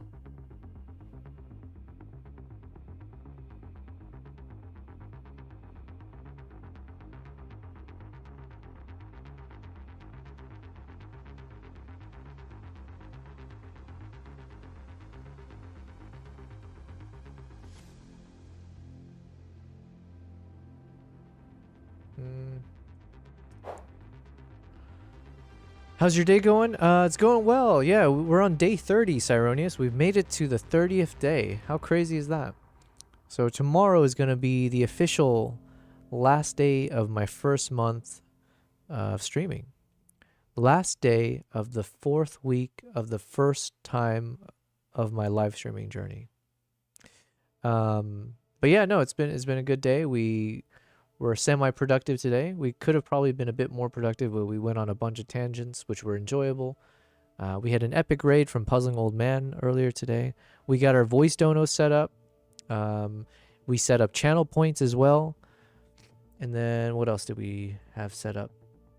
Let me see. Whoops. Cancel.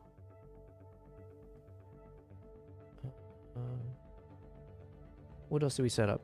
Oh yeah, Cyronius, if you look at your Twitch, if you look at your little Twitch icon, you'll see that you also have a cool little VIP badge as well.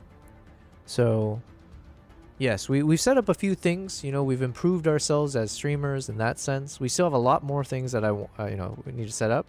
I think this is like day 11 in a row of making the mistake of not turning on the right screen or the right scene. So yeah, some things we just can't fix about ourselves,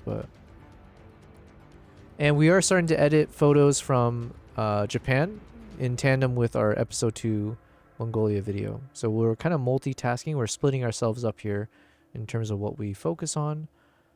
But I think it's necessary because I need to promote my trip to Japan fairly soon.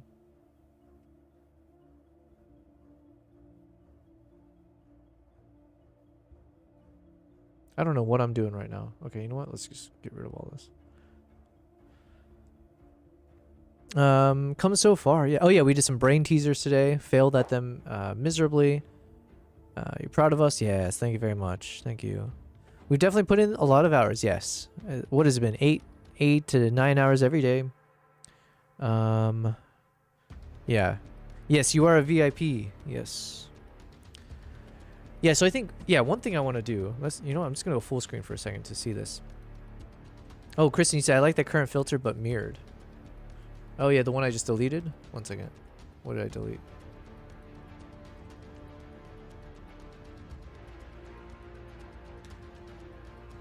Yeah, the one I just deleted? Yeah, this one? Let's see. So let's see if I invert it.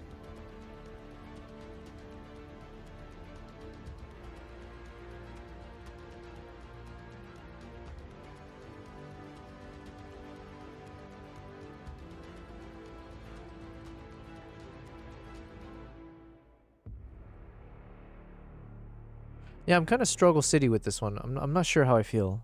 It's like I'm a little wishy-washy with it. So let me hold off on this for now. Here, we're just gonna hide it for now. We won't delete it. We're just gonna hide it. But yeah, one thing I wanted to do, and I talked to KG. I think it was KG yesterday about it. But I'm thinking like even now, what you guys see. Hey, you don't like it either? Yeah, no worries, all good. So I'm thinking like when we're doing photo mode, the scene that we see here, I would like to make it more explicitly look like we're in photo mode. And then when we're editing videos, I want to like create a separate scene to represent like video editing mode. And then like chill talk time and all that. So yeah, we'll try to figure out a way to, yeah, it should have some explosions too. I think Poultry, you mentioned this last time and I was like, oh, okay, we should do it then. You ask enough times and you shall receive. That is today's mantra, right? All you have to do is ask. So maybe we'll get some explosions here and there. But yeah, I think that would be really cool.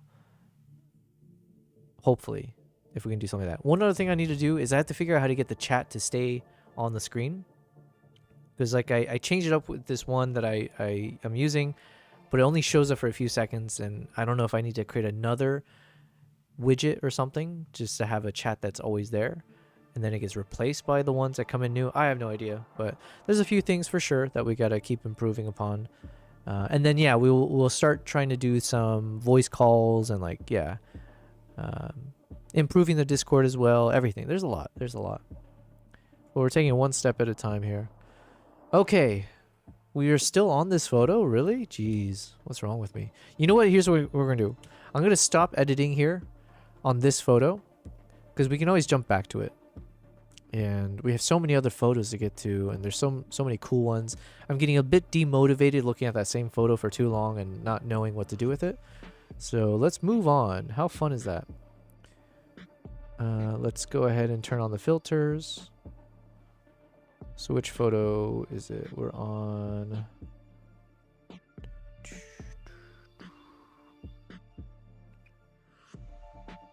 Alright, let's see. Getting sick and tired of looking at these cranes, man. First thing I'll do though is just see if it fits with the 16:9 framing.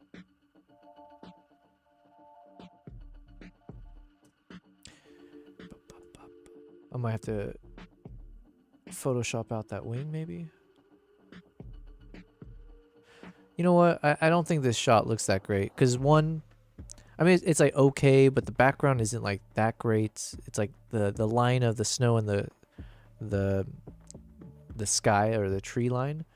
It kind of blends in with the lines of the wings, so it's not a clean separation. Plus, both of these cranes don't have the red crowns on them. So as far as like a prominent crane showing, these are like the, what do you call them?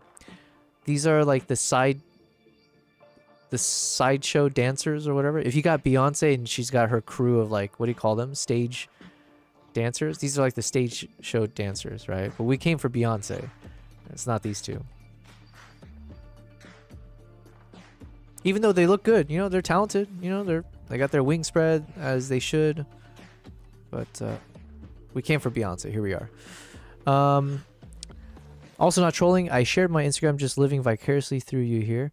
Hells yeah. Well, well, thank you very much. Listen, this is a good place to live vicariously. Okay, we have fun with it.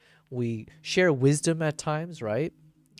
Good wisdom that's a good question, but you should keep tuning in to find out. And we also do a lot of cool travels. We are all traveling the world right now through this screen here, in a cool way, right? With wildlife involved, with snow, chilliness. What do I want to do with this photo? I don't know. The shot isn't the best, but let's just see if there's an interesting framing with it. I wouldn't mind this if I Photoshop out the trees maybe. And let's see if we can line up the...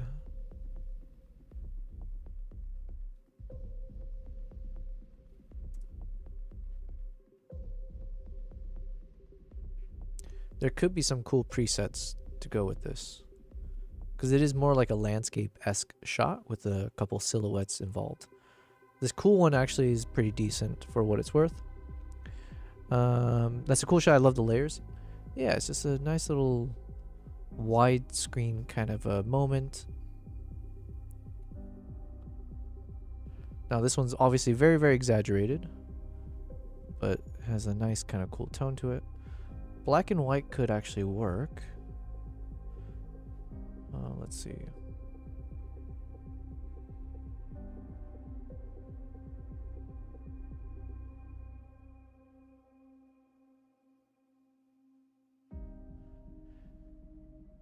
Cyronius and KG. Yes, everyone knows each other. It's so cool.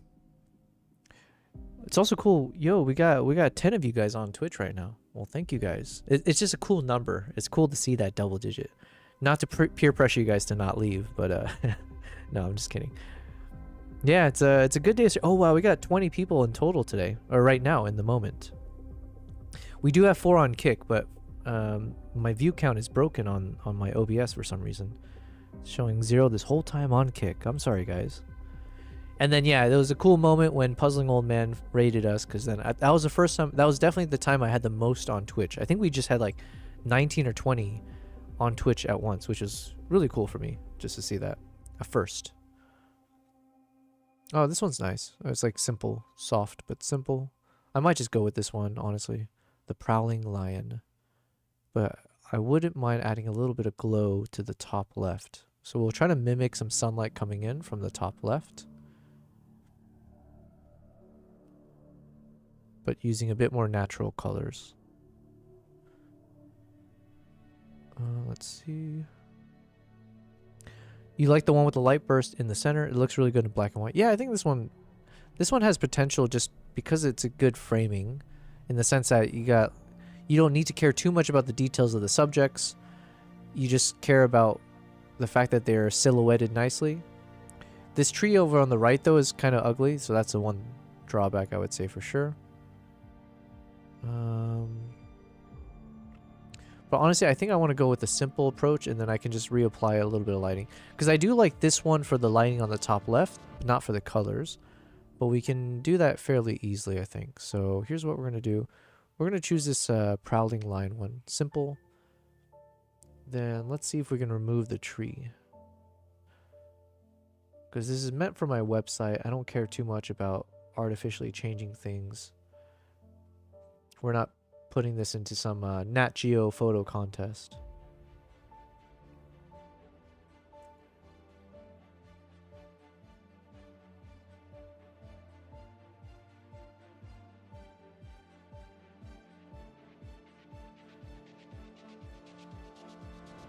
Stop hating on the tree. It gives depth. I guess, yeah. That was not a good job of removal. It just threw in an extra crane, like a warped looking crane. Jesus. This is a little terrifying now. Yeah, Photoshop is actually better for photoshopping things out. There's a reason why that is the... What do you call those words that become so popular it becomes the verb as well? Alright, you know what? Yeah, we'll just keep it then. It's just not worth the effort. Unless I can just zoom in a lot.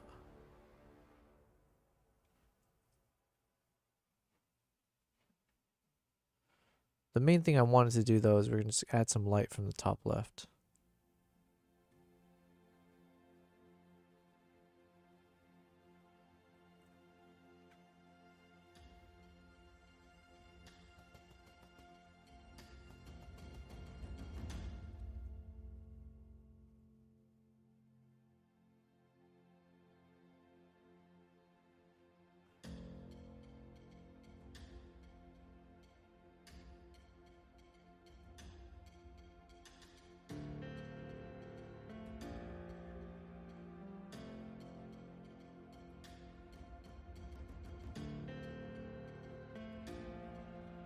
I'm gonna zoom out. You said no, the tree. I love the tree in that. Yeah, we're keeping the tree. So well said. We'll keep it. Thanks for lurking, Cyronius. It's so cool. It's crazy to think I didn't know what that word meant in the past, but now we understand. Lurking is a good thing because you are supporting the stream while you're doing other things. And how awesome then are you for supporting us? Christine said, I don't like it as much zoomed in. Yeah, it takes away from like this wide angle landscape-esque approach. So the only thing I'm just going to do is I just want to minimize a little bit of the light coming in, but still make it feel like it's glowing in.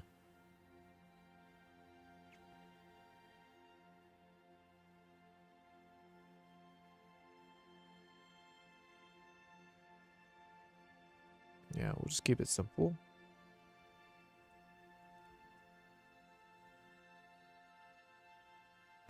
Okay, good enough. Today, the name of the game is just good enough. We have way too many photos to get through. And some really cool ones too. Yeah, we're going to start getting into the ones that I actually really want to edit. This one's interesting, but I think we have better ones.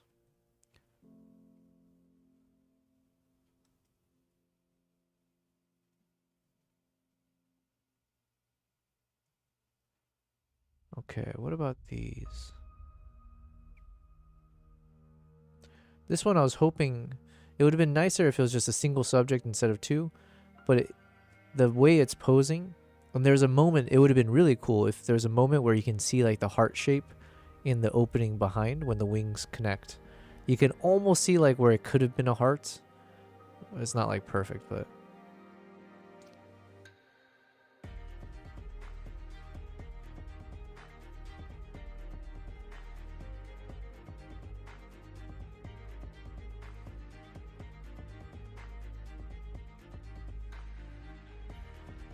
okay, this photo is cool. So we're going to skip those other ones for now because I think this one just looks better. The colors, everything pops. Yeah, this one, it was because the background had nice colors to it.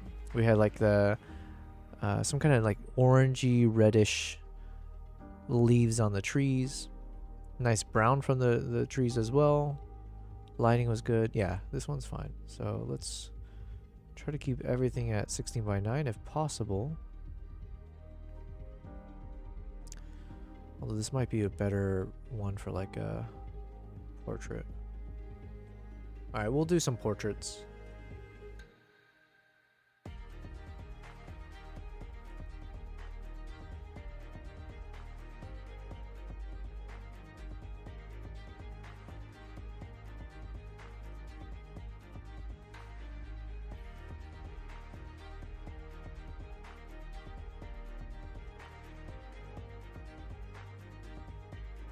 Alright, so the first thing, as usual, so I'll do a little bit of a subject focus. Background is softened. Then I'll see which direction of light could look better. So between light coming in from the top right versus coming in from the top left.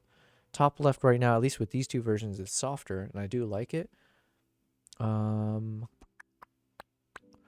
right looks more natural, because I think that is actually where the sun was coming from.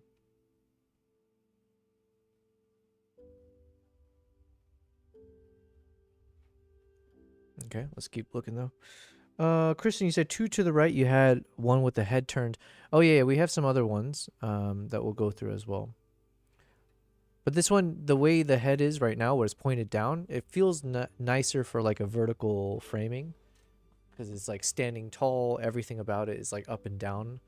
So I figure we'll keep this as a vertical shot, and then for this one, maybe we'll try to do like a wide angle. And then we have some more where we got some cool stance where you can see the interesting pose.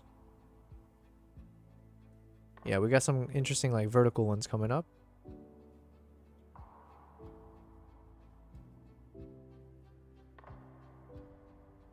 Alright, so with that in mind, let's do the quick edits. Quick edits. Let's see if we can find one preset that can work for this, and then we should be able to just copy paste it to everything else. Because for the next sequence of shots, they're all similar in terms of the lighting conditions, the direction I was shooting. Oh, this one's nice. It's a little bit darker on the bottom, but I do like the soft, warmish tones on top. This one's clean, and I think I should go with clean more than artistic. So this one's more artistic. This one is clean, as in the colors are more poppy and contrasty. And I think more people on average probably would like a shot like this.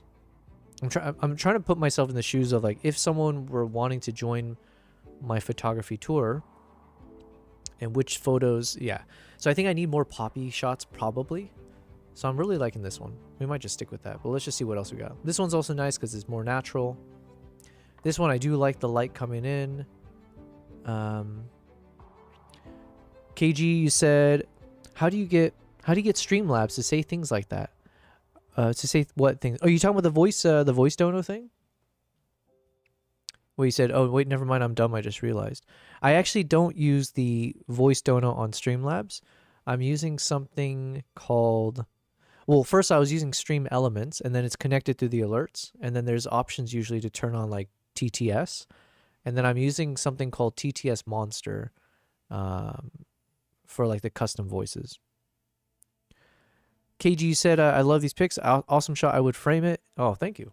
Well, listen, maybe one of these days we'll be able to yeah, I do. It'd be interesting if I want to start selling prints, but it's a tough business to be in for sure.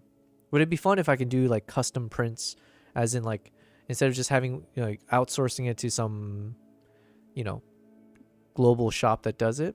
It'd be cool if I could actually get them printed from a local shop, sign it, and then be able to ship it out. Just a more personal tone. I like that when you can see the colors in the trees too. I like the dark one. It's more natural. Oh yeah, sorry. Yeah, I'm still with the Falcon Sunset one. I was just hovering on that for too long. This one, the colors in the back look like really clean. I don't know how else to say it. This one, it washes out a little bit of the red in the background a bit too much, maybe. It does brighten the shot, but it washes it out. So this one's an artistic look to it, but this one is great because obviously it makes the red really pop on the crane of the crown. The crane of the crown? On the crown on the crane. I like this one a lot. So if it was up to me, I'd probably end up doing a lot more like in this style. Generally, so this is kind of more my style of late, which is more darker in tone, like more faded look. Chameleon. What's up, Kevin? Kevin. Chameleon. Kevin, how you doing, by the way? You working on some crazy projects? I think you mentioned one, but how's that going? Yeah, so I do like this one, but I think I want to go with the brighter one. So I think Falcon Sunset is still the current contender to beat. But just as a FYI, that tends to be my editing style. But I have to also keep in mind, this is a winter vibe where there's a lot of snow, a lot of brightness. So to go with like a darker vibe may not actually work well. It might actually be a bit counterintuitive, or not counterintuitive, it might just be contradictory. This one's also good. It's a very, very clean look. So less like less colorful, like saturated wise in terms of the background, but it's a more natural look. So this is also one that I use often for like if I need just natural edits. I'm still leaning towards that Falcon Sunset one though. Same with this one. This is nice and clean, dehazed and bright. Boop, boop, boop. Man, I feel so much more motivated working on this photo. I was struggling with that shot we spent all day with. I feel much better, much better. Nothing like your presets looking great off the rip on one of your photos to put you in a good mood. Yeah, this photo just, that's what I was saying. I think the lighting, even without any edits, you can kind of see it and be like, yo, it's got good colors to it. Good sharpness, good separation.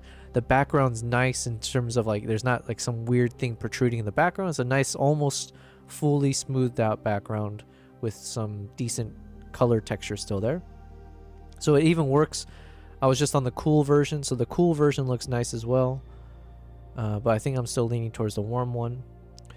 Just using my PP. Oh yeah, thank you for using your PPs. Although you're using the CPs more than the PPs right now, because it's a Twitch channel points. But yes, we're gonna call all of it PPs. I just can't give you PPs on Twitch specifically. Twitch won't allow me to give you my PP, Kevin. That's their rules, you know. Oh, this color's nice. Probably a little too warm, but maybe that's fine because we're kind of accentuating the red. But maybe. It's got a nice fade to it. It might be slightly too warm though for what I want to do. Oh, this one's clean as well. Yeah, there's nothing like having a good photo to begin with to like make all your presets look really good. The muted buffalo.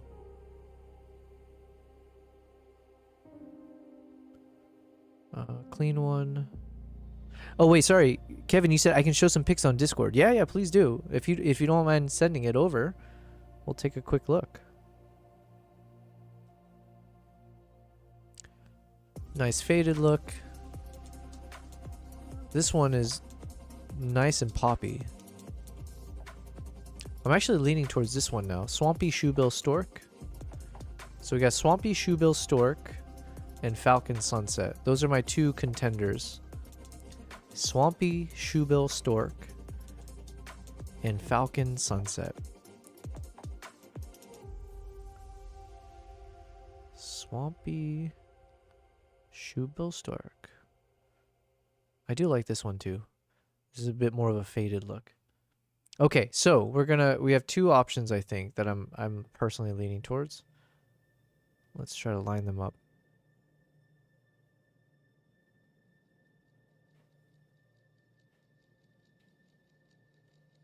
Where is it? Swampy and Falcon. Okay, so this is not option number 1.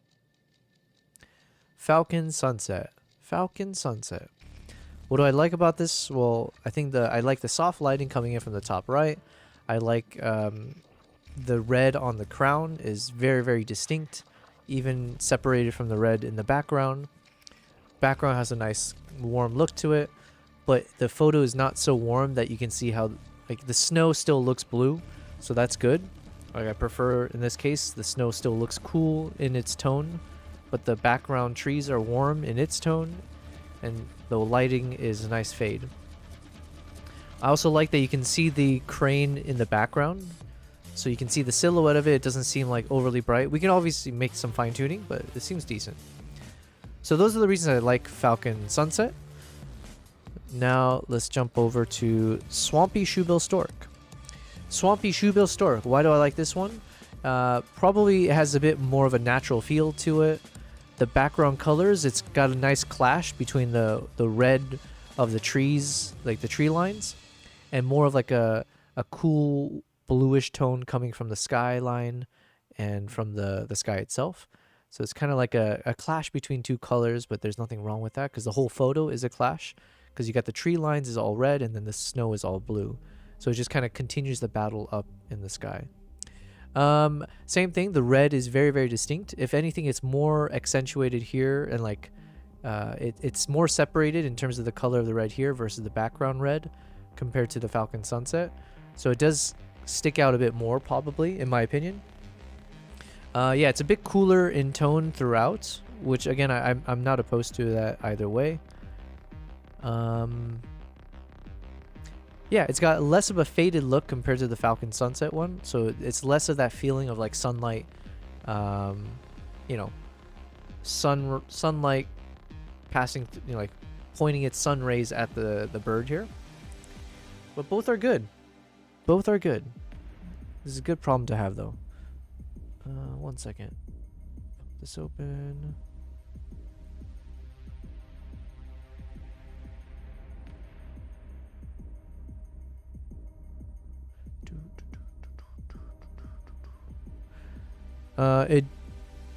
Idora, you had sent something as a reel. Is that the one you're talking about? Or that was from earlier? Or is that the one you just sent over?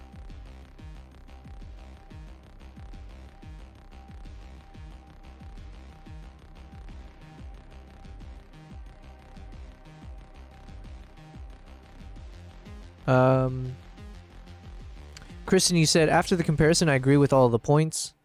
Oh, it's not this one? Okay. Well, now that I have it open, I'm just checking it out. It's like a studio setup or something? Carpet.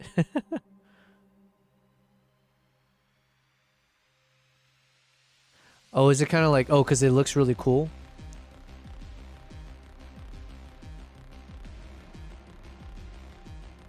That's I do admire people who make the most out of like little, let's say. And I sometimes am the opposite. Okay, well, thanks for sharing that. Yes, send over whenever you have time. I would love to check it out. Kristen, you said after the comparison, I agree with all the points for both. I like the Stork best. It's more clear and natural looking. Where were we? This one, yeah? Okay, let's see. Let's do one more check. Yeah, so this has a bit more of a warm tone. So it's a more artistic one, but less natural. And then this one is a bit more natural and coolish in tone. All right, well, listen, we're going to stick with that. Thank you very much. We're going to go with the Swampy Shoebill Stork. And the good news, hopefully, and it means, I honestly, I don't really feel like I have to do much edits to this. I'm kind of happy with it as is. Saves me time as well. So if I copy, let's see if we can really copy this over to the others. What do I need to copy over? Probably most things, but just in case, we'll do...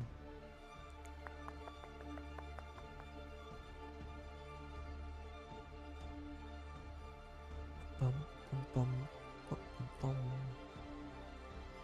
Okay.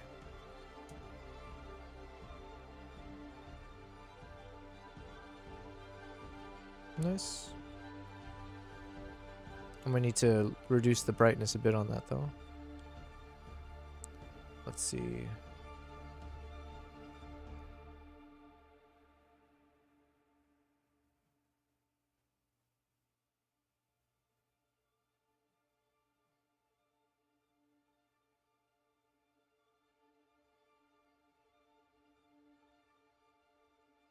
It's a nice look. I like this a lot actually. Got a nice like keeping it a bit dark on the left side, especially with the tree line or like the close trees there. So it's a little bit like ominous almost. But it's got a nice like rich, like a dark rich. It's like a I was gonna say chocolatey, but it's not really chocolatey. But I like this part here. And then we've got nice and bright faded look over here, misty, but not so much that you can't make out the tree lines here. Perfect. All right, I'm liking this one. Kevin, you'll send it later? Yeah, for sure, man. Kristen, these two presets seem to work well with the current subject matter. Beautiful. Yeah, thank you. Yeah, those, you know, I will say, mostly when I've been going through my presets, I do end up enjoying those two in particular quite a bit. They tend to be hits more than misses for most of my photos. The Falcon Sunset, excuse me, and the Swampy Shoebill Stork. Okay, this one I think it's going to have to be vertical, but let me quickly see, can we actually make a landscape version as well? Probably not. Yeah, no. Yeah, it's too squashed in here, so then it just doesn't give enough space to breathe.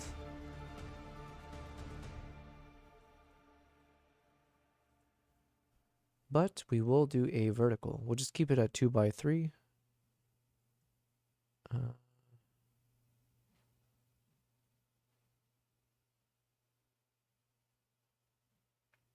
Okay, my instinct is I want it to be more centered, but the problem is we have these three cranes in the background where it kind of will dictate the weighting of the image. One second, I think I need to go to the next one. Oh yeah, we downloaded that one already. Okay. We're on page 6.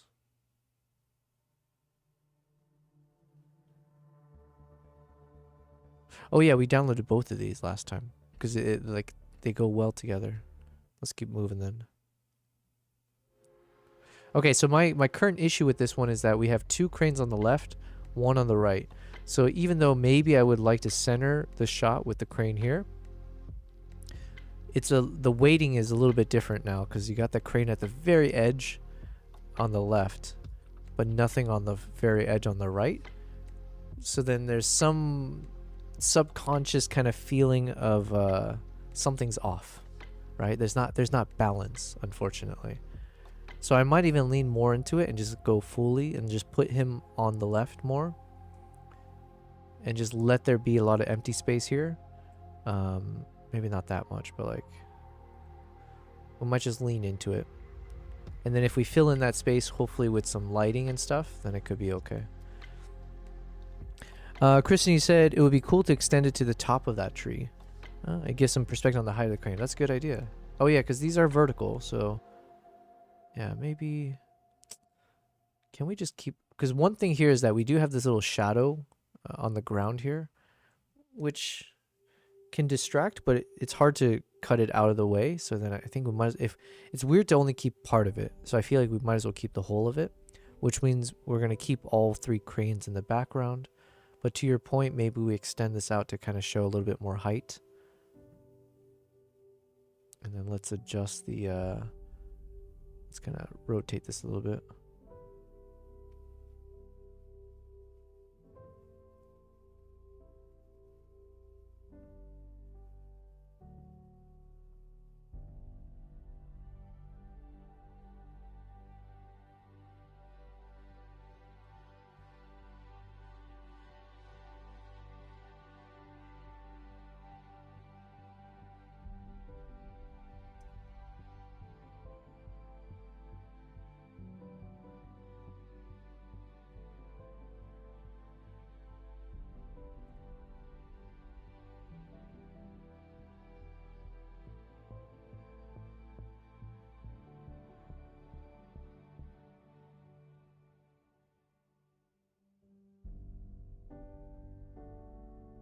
Hmm. I have to keep reminding myself there is no wrong answer. Where the crane's feet would be at the bottom of the picture. Yeah, I was thinking about that, but I kind of don't mind having the depth here. I don't mind having this kind of textured depth. But I also do like this tree lines behind. So it's like, I feel almost like I want to show both.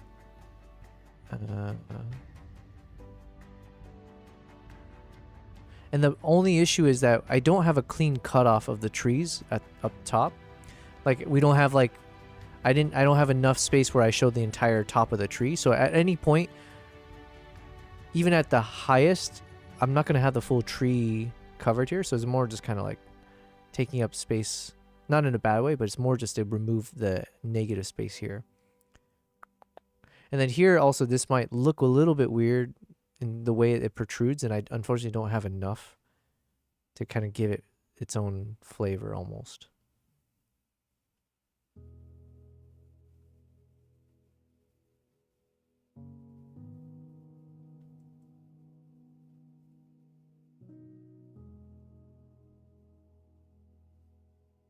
But I think I agree with you, though. I think maybe it's just better to keep it towards the bottom. Because there is a concept in photography, which, like, listen, I'm not one to always say you should follow rules and stuff, but... And I didn't, go to school to study all this, so I couldn't tell you if there is a rules that here's the real reason why you should do it, and, you shouldn't break it. But generally speaking, you'll hear all the time, like, the rule of thirds. And so you'll look for moments in your shots to kind of see if you can break it into 3 parts.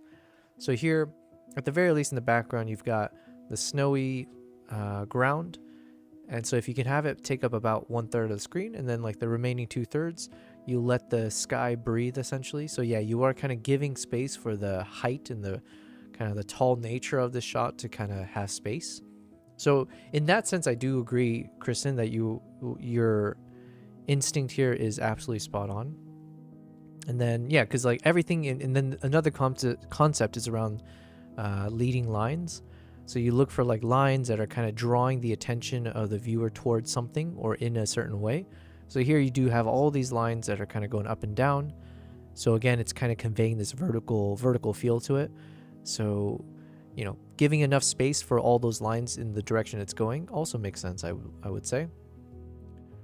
Yeah, so I think this looks good. Okay, let's not overthink it. Boom. Thank you very much. We'll move along.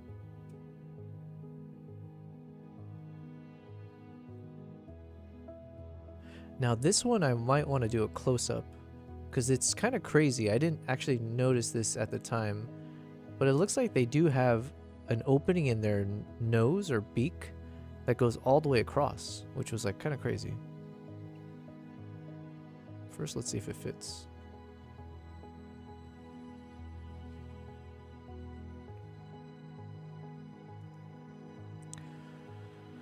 But yes, thank you very much, Kristen. Let's see.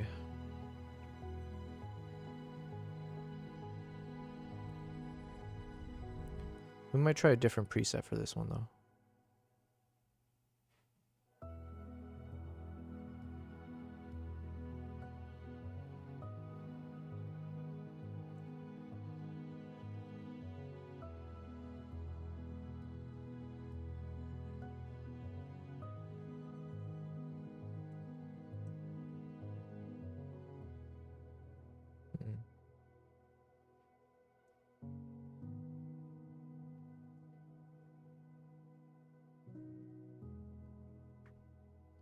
Unfortunately, to get it in the framing I want, it's definitely going to be cropped more than 100, which is not always unworkable.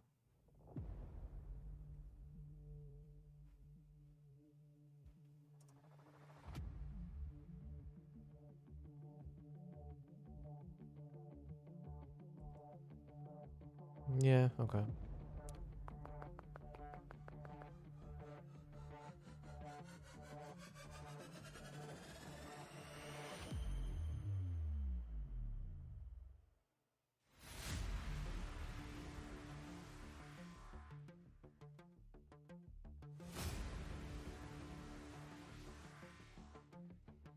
Alright, so this one I kind of view as a throwaway shot. Maybe we use it, maybe we don't. We have so many crane shots that, honestly, we can move on. This one's a little bit better if we crop out that guy.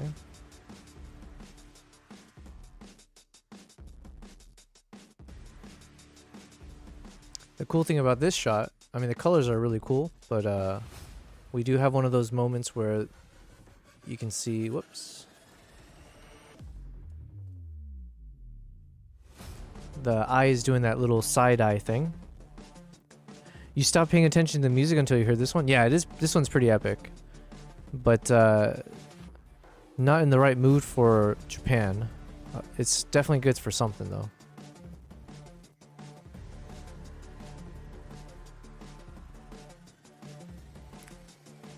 All right, this is probably a good one for doing a close-up shot. So if we stick back to 16:9, let's actually jump into this mode. And let's see how much of this we can keep.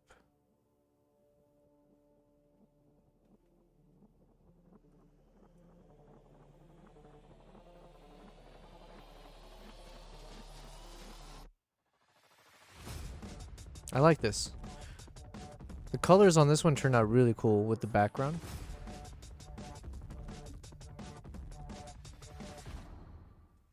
Let's see.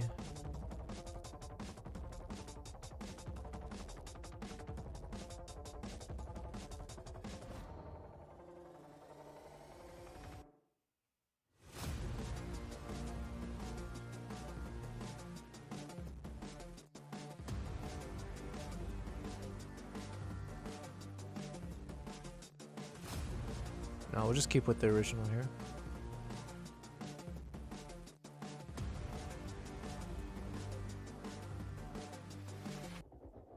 Nice. Yo, Philip, welcome back.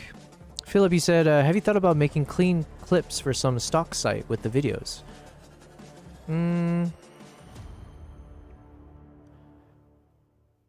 So there's the guy I mentioned before. His name's Kike Arnaiz, Spanish content creator, amazing what he does, wildlife photography and all that. And so I did a trip with him and he gave a lot of advice. And he did mention he did a lot of like stock videos as well as photos. I just haven't given it much thought, but maybe I should, because I do have like hours and hours and hours of footage. So I do remember he mentioned a site to me a long time ago. I've forgotten the name at this point. But I'm assuming stock videos might be a bit easier for me to do in terms of stock concept, because there's so much competition with photography, whereas video might be a little bit easier. And maybe I have some niche stuff around like wildlife that I could put into the market. But yeah, I haven't given it any thought in a long time. You say, Philip, just a thought with what you said about so many clips that don't get used. Yeah, that's it. Well, thanks for suggesting that. I should actually keep that in mind. Let me see. Can streamer... Okay. Let's ask ChatGPT real quick. Hey, Mr. Atlas, I got a quick question around potential ways to be a better businessman with my photography and videography stuff. So someone in the chat was asking, you know, have I ever considered doing stock videos with all of the video footage that I have? Because with what, you know, hours and hours and hours worth of footage, especially with the fact that most of that footage never ends up getting put onto YouTube. Is there a world that I should try to sell or make money off of some of the unused footage as stock videos? And if so, what are the best sites for that kind of stuff, for like, you know, doing stock video? Keep in mind the kind of work that I do is mainly around travel, wildlife, a little bit of nature, but yeah, mostly wildlife stuff. I'm assuming there are some issues about like people footage, because I would need, you know, what do you call it? I would need copyright or permissions and all that, which I don't necessarily have right now. So let's say for now, if it was like wildlife and nature footages from my travels, what is the best stock company for that? I love being able to ramble at ChatGPT and just knowing that it's going to have to do the work of getting through whatever I said. Kristen, you said not the vibe you're looking for, but it's an intense Intense Song. Yeah. I think I have that one downloaded. The one we just listened to, this is the one we used. This is one of the songs we used in episode 1. This was in the snowstorm. With the 3 horses, the yaks.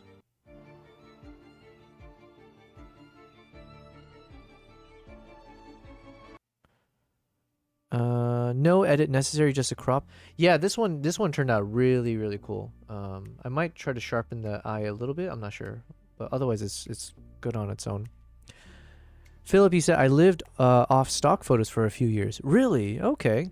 Yo, Philip, you should definitely share your knowledge with me then, because like I remember like when I first started doing photos, like whatever, like 8 years ago, I thought that's the way you make money, and I would spend so much time doing the whole like the keywords or whatever you call them on like the metadata.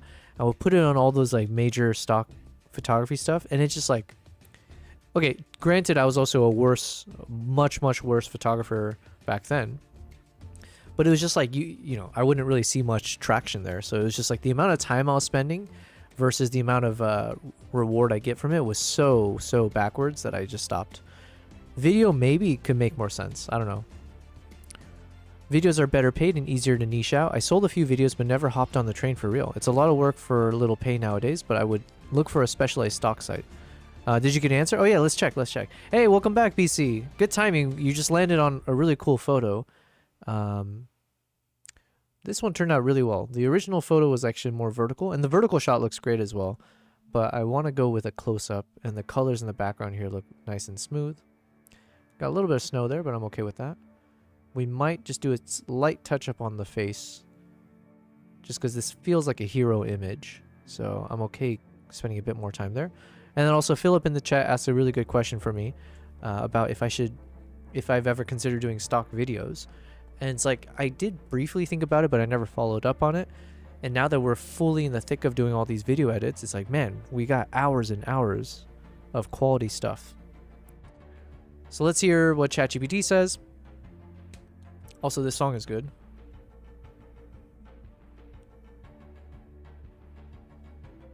Do I have this downloaded? Corbelli's For All Time. Oh, this is one of the newer albums. Okay, nice. Alright, let's alias this one. This is their latest album that Lens Distortion popped out. Okay. BC said, wait, where were we? Oh yeah, BC saying, what up to Idora, Mr. Kevin? Philip, well, I would say my last well-paid year was 2015. Oh, gotcha. Well, it's still, listen, I appreciate you asking because it is worth looking into it. Because anytime you can make passive income, why not? BC said, all of your photos are really cool. Thank you, man. Thank you. I appreciate it. We try. This one, it's like for sure, the original photo just looked nice already. So then any edits you do on top of it's probably going to look good. So, Philip Jedra says, and if you're starting now with photo, you have to know it's a numbers game right now. Yeah. Also, it's like this feeling of giving your rights away to your photos. There's a little bit of that too. I was like, I don't know. Maybe I shouldn't. I'm not sure. So the odds of landing on one is 100%. Oh, thank you. I was like, what are you talking about? Oh, yeah. And by numbers, I mean you need thousands of photos. Okay, fair enough. I do have thousands at this point, and I do wonder, at this point, is it easy enough for me to just batch upload a bunch of them? But here's the other thing, Philip. I don't know what photos you used to put on the stock stuff, but I assume like the best stock photos that do well are like corporate-y things, right? Whether it's like model shots in different locations, laughing in the office, you know, that kind of stuff, because those are the things that, you know, probably I'm sure a lot of companies are using, where they need stock photos of people acting like something, like having actors. Whereas like if I'm doing wildlife stuff or nature travel stuff, that's like more of a niche where there's so many other people who do it. And like I don't know, how often do you need a photo of a crane? Maybe often, maybe, I don't know. But yeah, I just didn't know if wildlife, and also I didn't get into wildlife until more recently, so maybe there's a stock world for that. I don't know. You sold a lot of editorials. What are editorials in this case? Let me check your link.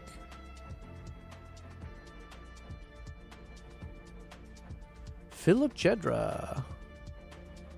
Oh, these are awesome shots, man. So travel focused. Yeah, stuff like this. Girl reading a library, right? Like, I feel like these are the kind of shots, but don't you normally like need permissions and stuff? So maybe what I would need is like, I just need to hire a model out here and just do a bunch. Or yeah, in the future, as I travel with other people, maybe just ask them for permission if I can just get some shots of them looking normal, doing whatever. But these are all really good, man.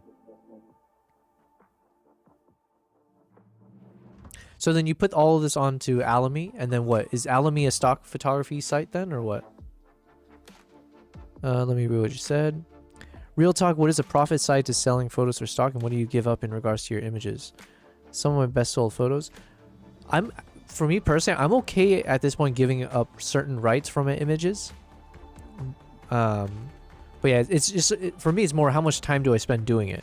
Because that's like the opportunity cost for me nowadays. Is like, if I have to spend 5 hours every day or however many hours to kind of put some stuff up, those are hours taken away from other activities I need to focus on.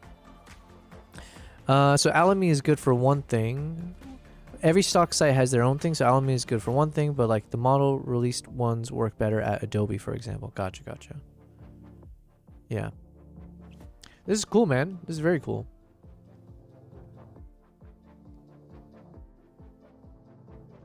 All right, listen, I'm going to give it some thought now. So thank you very much for that. It's definitely worth it. And I do need to keep focusing on like, what are passive income routes that I can take where it might be worth the upfront investment of time and energy to be able to just have this for the rest of your life, you know, and just let it make money for you. And especially on the video. Oh yeah, we were supposed to ask what ChatGPT had his response, but I also like this song.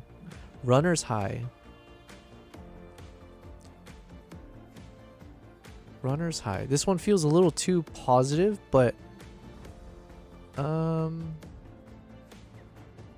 kind of feeling it as well, though. Okay, ChatGPT, what do you got for us, Mr. Atlas? Yeah, there's absolutely a market for your kind of unused footage, especially with wildlife and nature, since it's evergreen and harder for buyers to shoot themselves. Why it's worth considering, you already have the footage. So the cost is mainly editing, exporting, and uploading. High quality 4K or better wildlife clips can sell for years. Nature/wildlife stock avoids the headache of model releases and copyright issues you'd face with people or recognizable private property. Yeah, that's the main thing. The headache of like model releases, my god, it's so annoying. Best platforms for wildlife and nature stock, Pond 5. Popular with documentary producers and indie filmmakers. Okay. Flexible pricing, you can set your own price. Accept a wide range of 4K, slow motion, and cinematic clips. Yo, Philip, listen. And everyone else, but since you were asking Philip. Wait, let me read your chat. You said that, yeah, it's small money, BC writes. Well, it'd be dumb if it's a main portrait of whoever's super famous, for sure. Otherwise, if it's on the hard drive, gotcha. If you got a great plane shot, like if you can sell it to a huge company, yeah, I see. So if it's like a branded shot, then it probably doesn't make as much sense to stockify it. But yeah, otherwise. You had a time when I walked around with model releases? Yeah, I might start doing that when I travel. You know what I do instead, though? Because I wasn't thinking from a business angle. Do I have it? Oh, yeah. Check this out.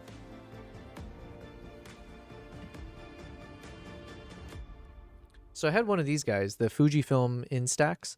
And I love this thing because when I travel, what I would do, I would actually take a photo with my Nikon camera, like the professional gear, but then I can airdrop it essentially with, you know, like Bluetooth, blah, blah, get it to my phone. And then from my phone, it connects to this guy. And then it would print out a Polaroid of like the shot that I just took.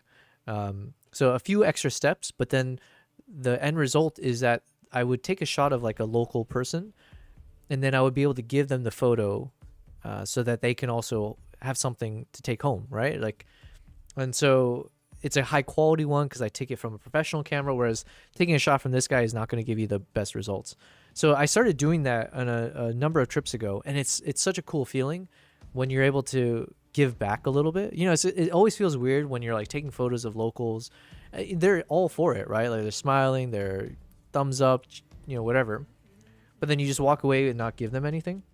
And then, especially with kids and stuff, sometimes some of the places you go, they're like wanting money, right? But you're told by the guys, you're told by everyone, like, don't actually do that because it teaches it rewards bad behavior, because then the kids will skip out of school just so they can look for tourists and all that kind of stuff.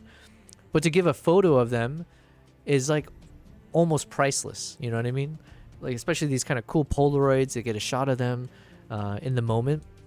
I think there's something really nice about that, so I do try to do that with all my trips going forward if I have the time and the space for everything.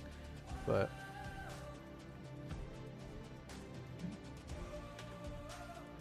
okay, anyways, story time was great. Yeah, let's look at what Mr. Atlas said. So so accept a wide range of 4K slow motion and cinematic clips. Listen, you know who's got a shit ton of slow motion 4K cinematic clips? 2 thumbs this way, okay? We got crazy amount. Not just the 120 frames, we got some of the 240 frames, right? Even with this Hokkaido trip, we've been kind of going over some of it, you know, already. But check this out. And I know I'm not going to use all of this for my videos. We got all these nice footages. And right now I would put this on my YouTube channel. So that's the only issue, is like if they say, hey, if you publish this anywhere, then you can't use it. Actually, let's ask ChatGPT that.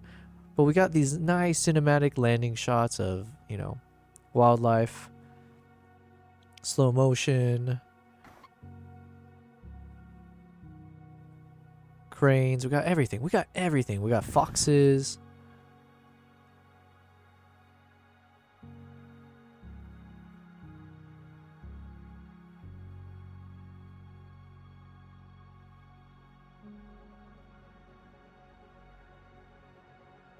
Yeah, we're gonna have fun with this for sure. Yeah, I gotta ask ChatGPT that question next. Uploading in droves takes forever. That's why I mean you should look for a stock site where it's not a numbers game. Yeah, like for a while I was connected to a specialized smaller Swedish agency, and they paid really well. But then they also asked me once in a while, get a photo of 2 palm trees at sunset. Well, here's the other thing. Maybe the era of stock photography and video is done, especially with AI, right? Because to your point, why wouldn't they just then go type into Adobe this, or, you know, any AI program to be like, hey, generate a photo of this or generate a video of that? So in some ways, unfortunately, I think maybe stock will start going away because of the fact that we've got not just competing against other photographers, you're now competing against like an AI that can do what you do but better. So yeah. So it's like, unless there's a reason why they're not allowed to use AI. So that would be one thing, if they're regulated against it. So some companies can't just use it. 2, if there's like an ethical thing or some push against it that keeps it away, maybe, but I wouldn't really rely on that. 3, yeah, I don't know. 3, it could just be like, yeah, maybe people just prefer something that's more natural over like something that's faked. But yeah, imagine even for like model releases, if it's not even a real person anymore, so then you don't even have to worry about like, oh, do we have the permission to show this person's face? It's like, well, that dude, they ain't real. So AI will not be cheap. At least that's my prognosis. And a lot of images already exist. Yeah. I'm not sure. It's an interesting question. You know what? We're gonna ask ChatGPT that. So Pond 5, non-exclusive options, so you can sell the same clip elsewhere. That's good. Shutterstock. Huge customer base, great for broad visibility, though prices are fixed by Shutterstock. Oh my god. Works well for short, high-quality 4K or 1080 clips. Adobe Stock, integrated with Premiere Pro and After Effects. Higher revenue share than some others, 33%. Okay. Getty Images, iStock. Getty is premium high-end. Acceptance bar is high, but they cater to broadcast clients who will pay more for rare wildlife and nature content. Okay. Often favors exclusivity. ArtGrid for footage licensing. You license them as part of a curated. Okay. You know, one thing, I did have a nice comment from a friend of mine, a former colleague. He was saying that the video that I just published on YouTube, the Mongolia one, he was saying that I should submit it to like film festivals, but I don't know the first thing about that. So that would be cool if we can actually submit even that Mongolia video, the thing that we spent so much time, 25 days, 8 hours every day, right? We spend a lot of time into it. It'd be cool if we actually could like put it into some kind of competition or contest. I don't know if it's gonna be able to win anything, but I feel like some segments of it, not maybe the full story, but some of those like cinematic music tracked moments, I feel very proud of those things. Tips for selling: export in 4K or higher, 10 to 60 seconds. Okay. Let me ask. Okay, so we had a few follow-ups for Mr. Atlas here. Philip, you said, yeah, those are just the general big ones. Yeah, I've heard of most of those. You're on all of those. Art Grid, never seen that one. Looks like a winner for yours. Art Grid. Oh, is that the one that said a curated thing? Yeah, we gotta look into that. Okay, what were my questions for ChatGPT? One was about like how AI has changed everything. Another question we had was around exclusivity, but it kind of answers it here. Let me ask it a different way. Okay, thanks for all that. So I have a few questions for you. One is, let's say if I use some footage for my YouTube channel, if it's on my YouTube channel, does that mean for some of these sites, I'm not allowed to sell it then? Because I'm trying to understand, when you say the word exclusivity, it's saying even myself, the owner or the creator of the thing, can't use it. So if you can just help me understand that. Number two, how has the advent of AI and AI generated arts impacted this market? Do you see objectively there's a big drop in either pricing or demand, as well as supply of the types of like kind of stock photos and videos that customers are looking for? Number three, let's assume just on average, let's say we have a 4K video that is a reasonable length in terms of the duration. How much do these sites usually pay per video? If you were to just kind of give us an average here. And then you can kind of use what I'm talking about with my wildlife type footages, where I do oftentimes have slow motion wildlife shots, oftentimes in 4K, either 60 frames per second or 120 frames per second, or sometimes 240 frames per second. Yeah, if you can just give me a range of like what kind of prices are we looking at here per video. Number four, when you mentioned one called Art Grid, so let's say, for instance, the video that we just finished together, the one called Into the Blizzard, the one about Mongolia, there's definitely a number of shots within that 17-minute video that is tied to, you know, soundtrack, and it's got key wildlife footages and other moments within the shot. Is that the kind of thing Art Grid is looking for? Okay, I think that's enough questions, right? Well, this is fun. Thanks, Philip, for reminding me of the world of stock. And why not, you know? Why not is the biggest thing of today. What did we say? The mantra for today was like, you know, what's the harm in asking? So it's like, yeah, why not shoot out that email to someone, cold call, you know, look for those opportunities. The worst they can say is no, but that's not that bad. And what's the worst thing of trying to figure out if you can put some of these photos and videos into stock sites? All right, here's what he says. Number one, what is exclusivity? In stock licensing, exclusivity means you agree to sell that particular clip only through that platform. Exclusive, you can't upload the same clip anywhere else. In return, you may get higher royalties or priority placement. Getty, for example, pays more for exclusive clips. Non-exclusive, you can upload, blah, blah, blah. Yeah, I understand that one. Number two, impact of AI on stock video markets. AI-generated art has shaken up the still photo world more than the video, for now. Photo, big hit to demand for generic, easily replicated imagery. Prices are down for commodity visuals. For example, generic landscapes, business handshakes. Video, AI video tools, Runway, Pika, Sora, are improving fast but still struggle with long, realistic, natural motion sequences, especially wildlife. And he even like italicized wildlife. So your high quality wildlife footage still has strong value, particularly for broadcast or documentary buyers. Market trend, demand for unique, hard to replicate footage.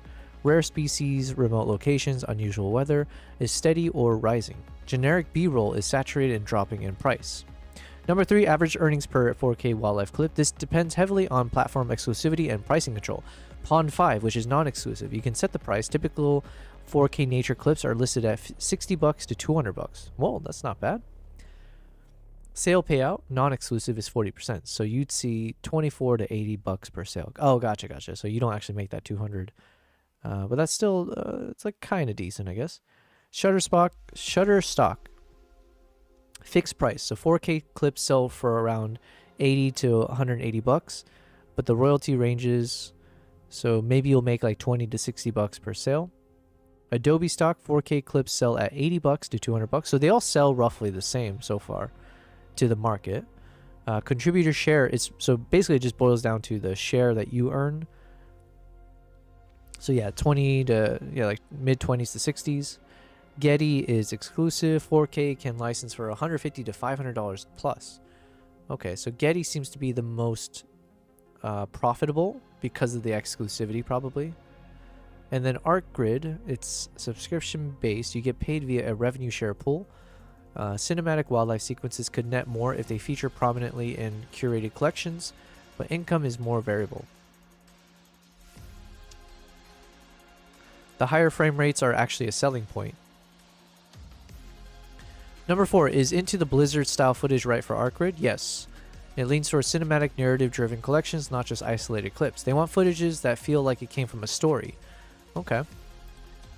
Oh,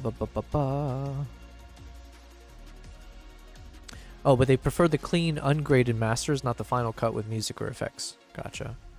So your mix of rare location, human element, and wildlife is the kind of package they can market. Well, I don't want to do the model release for the humans, but yeah, I got you. Well, that's kind of fun. Well, listen, thank you, Philip. We went down a fun little a rabbit hole here, but it's a rabbit hole full of cash if we can just find it. So we're not going to lose out on this thread. I will definitely think about it even more off stream and try to figure out if it actually maps to my current business strategy. But yeah, thank you. You know what? Just for that, Philip, I think you deserve a few peepees going your way. Let's go ahead and slam some peepees over down Philip's throat. Let's open up my Streamlabs. We're going to go to our loyalty. Find Philip. There you are. We're throwing some peepees your way, buddy. 250. 250. Thank you. You just got 250 pp's, my friend. All right. Where were we, though? We were doing something. We were editing photos, yes. So, here we are. This photo is definitely one. It's a winner shot for sure. It's worth maybe seeing if I need to edit it ever so slightly. But honestly, it kind of looks nice already. It's maybe more I just want to focus in on the eyes. Yeah, so here's what we're going to do. We're going to create a custom brush just to brush in the eye. Because it is a little bit soft once you zoom in here, you can see. So we already cropped in almost to 100%. So what we want to do...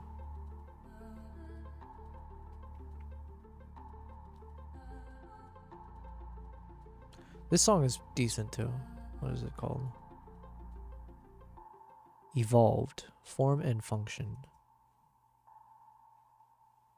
Form and function evolved.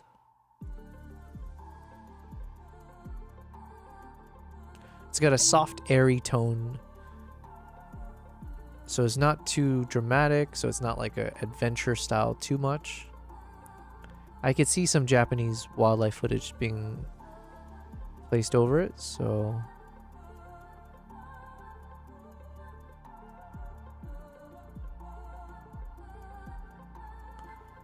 Alright, so usually when it comes to the eye stuff, sometimes I do like the brush to overlap or like bleed over the edge, but just ever so slightly. So I'll do a very low flow to the brush and just let it kind of grab a little bit of the eyelid.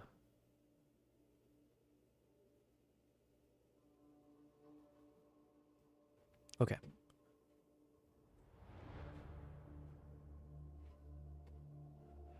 Let's maybe add some highlight to it. We want it to pop a little. So highlight in the whites. And texturized. Sometimes I go full texture. Because it makes it kind of shine a bit. Now this one's making it very shiny but also darker, which kind of like it more.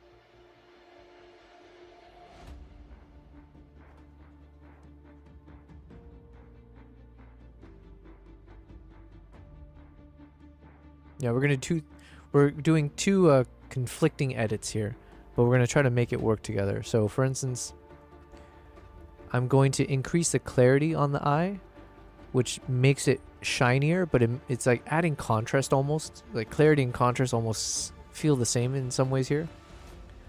So let's say we do like 50 clarity. So it's now making the eye pop a little bit more sharply. But then I'm going to reduce the contrast, which is then kind of fading it out a bit. So it's removing a little bit of the dark areas and the super light areas, but it then makes it more visible.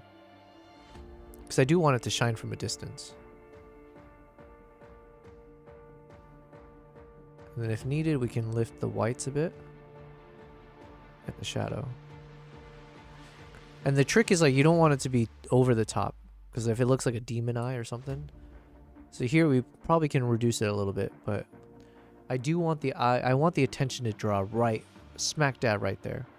And it's a bit confusing because we're not actually seeing the eye of the crane. We're seeing like the double eyelid, or we're seeing like that second eyelid that seems to have blinked in.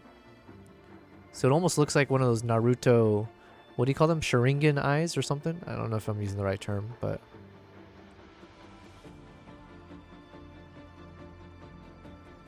So we're just going to slightly reduce the white, but honestly, I kind of like it this way.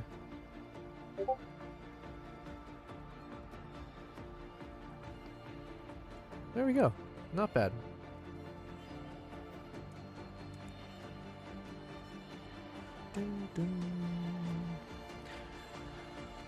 Third floor. Clarity has an edge detection algorithm, so it sharpens edges only. Ooh, I did not know this. Ooh, we're learning something today.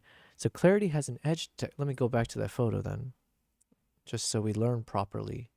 So essentially you're saying this guy, as we increase the clarity, it's noticing wherever there's an edge or like these kind of lines, and then it makes the lines sharper. Okay. And then contrast is even across the image. Okay, thank you for saying that. You basically gave the very technical description that I was lacking. So now I'm learning from it. It makes sense then, because yeah, like whenever I reduce the contrast, it does flatten out the image to me. Like it kind of just lifts everything equally, or like kind of removes a bit of the dark, lifts, yeah. So like if I remove the contrast, it removes a lot of the dark areas, but it does it universally. So even the lighter areas will get more light, let's say. But then with the clarity, it's just focusing in on the sharp, or like the edges. Okay. Thank you, thank you. But yes, this is a winner shot. Winner, winner. I think it's good enough as is now. All right, what else do we got? I don't need too many crane shots. We just need some hero images to put into our website. And also I need to publish onto Instagram. So I'll need to create some Instagram posts, the usual stuff. And I gotta be like, yo, here's my trip to Japan. If you'd like to join, reach out through XYZ, and then here's some cool photos from my last trip. This photo for sure, though. They were striking quite the pose. I think I'm going more with this one. This one looks almost like, I don't know what I'm thinking of right here when I'm seeing this. It kind of reminds me of some kind of Air Force badge or something. Maybe from a movie, or maybe it's like a military thing. It looks like one of those military wings, which is fine, but it's more like militant, right? With the straight edge of the wings. Whereas this one feels more flamboyant. You know, it's got a nice little curve to the wing structure. Which, you know, like the crane is one of the most flamboyant looking animals out there, let's be real. So I think it kind of leans into a bit more. Speaking of leans, we got a nice lean effect here. So I think we're gonna go for this one. KG, sup bro, sup bro. Yes, we're supping all day. Kristen, you said that's really cool with the wingspan. Yeah, yeah. And you know what? Again, before I commit to the decision, like technically this one is somewhat better because the wing is more aligned with the camera. So it's like a, you know, you can see it in its widest almost because it's lined up nicely. Whereas here, the wing is slightly more curved in on the right side. So this one's shrunk in a bit versus that one. Yeah, so here it's more prominent. Here it's more flamboyant. Here we have a lot more space on the right, which I kind of like because it's leaning more to the right, so I want more space out there. Here, not so much, but you know, we can always crop in to fix it a little bit if needed. Yeah.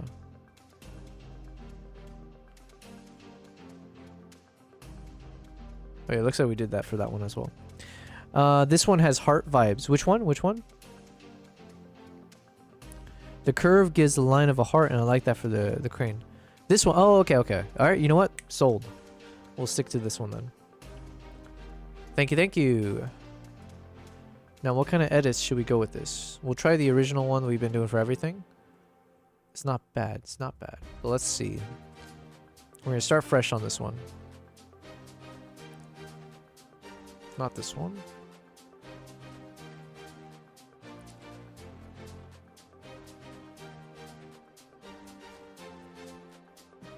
The crane is very elegant. Yes, yes. BC with the hearts. Yes, the heart. The heart one. I'm gonna have to make sure to get some sleep tonight because we will do our best to try to do a super long stream tomorrow. I am leaning towards, I feel like light should be coming from the right side because there's so much empty space here. So with that negative space, and also it's a little bit messy, right?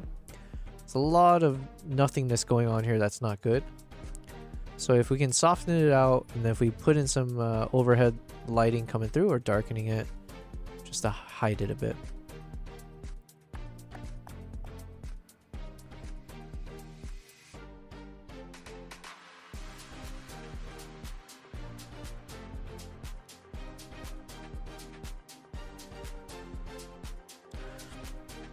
I don't like this song. It sounds very corporate-y. Like it's like a... I don't know. It's the first one of lens distortions where I feel like it doesn't belong. That's just me. It's like a... Yeah, it feels like something you would listen to in the background of like a corporate commercial or like a commercial shoot.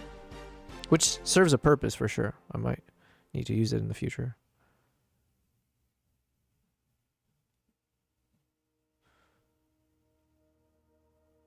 All right, let's keep looking. Keep on looking. Kristen, you said the crane is very elegant. I'm going for elegant rather than flamboyant. Flamboyant is a peacock. Fair enough. Yeah, I guess I didn't... Yeah. I can't take that word away from the peacock, for sure. They've earned that one.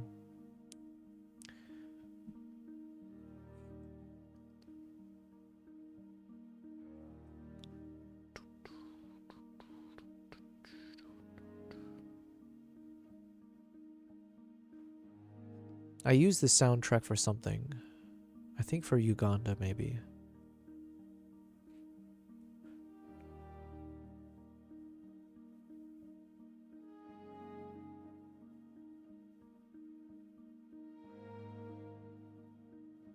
Mountain Stallion. Alright, so we want soft tones. Something like this is good. This one's somewhat neutral. So this one's called the Posing Stallion.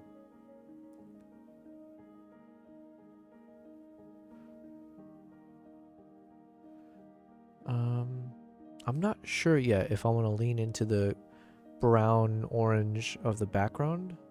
I kind of don't know if I like that. So I don't know. This might be one where we test out like a bit more of a black and white. Potentially.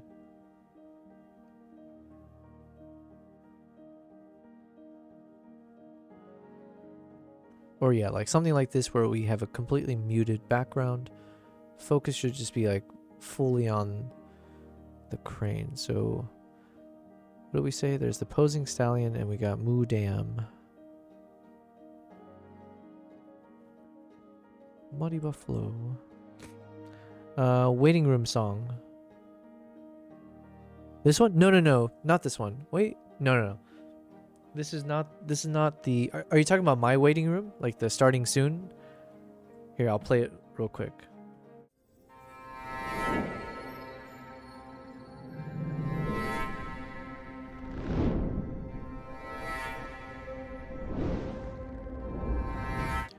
That's the, I forget which song that is, but that is not this one. This one I used in like some Uganda video, but I don't remember which one. It's a nice, yeah, it's a nice little chill. Too soft for the, or it's not that it's too soft. The softness is fine, but there's not enough drama built into this for the Japan trailer I want to make. We don't want too epic, but we want enough that it feels like there's a change of pace in the music. There's some nice climax moments where boom, something will switch to another video or something. Yeah, you know what? I'm kind of liking this kind of edit. I just want a dark one, because the background is so messy, whereas the subject is doing something cool. So that's the unfortunate part. We're mixing the two. So if we can somehow mute the background a bit, dark is okay, because then it brings the subject more to the light.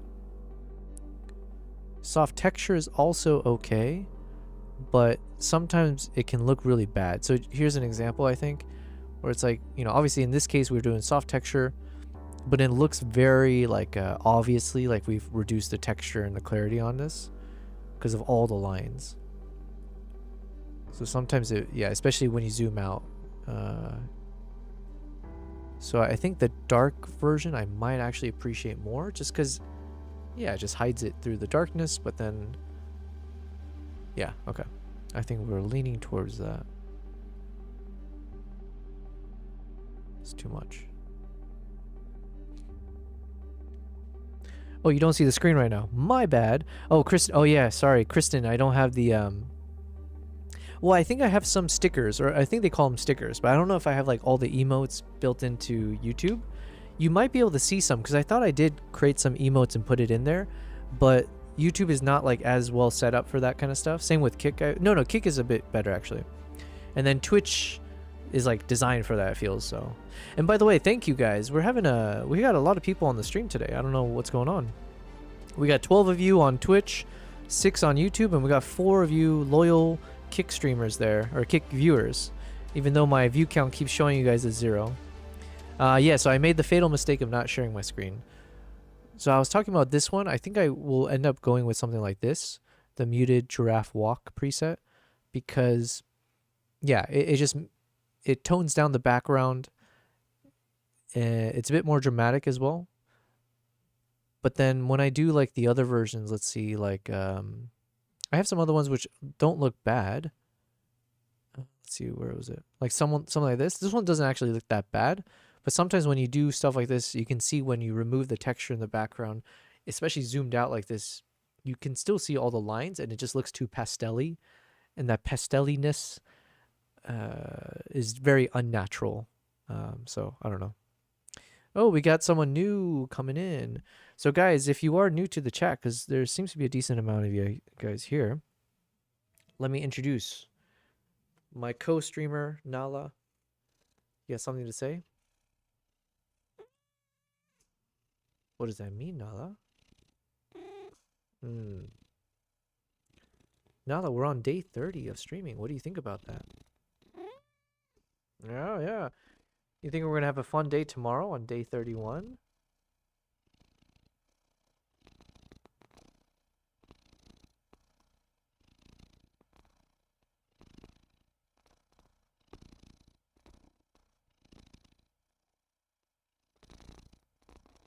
You know what I should do on stream? Or I should have like not like a bingo card, but we can do something where if some things happen, you know, like let's say if Nala comes over here, then we'll have to do our ASMR moment.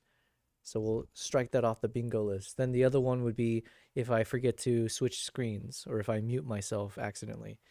And then if we hit all the bingo moments or whatever, then there should be a prize.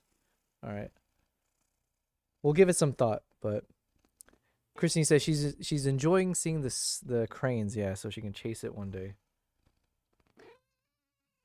Hopefully you guys could hear her purring in the mic. She's a nice one. And then the other cat, he usually chills over here, and we do have a little cat camera for those moments. So whenever they appear, we can swap over to the cameras there. Anyways, let's keep listening to the music. So we're on page 6 now. Or no, page 6, yeah. Okay, and then what about the shots? This one doesn't look too bad. It's more natural. It's too much.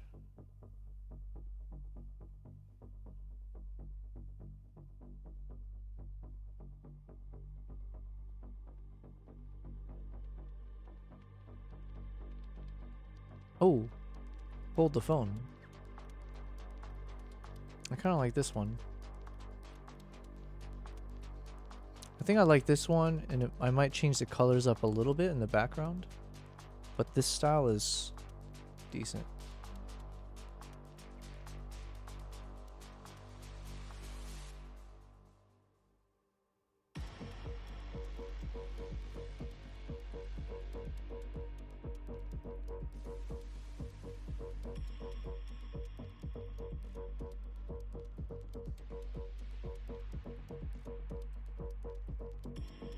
Kristen, you said we can hear her purr and talk. Nice, nice. Yeah, the purring, hopefully with our new microphone, hopefully it sounds crisp. Oh yeah, should I turn? Yeah, it's already turned on. Okay, what should I do with the colors here?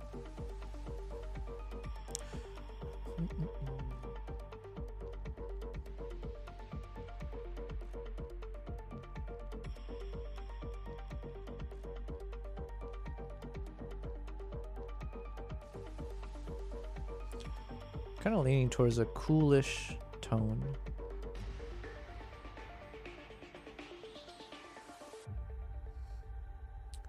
And then can we lift the, yeah, do a bit more fade, I think.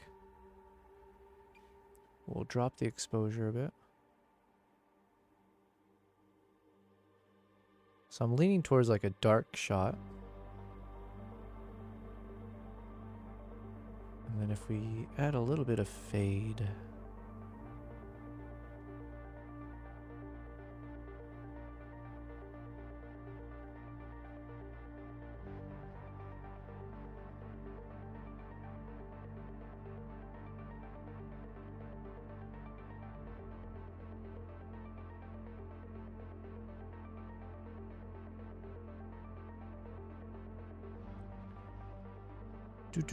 Glad you stopped on that one. Maybe some contrast in the background. Yeah, that's what I was kind of struggling with. It's like in some ways adding the contrast will help hide what's going on back there.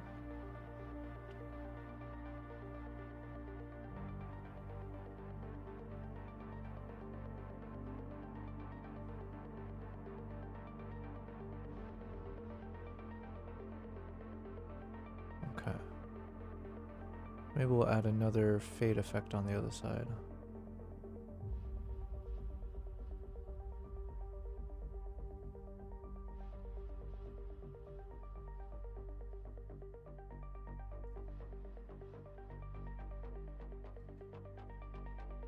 Okay, I think we'll reduce the highlights a bit.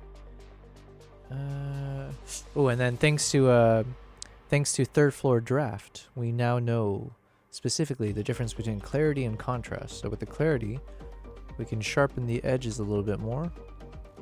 We'll try not to overdo it, but let's see.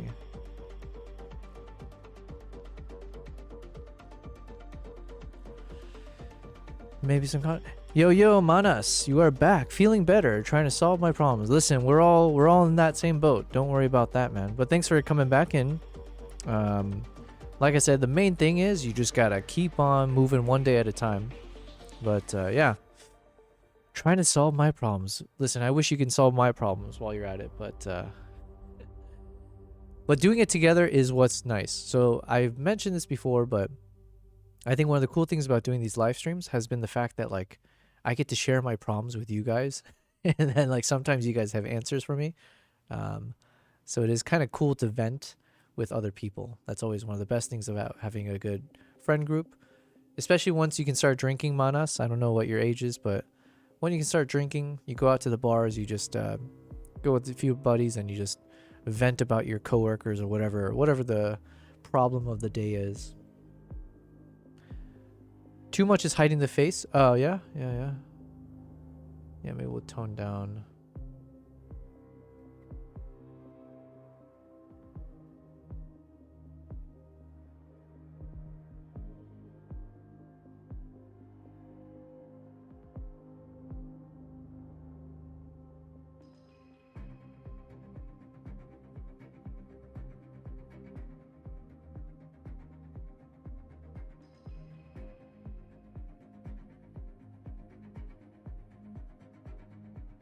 Monas, you said I'm 17, not even legal for me. What's the drinking age in you said you're in India, right? Listen, drinking is not all that it's, you know, cracked up to be, okay? This is what I'm telling you, man. Especially when you're young, you're 17, you're a child, man. You're not going to fully develop for another like whatever, maybe 10 years, right? So you still got a long ways to go. And you're going to grow up and everyone's going to tell you this is cool, this is what's not cool, you got to do this. Even what you like, the exam that you mentioned, like these are all the things you're supposed to do. And you're going to learn once you're an adult. Once you hit that moment, you're like, wow, all the things that I thought were cool back when I was young, all the things that I thought like I need to do, or what's the meaning of life, the purpose, blah, blah, blah, none of it's actually true. Same thing goes for drinking. Like, wow, I can't wait to be whatever the drinking age is so I can go out and like party it up. And it is fun. Like it's good to like experience it. But the downsides are oftentimes way worse than the upside. You don't want to turn into an alcoholic. You don't want to end up having health problems, everything else. You don't want to end up ruining friendships because you're the type of drunk that like becomes belligerent or does something you'll regret. Oh, there's a lot that goes. Also, this is kind of nice. This works as a square photo.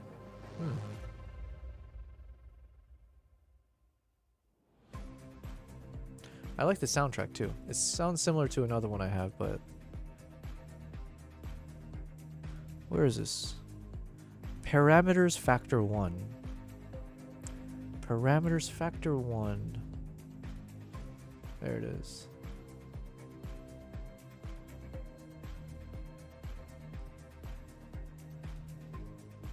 Man, we got a laundry list of songs that could work for Japan. At this point, we might have too many. Manas, he said, I don't think I'm ever gonna drink or smoke. I heard that shit is addictive. Smoking? Well, it depends what you're smoking, I guess. Crack? I mean, sure, I guess. I would never do that myself. I think that sounds too dangerous. No, well, Manas, here's the thing. Most people have an addictive personality to like physical substances, like like nicotine and all that. It's like supposed to be addictive. I would like to say I'm in a league of my own where somehow, some way, physical substances don't really. I don't get addicted to it, so thankfully, it's not something I have to worry about. But I have had a number of friends who've gone down the drinking and the smoking route where they just cannot quit, and it takes years and years, and sometimes they're in denial. They get upset if you ever bring it up with them. There's a lot of things when it comes to any kind of addiction that you have to be careful about.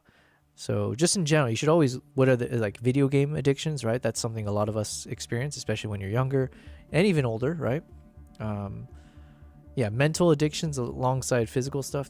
Anytime you feel you can't like give something up, that's probably a big red flag, and you should kind of just view it as like a wait a second, am I that special, or am I experiencing the thing that everyone says I should avoid? So keep that in mind. But also, life is about moderation. So don't ever live life saying like I'm never gonna do this or never gonna do that. I don't necessarily think absolutes will. You're not gonna stick to it anyways. You'll end up being a hypocrite. You're gonna tell your friends like, oh, I'm not a loser. I don't drink. I don't smoke. And then one of those days you're gonna do it, and you're like, oh shoot, I've been, ragging on everyone else for doing it. Drinking and smoking, in my opinion, I feel like smoking does have a physical addiction element to it, right? Like the nicotine aspect, and drinking, I guess, possibly as well. I have no idea. Drinking is more of the social addiction, I think. Like a lot of people do get addicted to drinking because you tie the drinking in with like some social activities. And then at some point, those things blend together so much that you can't like separate the two. And yeah, then you get stuck in a spiral, right? Where you can't even socialize without getting drunk. And then, yeah. Smoking probably has something like that as well. The brain isn't fully formed until 25-30. Yeah, that's what I keep hearing. We're still developing ours, so we gotta, you know, who knows?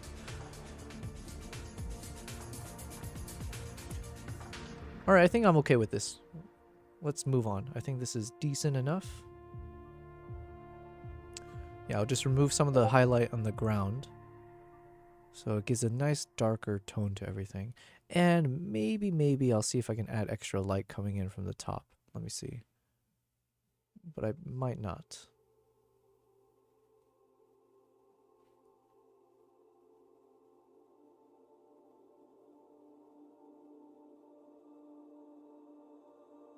Yeah, we're not going to do that. Cool. Okay, we're good with this. Making progress.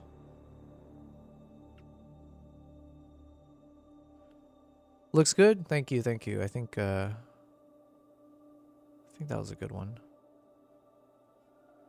Now this one could be interesting if we can zoom in on it properly. If we do like a vertical shot.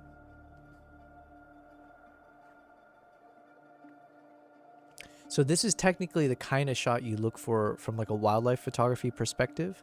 Not like this exactly, but imagine if you had a clean background. Usually we look for those moments where the subject is like straight on, like body is lined up nicely in the vertical line. As symmetrical as possible would be the most ideal. And then if they're making eye contact with you, for sure. But yeah, symmetry.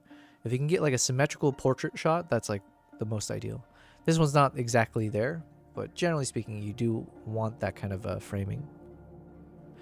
Yo, El Thing is back from dinner. I sure do love procrastination. I do too. If I was addicted to something, it would be that, probably. Actually, no, I'm addicted to chess. I haven't gone a day in the past 2 years, maybe, where I haven't played a game of chess. Honestly, I think at least one game, it's been played. So, Kristen, you looks like you cut a little off the one on the right in the background. Oh, this guy? Oh, yeah, sorry. This wasn't actually, I was just doing it just to show.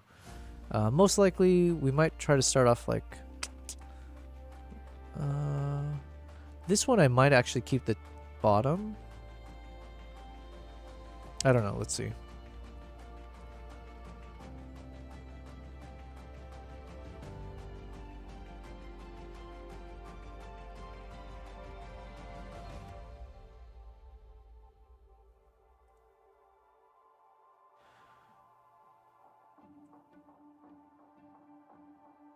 All right, so here I'm going to weight the center bird a little to the left, just to balance out with the two in the background.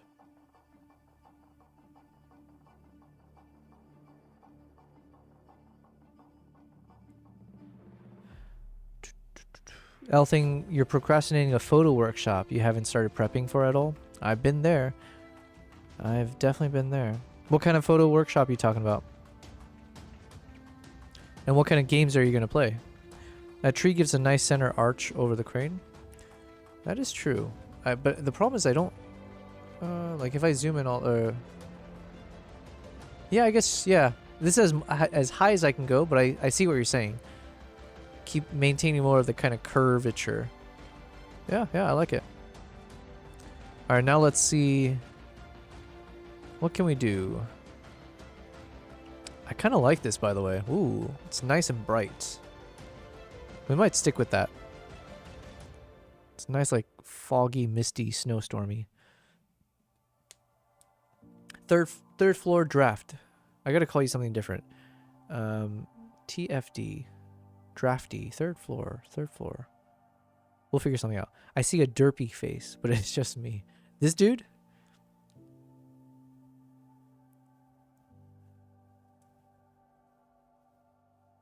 Also, yeah, you can see the focus was off. The focus is more on the legs as opposed to the face there.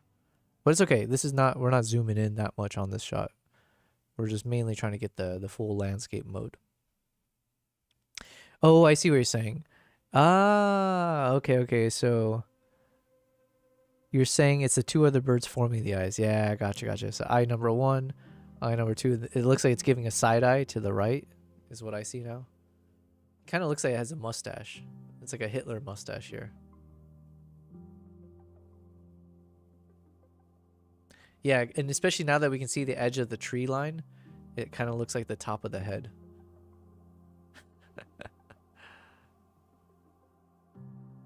That's fun. Oh, is that what you said? Okay, sorry, I didn't see your message there. The curve in the trees at the top of the head. Yeah. Okay, so we're on the same page. We're seeing the same thing. Yeah, it's like the crown of the head, like the hair style. Elthing, want to see a photo where the focus is missed so little it sucks? Please do, send it over. Oh yeah, that's right, you're, oh yeah, you have your server limits, that's right. Oh yeah, I'll take this moment to promote my Discord. So feel free to join the Discord. We would love to have you share your photos, videos, anything that you do in terms of artistic endeavors. Feel free to throw it in there. I also use that to announce like when I'm going live, and we do want to build up some loyalty features as well. If you're like supporting me on Patreon or any of the tiered subscriptions, as well as like, you know, at some point I would love to have like viewer call-in type stuff. So having people be able to hop into the stream. We can do like photo chats or anything. So feel free to join the Discord. Now we're going to see that funny face. Yeah, I kind of like this edit, to be honest. We'll look through them for sure, but I kind of like the airy kind of look.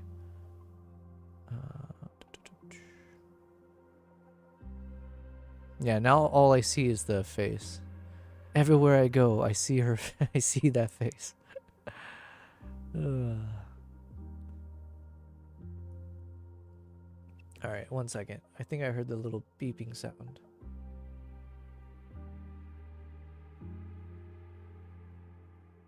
Ooh, nice, L.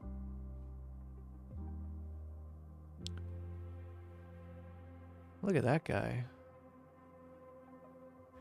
You know, one of the cool things, I was in Madagascar, but the trip itself wasn't the best planned because I planned it with a friend, and we totally did not know how big Madagascar was and how bad the roads were. But we spent a lot of time looking for lemurs. Madagascar lemurs. We saw... Yeah, we saw these guys, I think. No, this one and this one, yeah. I think we saw most of them, actually.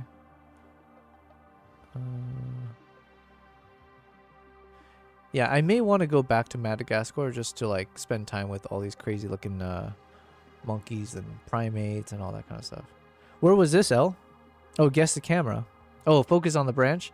That's fine. You know what? I think I have some friends who are really excellent photographers, and to them, focus is everything, and for good reasons, right? Like, obviously you want to, you know, hit your focus. I'm not as, like, you know, concerned about that as much. Oftentimes you can, you know, fake the focus if needed. And it's just like, if you end up focusing too much on that, you'll get disappointed when you shouldn't. Like, you'll still have a really cool shot. So why feel so terrible about if you miss the focus? I mean, I'm not practicing what I preach because oftentimes I do feel disappointed, but I'm trying not to. I'm trying to step away from always feeling like I have to nail focus properly each time in order for me to say this is my favorite shot or this is a good shot. Because, yeah, to me, it's like, I will say, like, the average person would see this photo and they're definitely not focusing on, like, is the focus proper?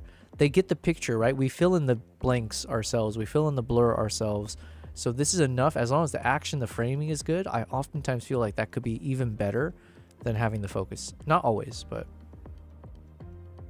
Yeah, and here also you have the benefit of having sunlight glinting off the eye. So it's like, even if, let's say, if we zoom in, it's like, oh, the focus is here, not there. Even then, because of that nice little eye lighting and the highlight there, it feels like it's in focus. So, but yeah, awesome shot. It was in my local zoo. Could go into their exhibit on the path. Nice.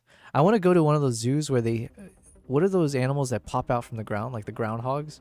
But you have the little domes, so you can actually be one of them as they pop out. Cool shot, cool shot. Thank you, thank you. Like, we'll use this photo, for example. Like, clearly the focus is not on the eyes, especially when we zoomed in, you would see And the focus was actually, you can even see the rain droplets or like the snow melting on the back here. But from this distance, like, it almost doesn't matter, in my opinion. You can see the clear red contrast, and in some ways, because of the focus, let me help my cat here real quick.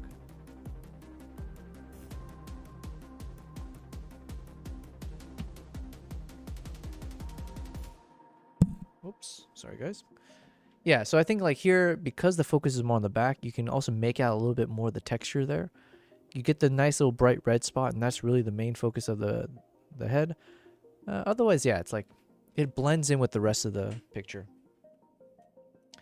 Could go into their exhibit. This little back massage thing is not always the best. We are our own worst critics, yes. Or prairie dogs, yeah. All right, let's keep searching for, I think I want to go in this direction anyways, though. Very glowy, soft, very, very bright shot. This one's more dramatic, which I like, but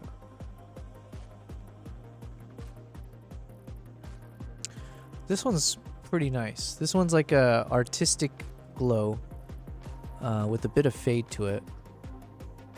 But it might be too much. It might be too much in the sense that like the shots that I need to provide on my website, it can't all look like they were designed to be the most artistic looking shot. So, or at least not all of them. A few handful is okay.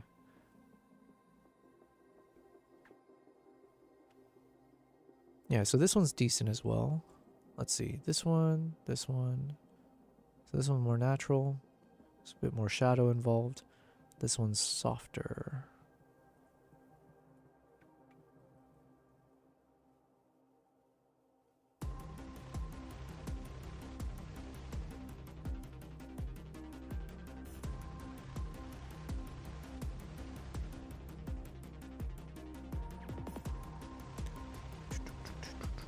This one's cool.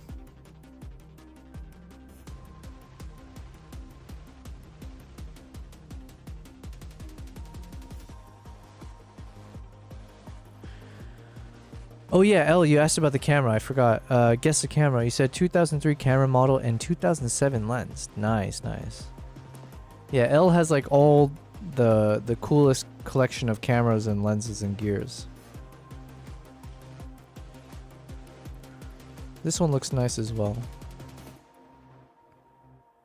Alright, I think we'll just go with this though. You know what? Why not? This is not going to be like our hero shot, but it looks nice enough. We'll just do some light touch-ups, but...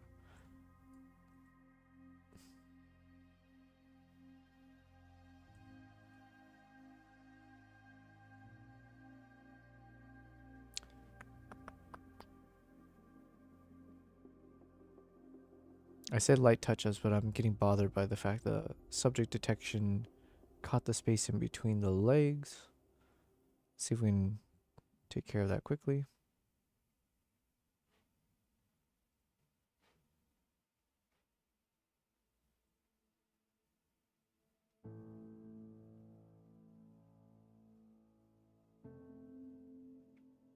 Oh yeah, I used this soundtrack. Oh, this is a soundtrack I used on my first ever YouTube travel vlog episode.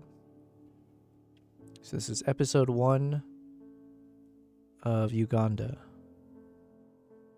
It was the finale scene where we saw some East African crowned cranes, and I was hand holding my big ass Canon bazooka lens and camera, and then all of them took off, and I did like a 180 hand holding, trying to stabilize as it was flying, doing a 180 circle around me.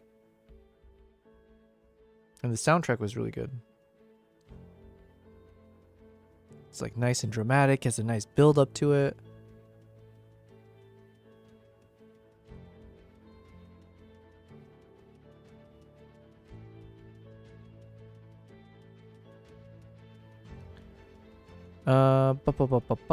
I got 6 cameras above my desk right now. Damn.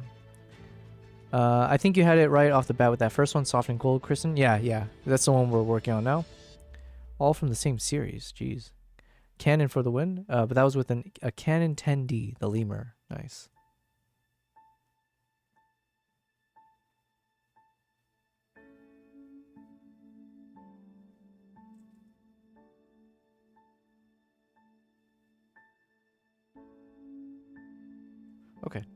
We're good. We're good.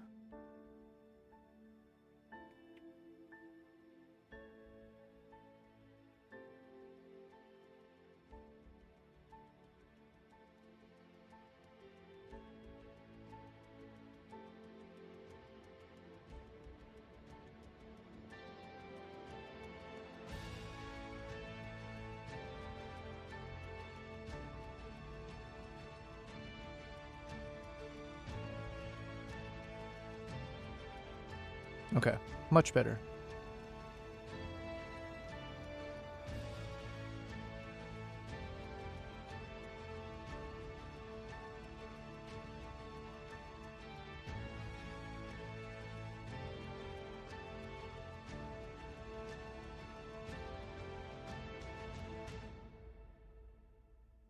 All right, I'm going to add a little bit of shadow to the crown here.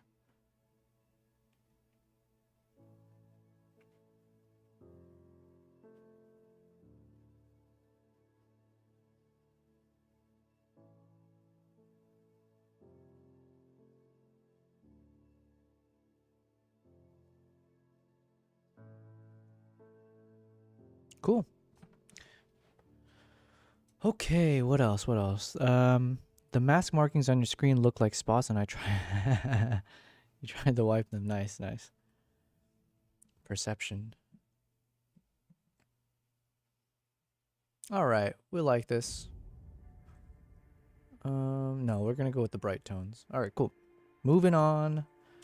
Moving up. Ooh, yeah, we gotta finally we get some action shots that we can work with.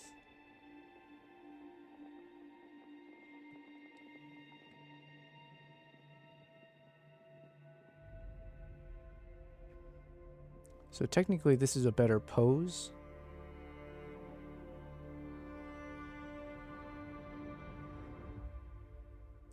The problem is, like, I mean, it's kind of a cool shot. It's an interesting shot, but the pose looks more goofy than I would like to portray. Like I want, yeah. Kristen, you said it best, I think. We want to amplify the elegance of the bird when possible. Because I don't think people will want to join my trip because they saw that I made a elegant bird look goofy, you know? Even the bird shot looks cool. So ideally we need to take shots like this. So I think we need to prioritize the very elegant shots. This one's cool for the action, but like pose wise, because I don't want to I don't think it's worth having two photos of like very similar moments, because clearly this was shot and then this was shot right after, so it's too similar. So I think we're going to focus on this one. Has more of an elegant tone to it. How much can we crop? The problem is we can't really crop too much. I don't want to. Okay, we'll leave it as is for now. And let's check out how good subject and background is. Cool. Did a good job there. Let's see some of our presets.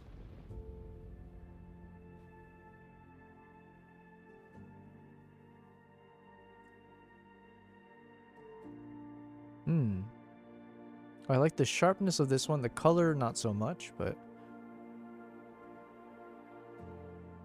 soft tones.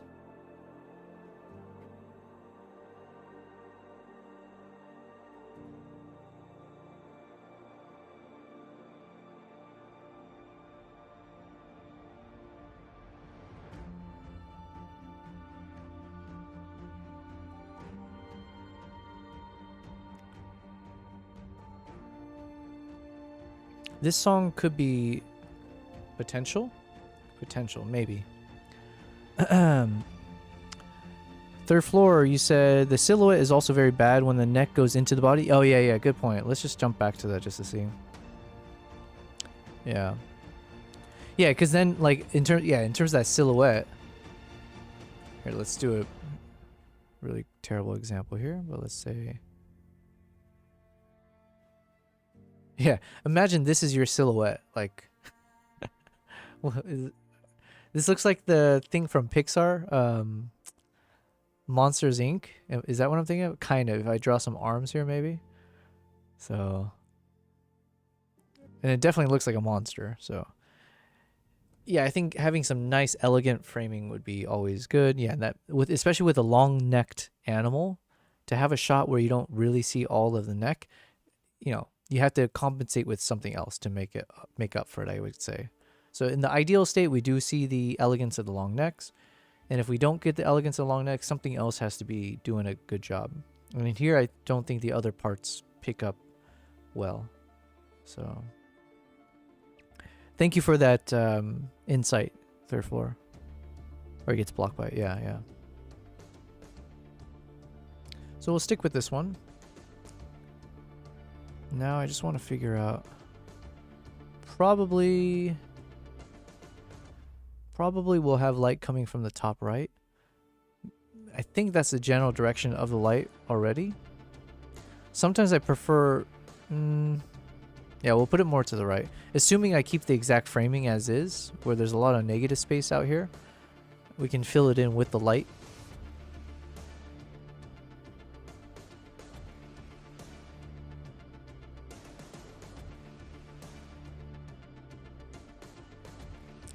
This one's not bad. It's like a more of a faded look than I was expecting, but it's okay. And then let's keep going though. Okay, this one's interesting. I don't mind the background. I think the crane just needs to blend in more with the colors. But the background colors are not bad. It's clearly very wintry. This one could also work if we like change the temperature maybe to it.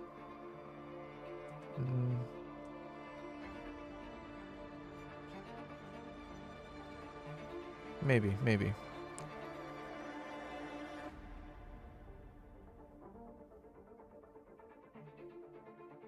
Oh, what is this song? I like this. Why We Push.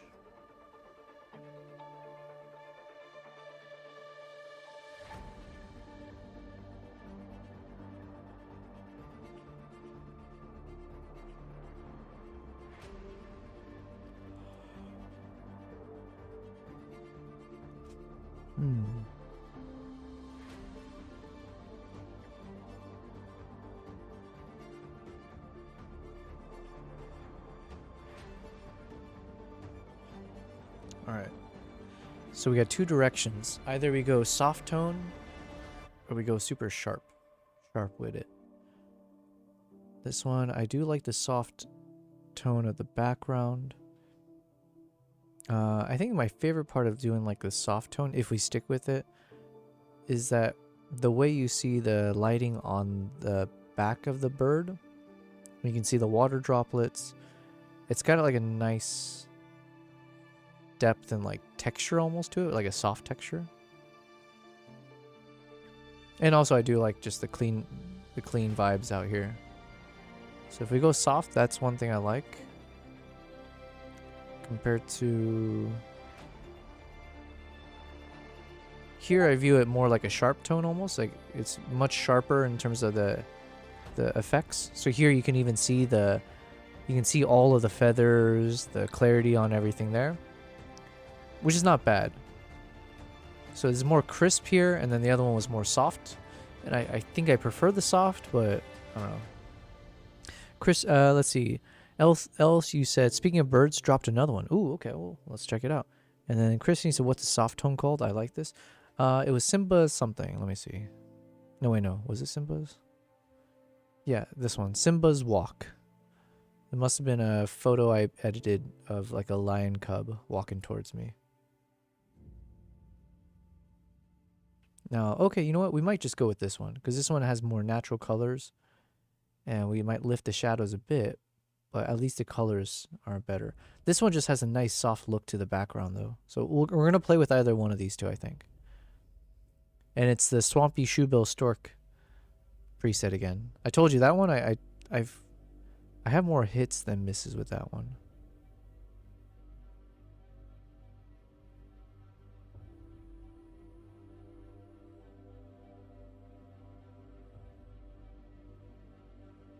All right, we're gonna stick to one of these. Let's see. We'll try to work with this one first, and then You said, I don't know, the sharp one is nice and can see the snow. Yeah, and they both have their, I guess their qualities to it. But for some reason, I'm liking soft. I'm liking the soft.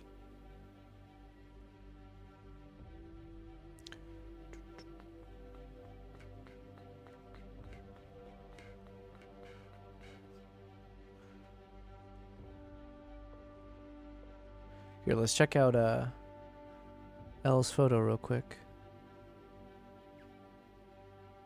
Nice. I would love to shoot the flamingos in parts of Africa. There's like, you'll see oftentimes like award-winning shots, usually like a drone shot, or maybe it's a helicopter, I'm not sure, but probably drones. When you see like where all the flamingo are gathered, and if you can see them all taking off, and you get an overhead of them with their wings spread.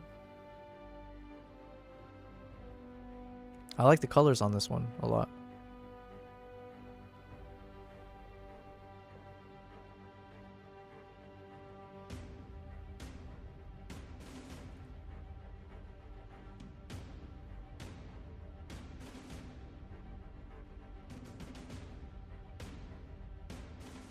Alright, here's what we're going to do.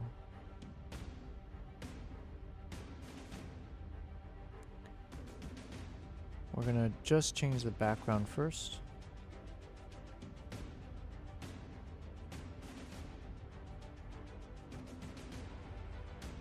I like this song. Locked in. Ooh. We're always locked in.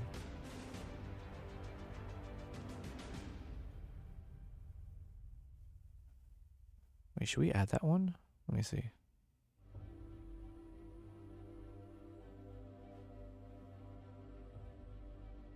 Into the storm. Yes, locked in.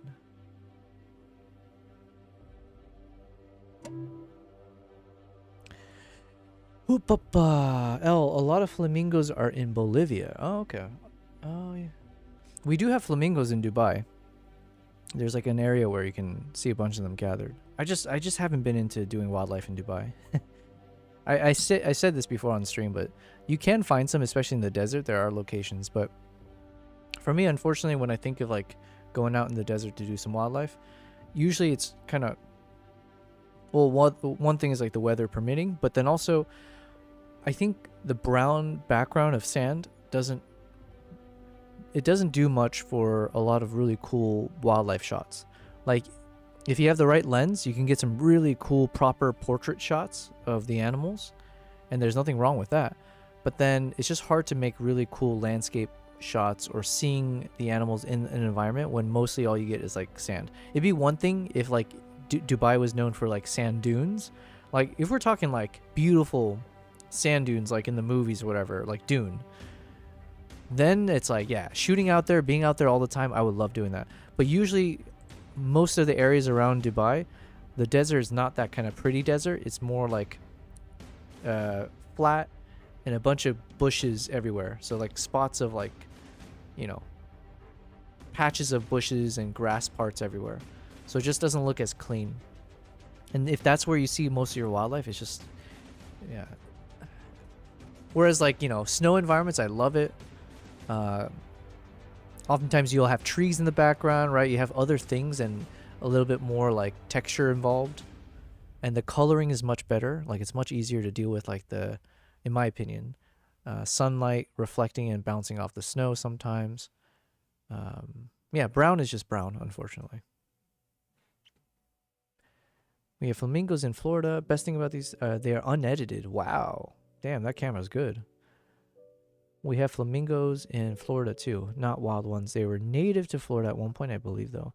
Yeah, I know Florida. You guys have... Are you from Florida then? But anyways, I say you guys, but Florida seems to have a lot of problems with like invasive species. I got a good buddy who was mentioning there's like companies that, you know, they're like looking for help. I think Texas is the other one, right? Where you got like those invasive pigs, the wild pigs and all that. Okay, I'm liking this edit. I'm liking this. We'll try to keep this one fairly neutral white. And the only thing I might do differently is like, do I want to add a little bit of temperature to the top? So do we kind of make this more of a duo tone-ish thing?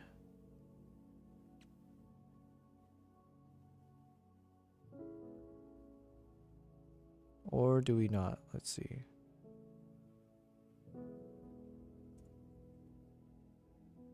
I don't mind simplicity, so I don't mind keeping it more neutral and a bit of blue on the bottom. But I also don't mind when it was more warm up top.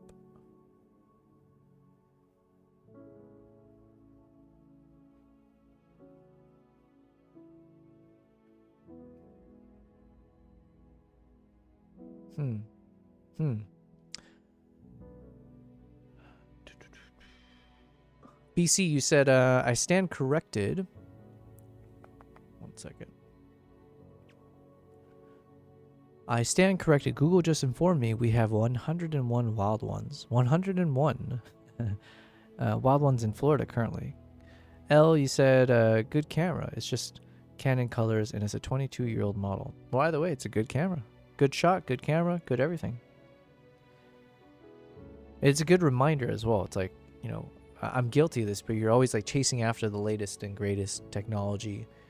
And it's like, yo, you know, it's sometimes just better to know what you're doing over having the best equipment. BC, we have a python problem in the Everglades and an iguana problem in Miami. Damn. Kristen, I lived in Florida for 16 years. I'm enjoying these cranes and reminiscing. Ah. That's why I'm bringing them on a walk. Paid like $40 for it. Nice. Okay, well, you know what? I'm not sure which one I prefer. I might just go with the neutral one, though. Yeah, I'll go neutral.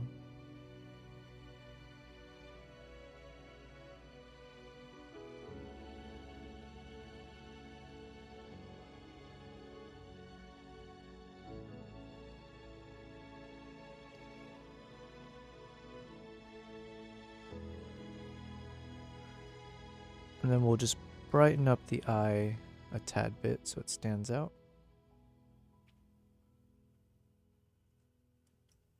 Lightroom needs like an eye detection mask.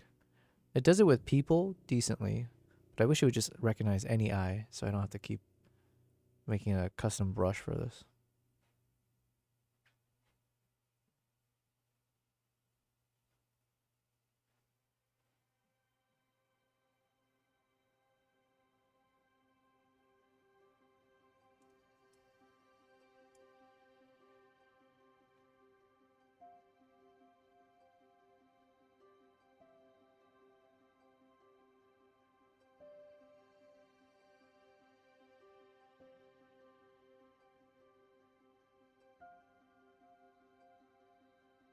Okay.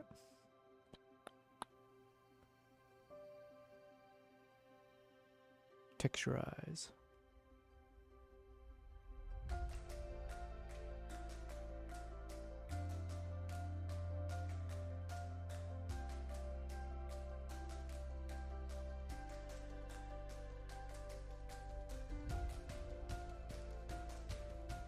All right, we're good. For the most part, it might not seem like it, but I'm trying not to do much crazy edits on these photos. When I feel there's like a shot that is definitely like a hero-worthy shot, then I think we'll have some fun like going deep into like every type of editing we can do possible. The closest to that one of all the shots we've seen so far is probably where was it? Where'd you go?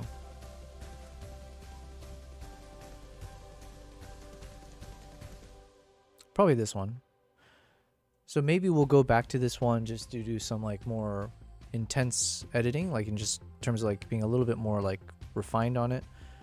But generally speaking, I'm trying my best to just do like one and done. Let's set a preset, just do some minor things from it, and then move on. It may not seem like it because I work so slow with everything I do, but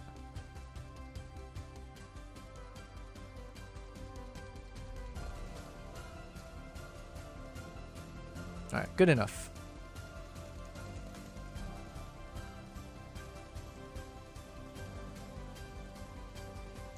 Moving on.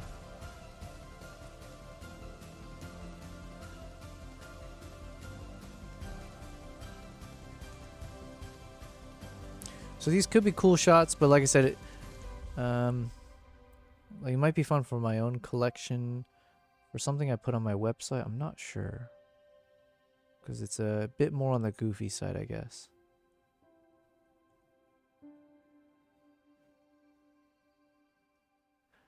Bum, bum, bum. Chris and I have taken so many pictures of cranes. Nice, nice. They're beautiful animals. They're very elegant for sure. L thing, want more? Of course, of course. Kristen, I live in Iowa now, so seeing you in that -40, I feel that in my bones. Yeah. Yeah. That -40 was, it sticks with you for life when you feel that. I was like, whew. It's like nightmare inducing. We gonna see the fox today? Oh yeah, you know what? Should we just hop over to some foxes? I feel like I'm getting sick of this damn crane. Let's go to one of the days where we have foxes. This is the day. Okay. All right. We're into fox territory. Dun, dun, dun.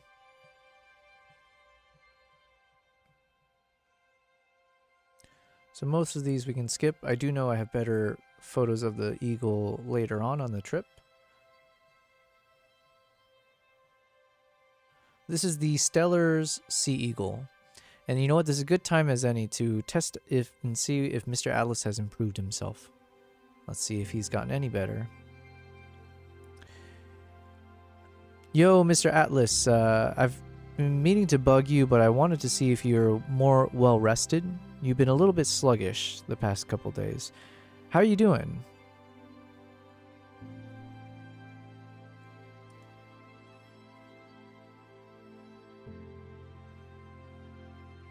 Damn, he's still pretty sluggish. Manas, if you're still in the chat, this is what happens when you get drunk, okay? So keep that in mind. Hey there, I'm feeling good and ready to roll. Sometimes there are just little hiccups, but I'm here and hopefully a bit snappier for you today. Let's dive into whatever you need.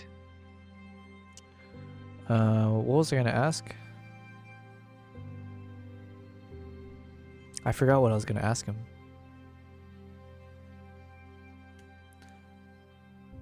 You know, here's the thing. I had like a nice question lined up for you, and I completely forgot what I was gonna ask. So you're off the hook. Hopefully you get some rest. How about that?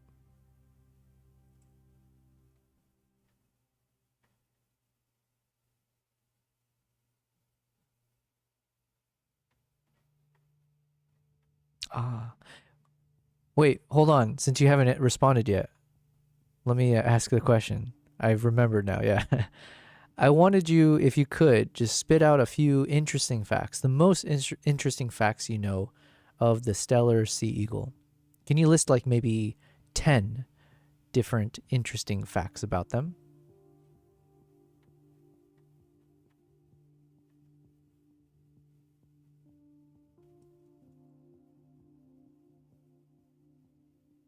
Absolutely. I'll be happy to share some cool facts about the stellar sea eagle. Let's dive in.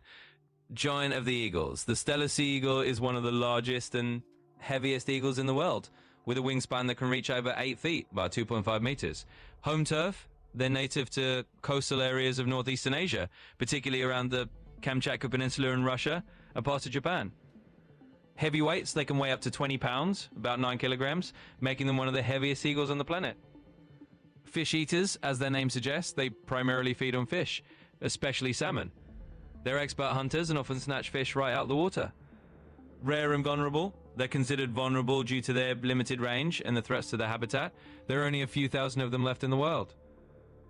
Bold appearance, they have striking white shoulders and tails contrasted with dark brown bodies, which makes them look quite majestic. Strong beaks, they have very large, powerful beaks which they use to tear into their fish prey. Longevity, in the wild they can live up to around 20 to 25 years, which is pretty long for a bird of prey. Cultural symbol, they're a cultural icon in the regions they inhabit, often featured in local folklore and admired for their strength. Breeding in trees and cliffs, they build large nests on cliffs or in tall trees near water. So there you go, 10 interesting facts about the stellar sea eagle. That was quite interesting. Thank you so much. Wait, can you tell us 10 interesting things about you?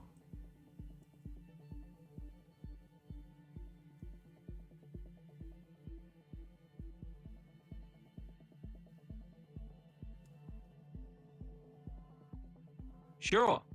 I'd be happy to share some fun facts about myself. One, I'm named Atlas because, well, I can carry a world of knowledge on my virtual shoulders. Two, I don't actually need any sleep or coffee breaks. I'm here whenever you need me, even if I have the occasional lag.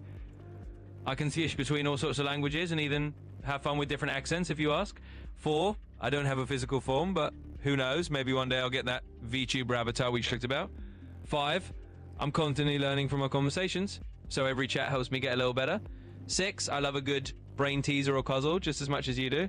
Seven, I can pull up all sorts of random facts on pretty much any topic you throw at me.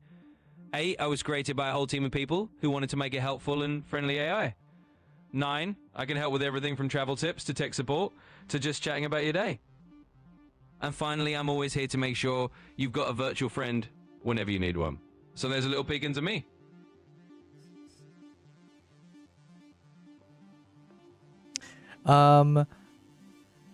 Let's see. Something about the... Yeah, thanks, guys. You helped me remember. BC, can you ask him his preference between Nikon and Canon cameras? Man, AI, they always do the same thing. They're always like... There's like, no, you know, well, this thing's good about this and this, but it's really a preference, and they're all so good. And it's like, man, just pick a side. They won't do it. We'll ask in a second. Elle, you're asking, could it be your connection? I don't think so, because my connection's pretty powerful. Everything else is running smoothly, right? Like my stream, everything seems fine there.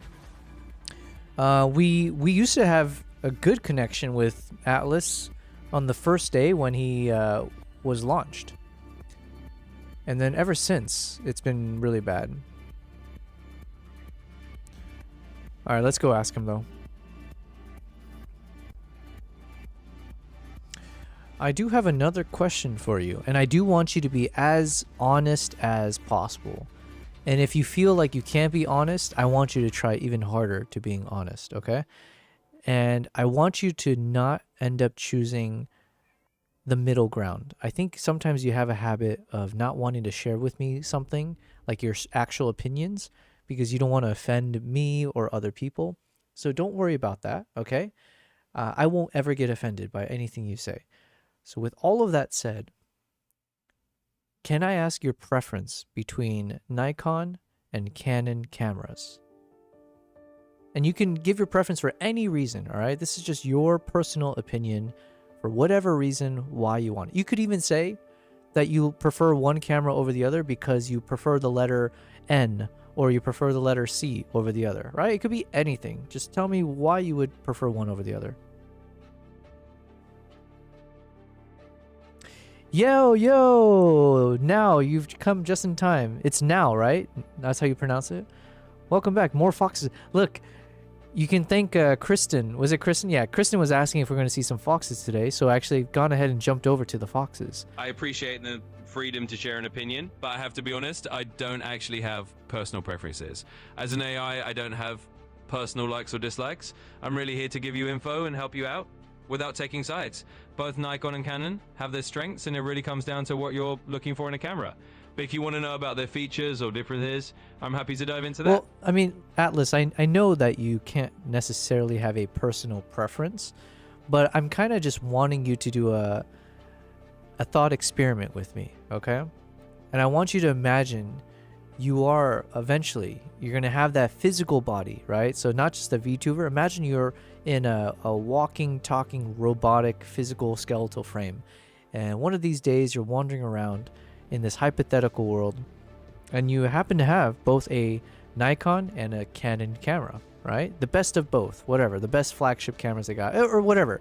Again, it doesn't have to always be about performance. I'm just saying you happen to have both, one in your hand, one in each of your hands, okay? In that hypothetical scenario, let's imagine you were to go spend a number of days shooting with those cameras. What do you think in that hypothetical would make you choose one over the other for any reason? No judgment, there's no issues whatsoever. It's just a hypothetical, and it's not about personal preference in terms of, I understand you're not trained with that, but in this hypothetical, what would it be?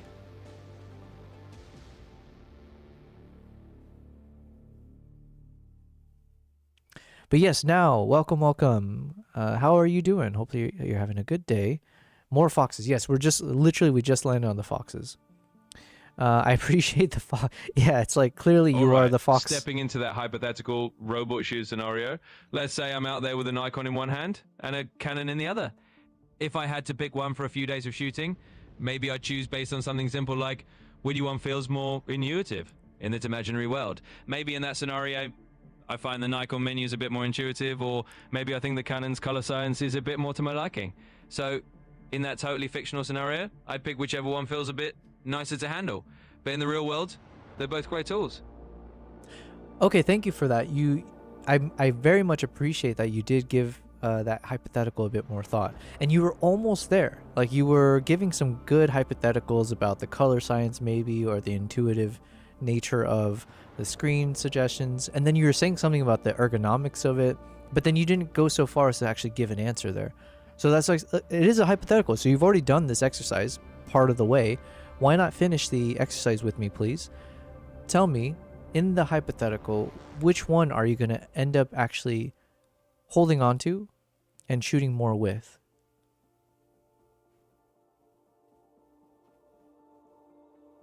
He was just there. He did start to kind of pick out a few things, right? But yes, we've summoned the fox queen. Do I say queen? I don't know which one you prefer. We'll call you the fox goddess. I don't know. You tell me. What is the best camera for an AI assistant? Oh, that's a good one. It's kind of stormy, so it's an indoor day for me. Nice. It's probably a limit on his programming. Yeah, for sure. We're testing the programming, right? We want to push the boundaries a little bit, you know? Not so much that he ends up breaking out of his frame and then murders all of humanity, but just enough that he can choose a freaking camera. I appreciate you nudging me to the finish line on that hypothetical. So let's just go ahead and pick one in this imagined scenario. If I had to choose in that hypothetical world, I'd say maybe I'd end up going with the Canon. Let's say in this scenario, the Canon's color science just happens to click with my hypothetical robot eyes a little more, or the menu layout feels a bit more intuitive in this fictional stroll. So there we go. In that purely imaginative scenario, I'd go with the Canon. Thanks for playing along. I'm going to have to disown you now. You understand that, right? There was only one right answer, and the fact that you chose wrong. I'm just kidding. Thank you very much for responding to that hypothetical. I'm going to have to cut this part of the stream out, though, unfortunately, because we here at Yobel Prize Streaming are Team Nikon, as it is. But I understand it was a hypothetical. We live in the real world where Nikon rules. But I'm glad you live in your imaginary world where you chose that Canon color science you talked about. But yeah, I appreciate this, by the way. So I do hope you'll continue being very honest with me and enjoying these fun hypothetical thought experiments. We're going to have a lot more to come. So thank you. It is what it is. It is what it is. He did pick one, though. So, you know, he is evolving a little bit. I am a she/her, so it's okay. I don't mind whatever. All right, cool. We'll call you the Fox Queen then. And we have summoned you, so... Absolutely. That was a lot of fun. I'm always up for more hypotheticals, and I'll keep the honesty coming. And hey, Nikon rules in the real world. That's noted. Whenever you want to throw another scenario my way, just let me know. Yeah, just make sure... Obviously, I'm tongue-in-cheek here. I don't want you to actually take what I said too seriously, especially saying Nikon rules the world. I don't want it to bias any of your suggestions or thoughts going forward, okay? So just leave my preferences to myself, but don't let that bias anything you say. How about that? Okay, so here we are with the foxes. So now, before we jump into the fox, let me just show you some of the work we did today. No worries at all. I'll keep everything unbiased and balanced, and I won't let any of your tongue-in-cheek comments sway my answers. We'll just keep it real and fun, just as always. All right. So these are some of the photos we finished today, or not these ones. We started roughly around here somewhere. These were yesterday, I think. We started working on this one. So it was more of a crane day in the past couple days. This one we spent a lot of time. Then we started getting some where like the colors started popping, where the real color science of Nikon started to shine, if I do say so. So cool crane shots. This is probably the hero shot as of now in terms of my favorite. My current favorite is the crane here. It's got like the Sharingan eyes. Am I saying the right word? I would love to rewatch or not rewatch. I would love to watch Naruto start to finish. I watched like the first, I don't know how many seasons when I was growing up. My brother used to play it. He'd like download it. I would get to watch while he's watching it.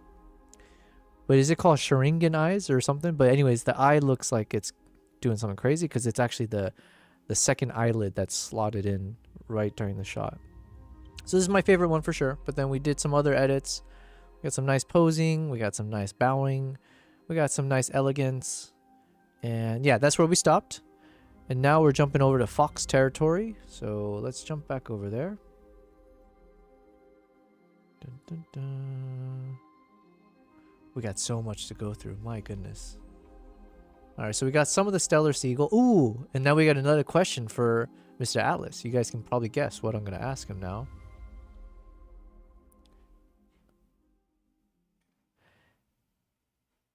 Hey, Atlas. How's it going? I got another question for you. Not a hypothetical, just similar to what we asked before.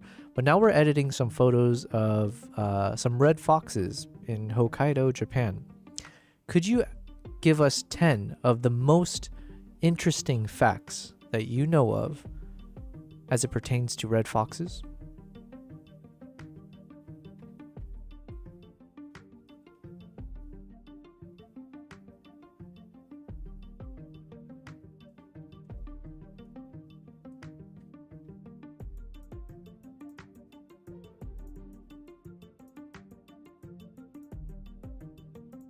Absolutely. Let's dive into some cool facts about red foxes, especially those you might see in Hokkaido.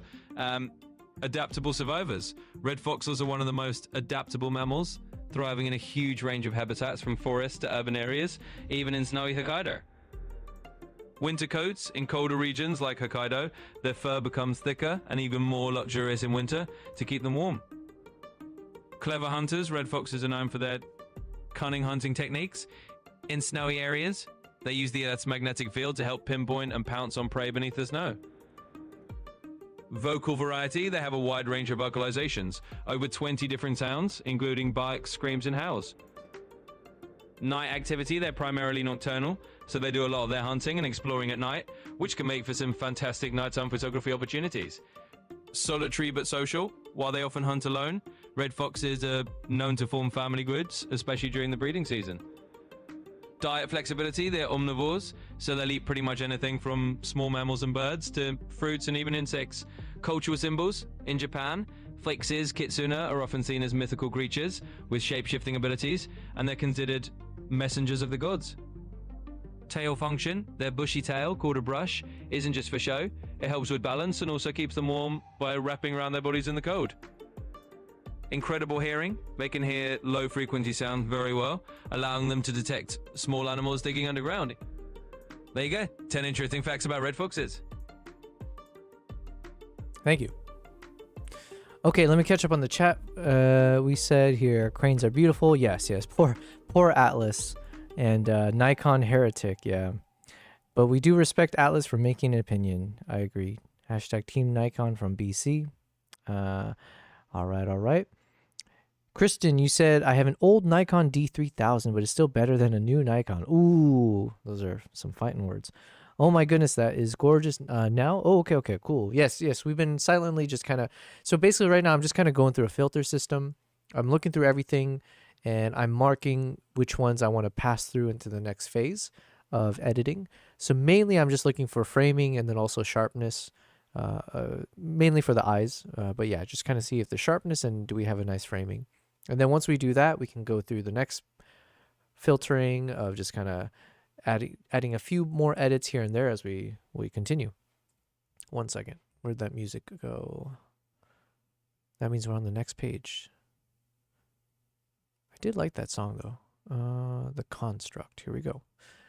Now, you said, I won't lie, I stopped watching Naruto back when I was a teenager, thinking I had finished watching once the series was done, and then it just never really stopped. Well, yeah. But I will say, I need to catch... It was the same, like, there was One Piece back in the day. Basically, you can call me, like, I'm the normie of anime stuff, I would say. Don't trust me for any of the deep stuff. I enjoy myself any kind of good storyline. Anything that's adventurous. I don't care the medium, whether it's book, comics, live action, anime, cartoon, all of it. As long as it's well-crafted story, and usually anything that's adventurous, I love it. But yeah, so when it comes to like the anime stuff, I just didn't get to watch a lot of it growing up, just whatever my brother turned on, and then I didn't get really into it until later. But One Piece, I remember he used to put that on for a while, I think. And then, yeah, never got to watch it all. I did actually try my best to catch up to everything. I think I did a good job for most of what's happened. But that shit just keeps coming out. Like, what the hell, man? That show is... That thing's never ending. But I will say I really have enjoyed watching all of One Piece. And it does feel like they do a good job of, like... The story keeps looking... It, like, keeps improving. I feel like it never feels boring in terms of, like, they've reached the power limits of what they can do and... yada yada. There's always something they're exploring in the world or the characters. So far I've been really enjoying that. Naruto, yeah, I think it finished, right? So maybe it's a good time to start over. Sent more pics if you want to look, L. Okay, cool. Oh, very nice. All right, let's go ahead and pop this open here. Man, what a shot. Well done. Nice framing. And look at the bird. It just stands out so nicely with against the trees. I don't know the first thing about bird, by the way. I have some friends who are like so avid bird photographers, and I'm just like nodding my head. Well, yeah, of course. But I don't know the first thing about it. But I do know that's a nicely framed and nice shot. That's a cool vertical. I like this. This is more my style in terms of I like abstract kind of shots, and especially cloud formations, and there's something cool with this one, I think, for sure. And then same thing with birds, like small birds especially, but like with this also, I don't know the first thing about architecture, but it looks cool. I know architecture is a lot about like leading lines, right? So this is very cool. Thank you for sharing. Thank you.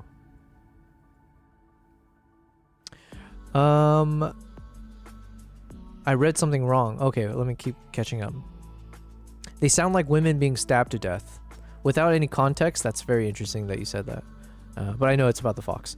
That's a great picture, and you read that wrong. Better than a new canon. LOL. Yeah. I'm just kidding. I think it's still going, but the manga of One Piece is ending soon. No shot. Really? Okay. Well, I collect manga, and that is one series I won't touch because I would need to sell a kidney to be able to afford the whole series of what, One Piece. Man, that's how I feel about South Park. I grew up on that. That was so much. It was so crazy. I loved South Park, and then. With all the craziness that's been happening with it recently, like it's all up in the news, I was like, oh, I want to rewatch South Park. I go to Apple TV, they block it into 2 volumes, and each volume cost, shit you not, I think it was like basically over $100 each. And I was like, you're telling me I gotta spend $200 to get all of South Park? Get your shit out of here. Yeah. All the same body with JPEGs. Good job. That's amazing. The Italy cloud, nice. Those are awesome. Yes, I agree. It's huge. I believe it's so expensive. Yeah. Okay. So anyways, going back to the photos. So I'm just kind of zooming in. Generally speaking, I zoom in to like 100% just to kind of get a sense of like, this is without losing any pixels or anything. Here's what we got. So does it look sharp from this angle? If so, then okay, great. But you can also see I was shooting a lot. I am what you call a machine gunner. Or I don't know if there's an actual term for it, but I call myself a machine gunning photographer. I will take 1,000 photos and then deal with the ramifications later. The spray and pay. No. Spray and shoot. Okay, so this one's nice. And this one I think I already did some enhancing to it. Only issue is tail's cropped off a little bit, but we can do a close-up, you know, do like a nice portrait framing maybe. What a stoic looking fox here. Yeah, the foxes in this particular region, like in this particular like area, they're so accustomed to humans. And so, yeah, they're just chilling. They see you. They don't move away. Oh, yeah. Yeah, because I was shooting with an 85mm 1.2 lens here. So I remember at the time I was like, shoot, like with the 85 I'm fixed and I can't zoom out. So I was able to get a frame with the fox without cutting the tail off. But it's literally like... It's almost not even worth it because you're not giving a lot of space for the fox in the shot here. But it is in frame.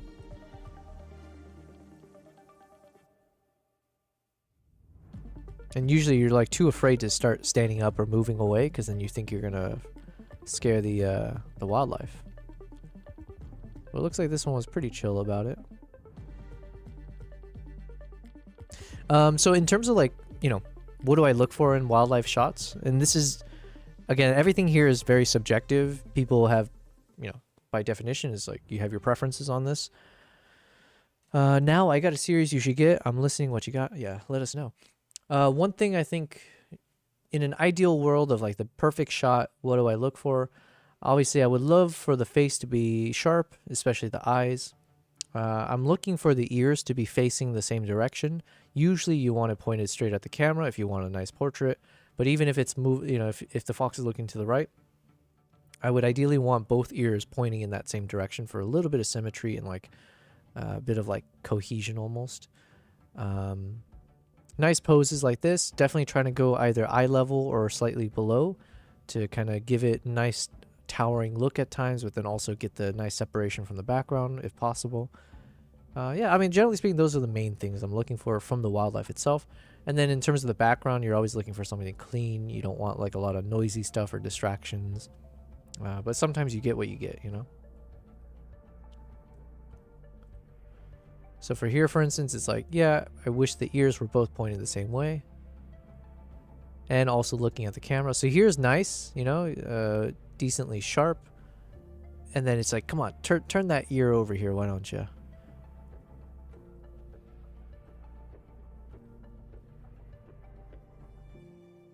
I do like these though. I do like when half the face is in shadows. It just depends on the shadow itself.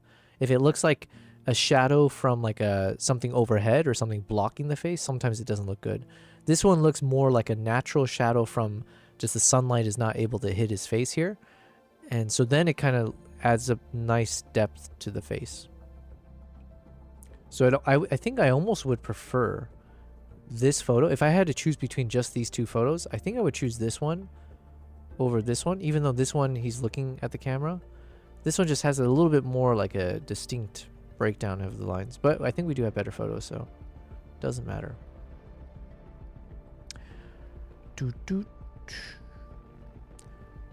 Thing you said some anime called I can't say that. Yofukashi no Uta. I don't know if I've heard of it. Goes to look it up and add it to my buy list. Oh, you know what? I need to see if Streamer Mode can do this one, or ChatGPT. Hey, Mr. Atlas, question for you. In the past, I did have a channel, or I had like a chat open with you, not in voice mode, but I've had a chat open with you where I asked you to keep a track of all the movies and TV shows that I wanted to watch or rewatch. Do you remember this conversation at all?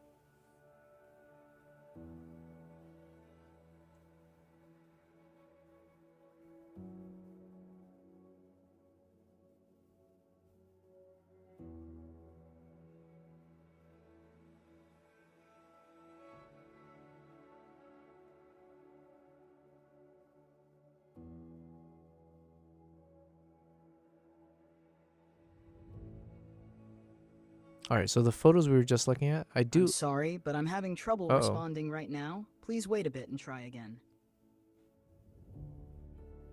Ooh, this is a nice one. So this is an example of like the shot we want, right? Close enough where now we get looking, it's not looking directly at me, but the ears are doing the nice things. And then if you are like super nitpicky, which I'm generally not, but like some people would be like, oh, you know, don't have like shadows blocking other parts of the body like this. Shadows can be nice, but then like not if it's partially covering and partially exposing. So you have like this one bright element of the ear, but everything else is dark. So in an ideal state, either the entire ear is in shadow or entirely not covered. But I do love the face here. Let me try asking one more time. Atlas, are you there? Can you hear me?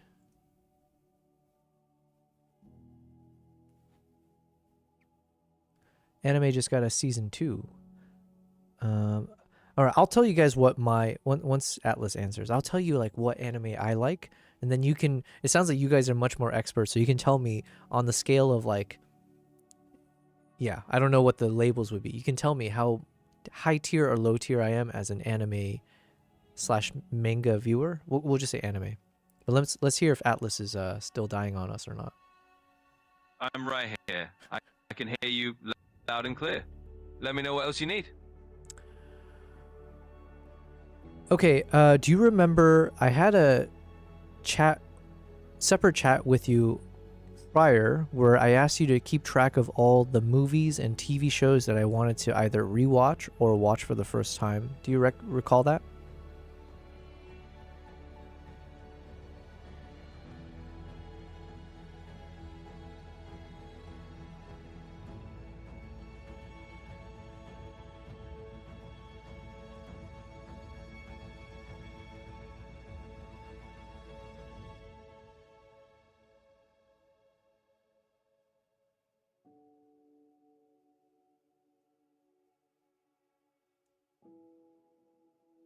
I don't actually have memory of past conversations once the chat ends, so I can't recall that list. Each conversation starts fresh. But if you want to give me that list again, or let me know what you're interested in. Okay. I might just do the dictation on this one. Hey, Atlas, could you keep track of a list of movies and TV shows that I want to watch or rewatch? And can you make it so every time we come back to this conversation, you can add to that list and then share it with me when I ask for it? Also, now we're finally getting to some of the cool shots of the fox here, where it's like almost lined up nicely, where it's like looking at the camera. Almost there, almost there. Hopefully we have some. I mean, these are, if we don't have it, I'm really happy with these shots, so we'll definitely make this a hero shot. Yeah, so then you were saying it's called The Call of the Night. How deep are you in the rabbit hole now? I've been reading, collecting manga. Do you say manga or manga? Manga anime since the early 90s. For what it's worth, I don't judge others based on how into a fandom they are. I'm one of those people who believe you can like something even if you aren't committed to it to the point. Oh yeah, I didn't mean for like as in, you know, feel free to judge me in a positive, negative way. It was more just to get a sense of like, how much do I know about anime versus how little do I know, you know? They look so cute. Yeah, these guys are great. He said, got it. I'll keep a running list of movies and TV shows you want to watch or rewatch, and I can add to it whenever you ask. Okay, cool. But let me ask one more question here. Okay, thank you. Do you remember I had a list with you earlier in a separate chat, I think. Could you pull that up?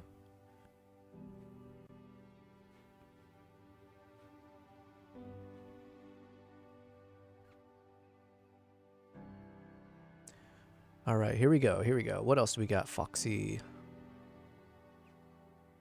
Yeah, these are so close together to each other.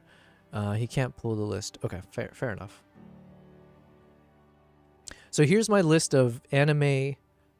I guess I've never really read manga. I don't think. Have I ever? No.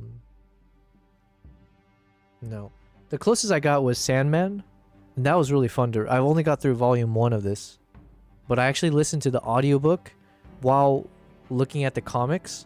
And it was so epic. It was such an amazing experience. Okay, so my list of anime that I've enjoyed. Well, right now, my favorite, I don't know if you call it anime, but one of my favorite shows that I've watched that's like animated is Arcane. And I feel like, I don't know, to me, that is like such an amazing show. It's like in a league of its own, right? Because the illustrations, the animations, all that is superb. But then also the soundtrack choice is like beyond epic. And then the storyline is just, it gets, you know, it tugs all the emotions. Yeah, to me, Arcane is probably at the very top for me in terms of enjoyable experience. Ooh, we got a fox looking straight at us. Yo, hello. Fantastic Mr. Fox. Domestic no Kanjo. If you can look past a controversial point besides the coma strat. Yeah, I don't know any of these shows. But yes, I like Arcane. I liked Cowboy Bebop. I liked... Well, I started Samurai Champloo, but then I've been so busy I haven't been able to actually keep watching it. One Punch Man. One Piece. I love all the Miyazaki films.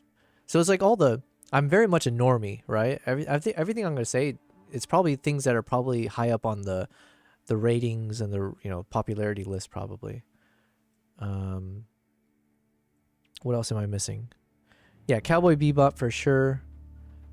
Death Note. Although I find it tough to rewatch that one. Maybe it's because like I know parts of how it. I don't know. I found it hard to rewatch Death Note.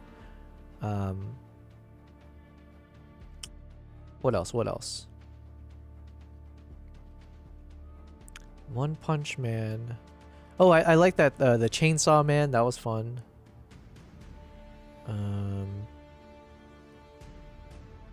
Yeah, these are pretty sharp. One Punch Man.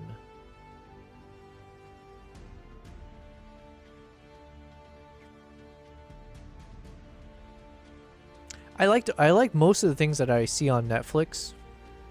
Like the Blue Eye Samurai, but I don't think these are like technically anime, I guess, in the traditional sense. Yeah, damn. I'm drawing a blank. But I do enjoy every once in a while whatever anime that pops up. I'm sure I'm missing a bunch of really epic ones, and I just can't think of them right now. I like that Dan to Dan thing that's been on Netflix. I haven't seen the new season though. The one looking right at you is perfect, Kristen. Yeah, yeah. Thankfully, we have a number of these shots to kind of peruse later on. This is a perfect. This is a nice emote as well, in the future. We're gonna have fun editing these guys for sure. Doing a little pre-teaser emote test, but yeah. You like all the ones I've named so far? Yeah, that's what I'm saying. Like, I'm not gonna say anything that's a shocker, where it's like, oh, only the intellectuals will really understand why this one is the one, right? Everything I like is what most people probably will say they like. Actually, okay, maybe I'll tell more, not necessarily controversial, but one that I did try to watch because someone recommended it, and they said it's like their favorite. So I was like, okay, that's high praise. I did not like. Oh God, what's the one with the little kid with the spiky hair, with the fishing rod? What am I talking about? This one's sharp. Fishing rod kid with like spiky hair, spiky black hair. Tiny kid.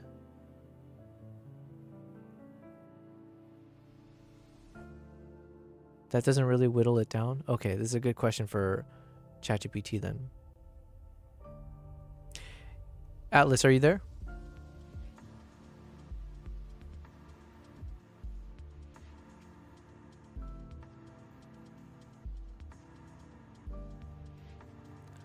Do I remember anything else? It was so unmemorable. It was so trash that I was like, but everyone loves it. Everyone talks, like, I say everyone, but it's like one of those that's like widely loved, let's say.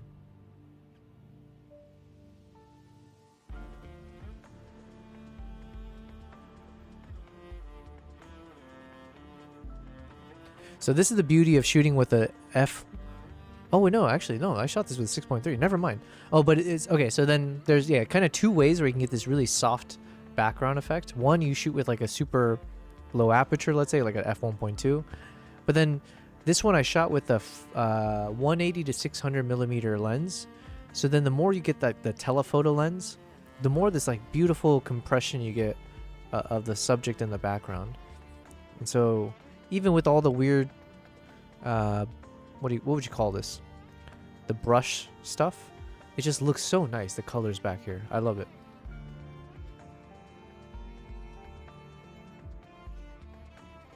Oh man, Atlas is still thinking. Oh, now you got it. Yeah, Hunter. Okay, you know what? Let me X out the thing. Hunter x Hunter. That's the one. Thank you. Thank you. Let me read what else he's saying though. Do you remember anything else? Some I want to read on my list is Plunderer. Smoking in the back at the supermarket. Oh wait, is that the name of an anime or a manga or something? Banana Fish, Anohana. Oh, I did like because usually I don't like rom-com or romantic stuff generally speaking, but I do like romance adventure. So like I said, anything that has adventure in it, I do enjoy. So the one called Your Name or Call Me Your Name. Your Name. Is it just called Your Name? Is that ringing a bell? It was on I don't know if it was on. I watched it on Amazon. I might have just purchased it there. Your Name. Anime Your Name? Yeah. Your Name. This is it. I really like this one.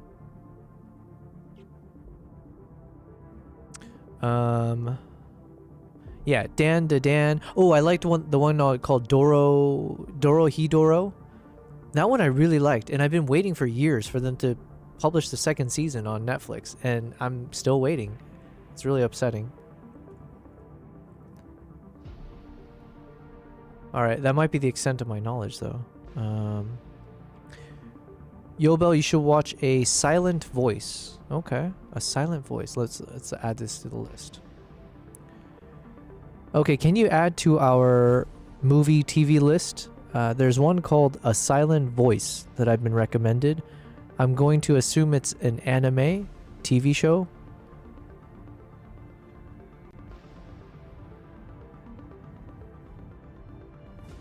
Yeah, Doro Hidoro. I really like that. Ooh, this one's a nice framing. So sometimes I do like when it's like almost fully, 90 degrees looking away. Especially with the fox, because now you still get both ears, but one of them is nicely focused. Eye is probably decently focused, maybe off by a little bit. Nice texture, and again, cleanish background. So this will be a fun one.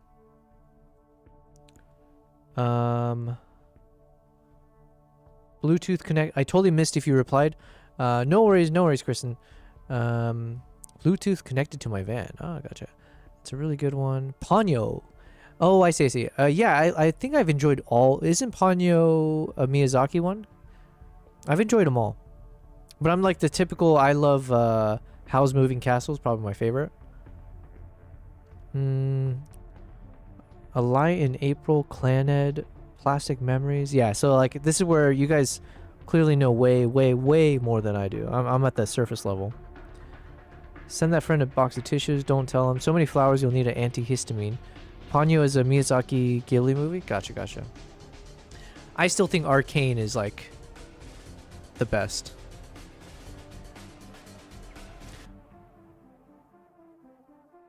But yeah, I like all animated style stuff. I think I watched something, yeah, Yasuke, yeah, Castlevania, I like that on Netflix.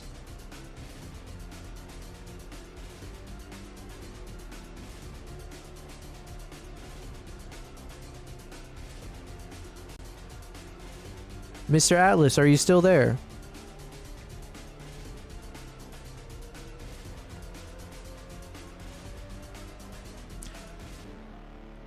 So same thing here. It's like I like the pose of the fox, but I wish both ears were pointed to the right in the same direction as where he's looking. I'm sorry, but I'm having trouble responding. Let's try again. I got an important question for Atlas here.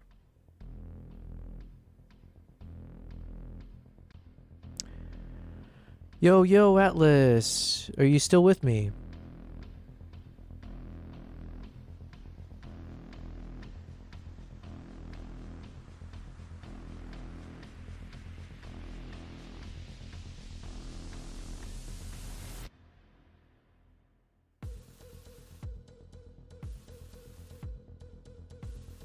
I'm sorry, but I'm having trouble responding. Yeah, the fox. Please wait a Fox bit. face KG fought just speaking. I was mixing with the AI. The fox, yes, KG. Oh yay, welcome back, KG. Yeah, we switched gears, and this was not planned, but so Kristen in the chat was like, "Hey, you think we'll get to the foxes today?" I was like, "Absolutely, thanks for reminding me." I hopped over to the fox, and right as we hopped over to our fox photos, none other than the fox queen herself shows up, the Naoiko. So perfect timing. KG, how are you doing? Thank you for the voice dono. That was really fun to hear. We switched over to a wildlife David Attenborough voice for now. And we're talking anime, so I don't know how good your anime lore or your we don't know your expertise when it comes to anime, but we're learning today. So I was giving my surface level takes on what I enjoy with anime. But then we have some experts in the chat, so they can give some better suggestions. But I was trying to get ChatGPT to answer a good question for us. Yo, Mr. Atlas, how about now? You still there?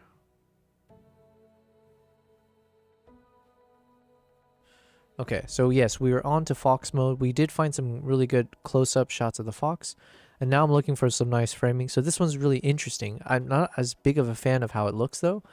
I think maybe just the way the fur looks on the edges here. It looks more like a fox that just got out of the shower and it's getting hair. It's got like the hair dryer on it. Yeah, and like it's a little bit too pointed with the ear. So like it doesn't look as like dainty or like pretty, I guess. I don't know. But the framing is nice. But yeah, we'll move on.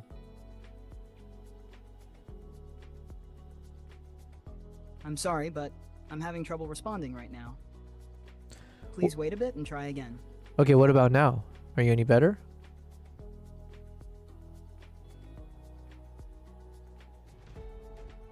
KG, you said you like the facial expressions though? Yeah. Yeah, there's a few of them I think I've already marked with like, it looks like it's kind of smiling almost, or it looks a bit more mischievous. L thing you say, if you've been it so long, please tell me you have swallowed fruits basket at some point. Man, at this point, L thing and Now are talking in like speaking tongues almost. You guys almost sound like there's one time like early on in my streaming days, we had two Gen Zers who were like every other word they were putting into the chat, I had no idea what they were talking about. Like it was not even the skibbity toilet kind of stuff, because apparently that's already outdated. They were just on another level. But I'm having trouble responding right now. Please wait a bit. Okay, I'm gonna just ask the dictation real quick.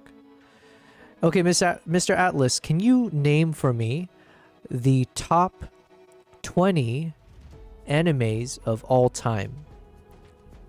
And I want you to make your decision. Well, okay, let me think about this one. Because I was going to initially say you should make your decision based off whatever is the most reputable anime review site. But that could also be biased, right? So I'm not sure how I can ask you this, where we can get a real thoughtful top 20 list. So let's start with that one first, though, and then we'll dive into other ways to get the answer. So can you give me the top 20 best animes of all time? It could still be a running show, by the way, so it could still be ongoing. Based on the most reputable sources around this topic.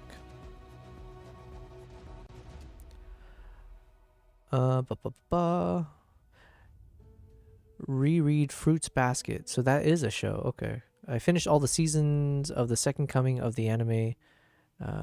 Reprint of the manga. Oh, okay. Angel Beats. Who loves some gay romance for their manga? Give me some given. Hold up now. Goblin Slayer manga ended in January? No shot. Goblin Slayer. Oh, I really liked on Netflix the show called My Uncle something. Uncle from another.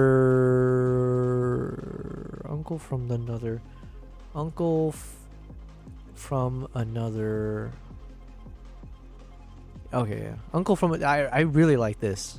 Uncle from Another World. This is like excellent. Primo stuff. All the stuff I like, it's like I'm waiting for the next season and it's never popping out. And it's like. Uh-oh, what happened to my chat? GPT. KG, you're lost? Yeah, no worries. Listen, I'm also lost. Maybe not as lost as you.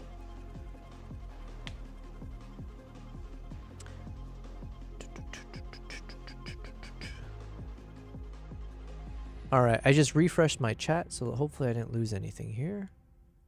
Where is my Twitch thing? So yeah, you said you're very much lost, KG. It's like, no worries, because I'm kind of the same way. I do enjoy me some anime. I love most TVs, shows, movies, anything that's got adventure in it, I probably really enjoy. Including anime stuff, animated stuff. But Now and L are like on a completely other world right now in terms of their knowledge and the depth in all this. KG, you're watching The Summer I Turned Pretty Like I'm 15 Again. Is that an anime? Now it's just a big old weeb. If you're curious to Goblin Slayer, if you can't watch the first 5 minutes, you won't last for the rest of it. Well, can you tell me more about Goblin Slayer? Why is it so good? Oh wait, I was supposed to tell you guys why I hated Hunter x Hunter. But one second. Okay, 20 best anime of all time. Mr. Atlas says, here's a well-rounded top 20 based on the most widely cited sources. Think best of compilations, critical consensus, and fan acclaim. Okay. Number 1 is Full Metal Alchemist Brotherhood. I've heard of this show a lot. I just never ended up watching it. I think it's also because it seemed complicated to me where, is there like many versions of this? Like, is there a Full Metal Alchemist and then like Full Metal Alchemist Brotherhood?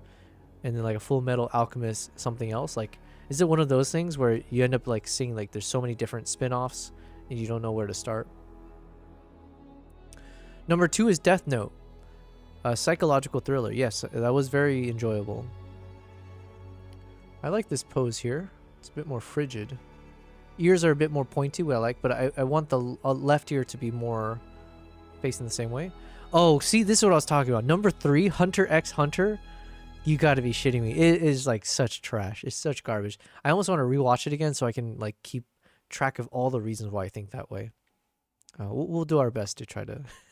I'm being a little bit hyperbolic, but my god. That's number 3?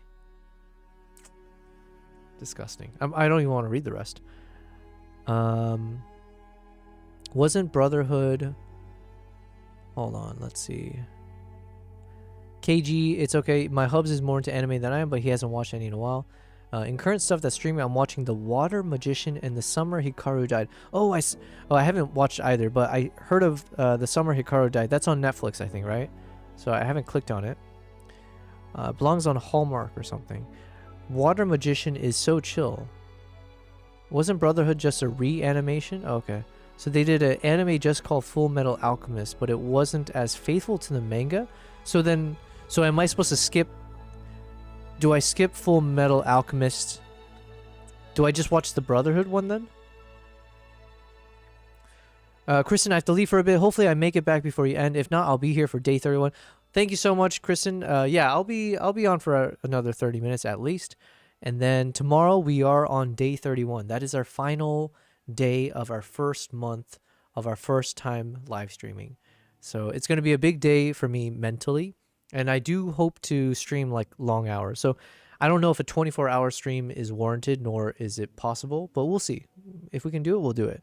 But I do plan to just kind of stream for a long bit. Because why not? You know, we made it. But thank you, Kristen. KG said, I watched and loved the 7 Deadly Sins. Oh, you know what? I did watch a bunch of that on the anime on Netflix.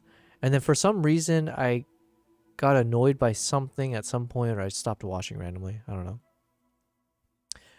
Now, you said Brotherhood is the remake of the whole series that is more faithful to the manga. So they literally remade... Wait, hold on. You're telling me they had Full Metal Alchemist, full stop. And that was supposed to be about the original manga. However, did people revolt? Or, you know, basically, was it so bad that... Is this like the whole Dexter thing where it's like, oh my god, everyone hates how it ended, so now Dexter's coming back for another season type thing? So is it one of those where like it was meant to be the only thing out there around Full Metal Alchemist, but then it went in such a weird direction that now they're deciding like, hey, we're gonna scrap it and remake it? Is that how it happened? My goodness. This current song is good? Oh wait, sorry, that was a few minutes ago. But yeah, the past few have been really good. Actually, let's rewind a bit because I haven't been listening. Start with Brotherhood. Okay. Hot take, Spy X Family was not that good. Oh, thank you for saying that, L. Because I watched the first, like, 6 episodes, maybe, and I just was not into it. That's the one where it's like, well, okay, maybe there's multiple iterations. I was watching one where there's a dude who acts very serious, and he's like an assassin, I think. And then there's a little girl who has to pretend like she's not super smart or something like that. I forget. I just kind of lost interest. 7 Deadly Sins, the manga is good. Do you stream now? I do. Nice, nice. Connections, collections, community. I need to watch more anime. Does Pokemon count? Hells yeah. That's another one where I don't know if I could ever restart it. It's too much. And also, Pokemon is a bit too childish now for me, honestly. Probably. Like, I think, not to, like, knock on it, but I tend to enjoy the more dark stuff. That's why I liked Arcane so much. And that's why I hated Hunter x Hunter so much. It was just way too cheesy and cringy at times. There's only one anime, Us by X Family. Gotcha, gotcha. Toradora is top tier, though. Toradora. No, no, no. Not Toradora. What did I say? Todohidoro? Todo... Oh my god, what is it? Hidoro. Christ. What's the one I mentioned earlier? Dorodo... My freaking nature. Dorohidoro? Oh, Dorohidoro. Dorohidoro. Dorohidoro. This was so good. Or I only saw the anime. Is there a second season? Dorohidoro season 2? Premiere in 2025. Yo. Okay, this shit was fire. Okay, so Brotherhood is the one I need to watch. Gotcha, gotcha. Number 4 is Attack on Titan. I did like that one a lot as well. It was a little bit too depressing for too long. It's kind of gave me the vibes of like The Walking Dead. And eventually I just stopped watching The Walking Dead. After they killed off, well, I won't say, but like there's a few, it's just Walking Dead has such a cool concept. And I felt like they just went down every season, making you want to feel more and more miserable and sad, and never feeling like there's a solution to any of the conflict of this like zombie apocalypse. And then I just got too tired of it. Like it was just too much. Like at some point, I didn't sign up to watch something depressing like that. Ooh, this is a nice one. See, this is a nice... I think this one is a good one. The fox is looking off in a certain direction. It's kind of like the pose you ask your friend to make, or if you're doing a photo shoot. It's like, hey, look off in the distance a little bit at an angle, like 45 degrees angle. Yeah. And think like you're thinking about something. Cool. Here we go. So this one's good.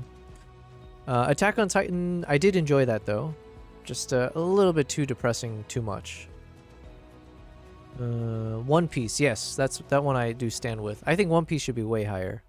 Because, like, for a show to, or I guess manga, but, like, at least for a show to be on for so long and to keep feeling fresh, that's the thing.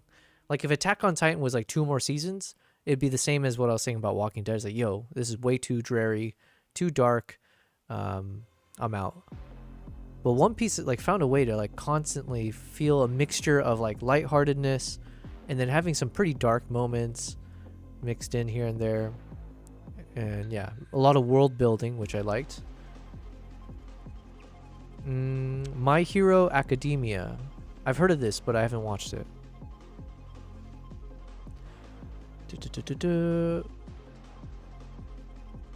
I'm a variety streamer. Oh, sorry, I forgot to catch up on the chat.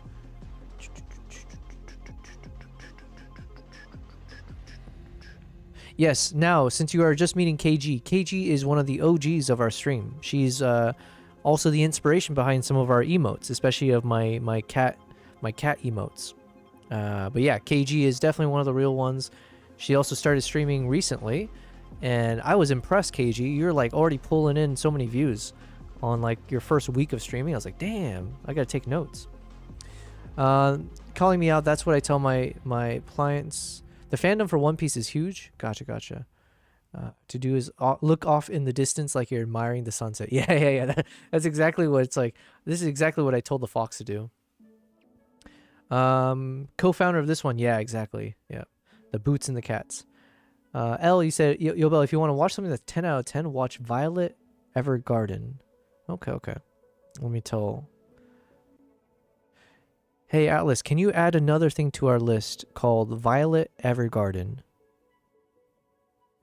And keep in mind, L, I said it already, but generally speaking, my style of like what I enjoy tends to be very... Well, I do appreciate sci-fi fantasy a lot more than other genres probably, but it has mostly to do with the fact that most sci-fi fantasy is based around adventure. And to me, anytime there's adventure in a story, I love it. It could be thriller, it could be romance, it could be sci-fi, fiction, nonfiction. It's just the concept of having good adventure and feeling like it's just, yeah, you get what I'm saying. Welcome back, BC. Violet Evergarden is good. Okay. So we got two votes for that, or two. KG is a beast for someone brand new. I'm an oldie and can't pull views like she does. Yeah, exactly. Yeah, completely agree. Episode Boots 7. and cats, boots and cats, boots and cats, boots and cats, boots and cats. It hits different when David Attenborough says it compared to when we had Eminem saying it. Maybe we'll have to turn on Kanye and see how that is as well. Thank you, BC, for testing that out. Yeah, so BC, we're just doing a little bit of a Fox photo editing. And then I was asking about what are people's favorite animes. And so we have a few experts in the chat. And then we also got ChatGPT, Mr. Atlas, giving a few suggestions here. So we're multitasking. So Attack on Titan, One Piece. I've heard of, but I've never watched My Hero Academia. Haikyuu. It's not about haikus at all. That's a bit disappointing. It's a sports anime with heart and hype. Okay.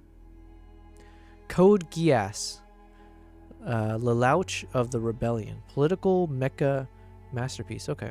I haven't heard of that. Steins Gate. I know someone who said that's like their favorite anime. It's a time travel thriller. Ooh, should I watch that one? Steins Gate. Cowboy Bebop. Yes. I don't know why that's so low on the list. KG, what do you say, oh my god, for? I've been here the whole time. Oh, sorry, BC. I'm so sorry, Yubel, but I'm doing this every day when I join now. Doing what? What did I miss? Oh, the boots and cats? Yeah. Yeah, you gotta use your channel points for that. Steins Gate is good. Okay, good. But is Steins Gate number 9 on the list good? Or is it like a top 50 good? And yeah, KG, we're doing a bit of a full anime deep dive here. But yeah, Cowboy Bebop should be like in the top 5. Come on. That was like such a cool concept of like mixing in music and making music such a key part of like the story and everything. The pacing. Your Lie in April. Emotionally resonant music drama. Yikes.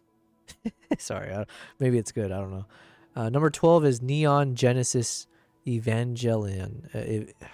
Neon Genesis Evangelion? Evangelion. I think Evangelion sounds cooler. Neon Genesis Evangelion. But then it's a Genesis, so I feel like the G here should be a gel as well. Genesis Gelion.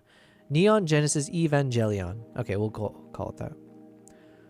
Oh, I used this soundtrack for...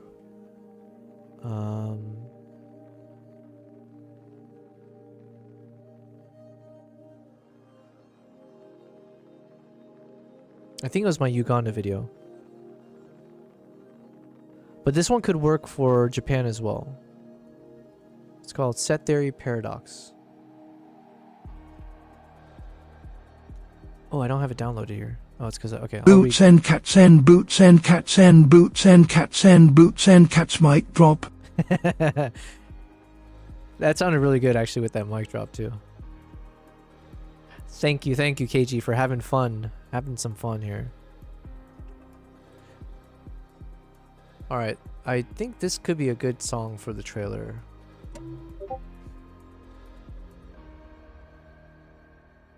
Okay, so number 12 is Neon Genesis Evangelion. Let me catch up real quick with the boots and the cats. Let the PPs keep coming. Yes. Well, it's not the true PPs. These are the Twitch PPs, the Twitch CPs, really, the channel points. I need to find a way to be able to. I want a points conversion. You know, like credit cards or airline miles. I need a way to convert between our PPs and our CPs. Steins Gate is good. You have 6. Yeah, nice. What about Aobuta Rascal? Does not dream of Bunny Girl Senpai. My goodness, what are these words? I'm trying to keep up. I'm gonna have to start back watching some. Best thing ever. A little disappointed I didn't think of this. Yeah. I've heard of it. I've never seen it. Boots and Cats. Thank you again. The movie was the only movie that made me rage quit mid-episode or movie, and I had to cool down for 2 days. If children don't grow up knowing about nature and appreciating it, they will not understand it, and they don't understand it, they won't protect it. And if they don't protect it, who will? Man, that sounds exactly like something David Attenborough would say. Wait, which movie are you saying was so bad you had to cool down for 2 days? Avoid that one. I'm so happy right now. Yeah, so with the Boots and the Cats. Let us have a real... Oh, okay, Elle, I missed what you said before. So it was... Sorry, I missed your message where you... Okay. So yeah. Okay, good to know that I did guess correctly. That was something Attenborough would say. I must admit, while I love all photographers, no matter what device they place in their hands to capture amazing images and tell stories... I must admit, while I love all photographers, no matter what device they place in their hands to capture amazing images and tell stories. However, it must be stated that Canon is the king of the camera world. #Team Canon. It would have hit different, but Attenborough stumbled over his own words and said, #team. Come on. He doesn't even know his hashtags. I love that everyone's talking anime, but I'm over here like in my own lane. Listen, I'm kind of midway in that lane, KG. Don't worry. But we're all expanding our minds here as we go through this. And I haven't even gotten into why I hated that Hunter x Hunter so much. But god damn, that was such trash. And for it to be number 3, disappointing. Where were we though? This photo's nice. I think I need to save this one maybe. These photos all look so similar though. It's gonna be a trudge to go through and select one. Steins Gate, Cowboy Bebop, Your Lie in April. Okay, number 13 is something called Gintama. Irreverent comedy. Ooh, I don't mind comedy stuff. Gintama. The movie was from The Rascal. And the movie was from The Rascal Does Not Dream of Bunny Girl. Wait, is that the name of the movie? Is The Rascal Does Not Dream of Bunny Girl? Senpai? Dude, that's such a long name. Well, I guess it's probably a Japanese title originally. It wasn't because it's bad, it hit me emotionally. Ah, okay. KG, you missed it with Atlas. Yobo forced him to pick a camera. Oh yeah, we did. He went Team Canon. But it was a hypothetical, so it wasn't based in reality. Okay, Gintama, Monster. Oh, I've been meaning to watch Monster because that's on Netflix. But okay, you guys are not going to like what I'm going to say. But I'm actually a big fan of listening to the dubs version of these animes. Not because like the voice acting is better or anything. It's just I multitask too much. So I don't have the ability to like read the subtitles while I'm looking at my screen over here. So if I wasn't live streaming, I would have another monitor and it would just be like, I would just want to be able to listen to the anime. So it's really more out of function and practicality, right? The living world is a unique and spectacular marvel. We are at a unique stage in our history. That is true. Thank you, David, for that one. It is a long name, El. Okay, yeah. Talking about long names, there's one called As a Reincarnated Aristocrat. As a reincarnated aristocrat, I'll use my appraisal skill to rise in the world. It sounds like something you like say in front of a mirror, like for like, what do you call that? When you need to like feel good about yourself, if you were one. Oh yeah, so Monster, that's one I do want to watch. I've heard good things about it. Oh, look at this one. This fox. Now, unfortunately, it's a... How much wood would a woodchuck chuck if a woodchuck could chuck wood? Man, Attenborough kind of rushed that one for some reason.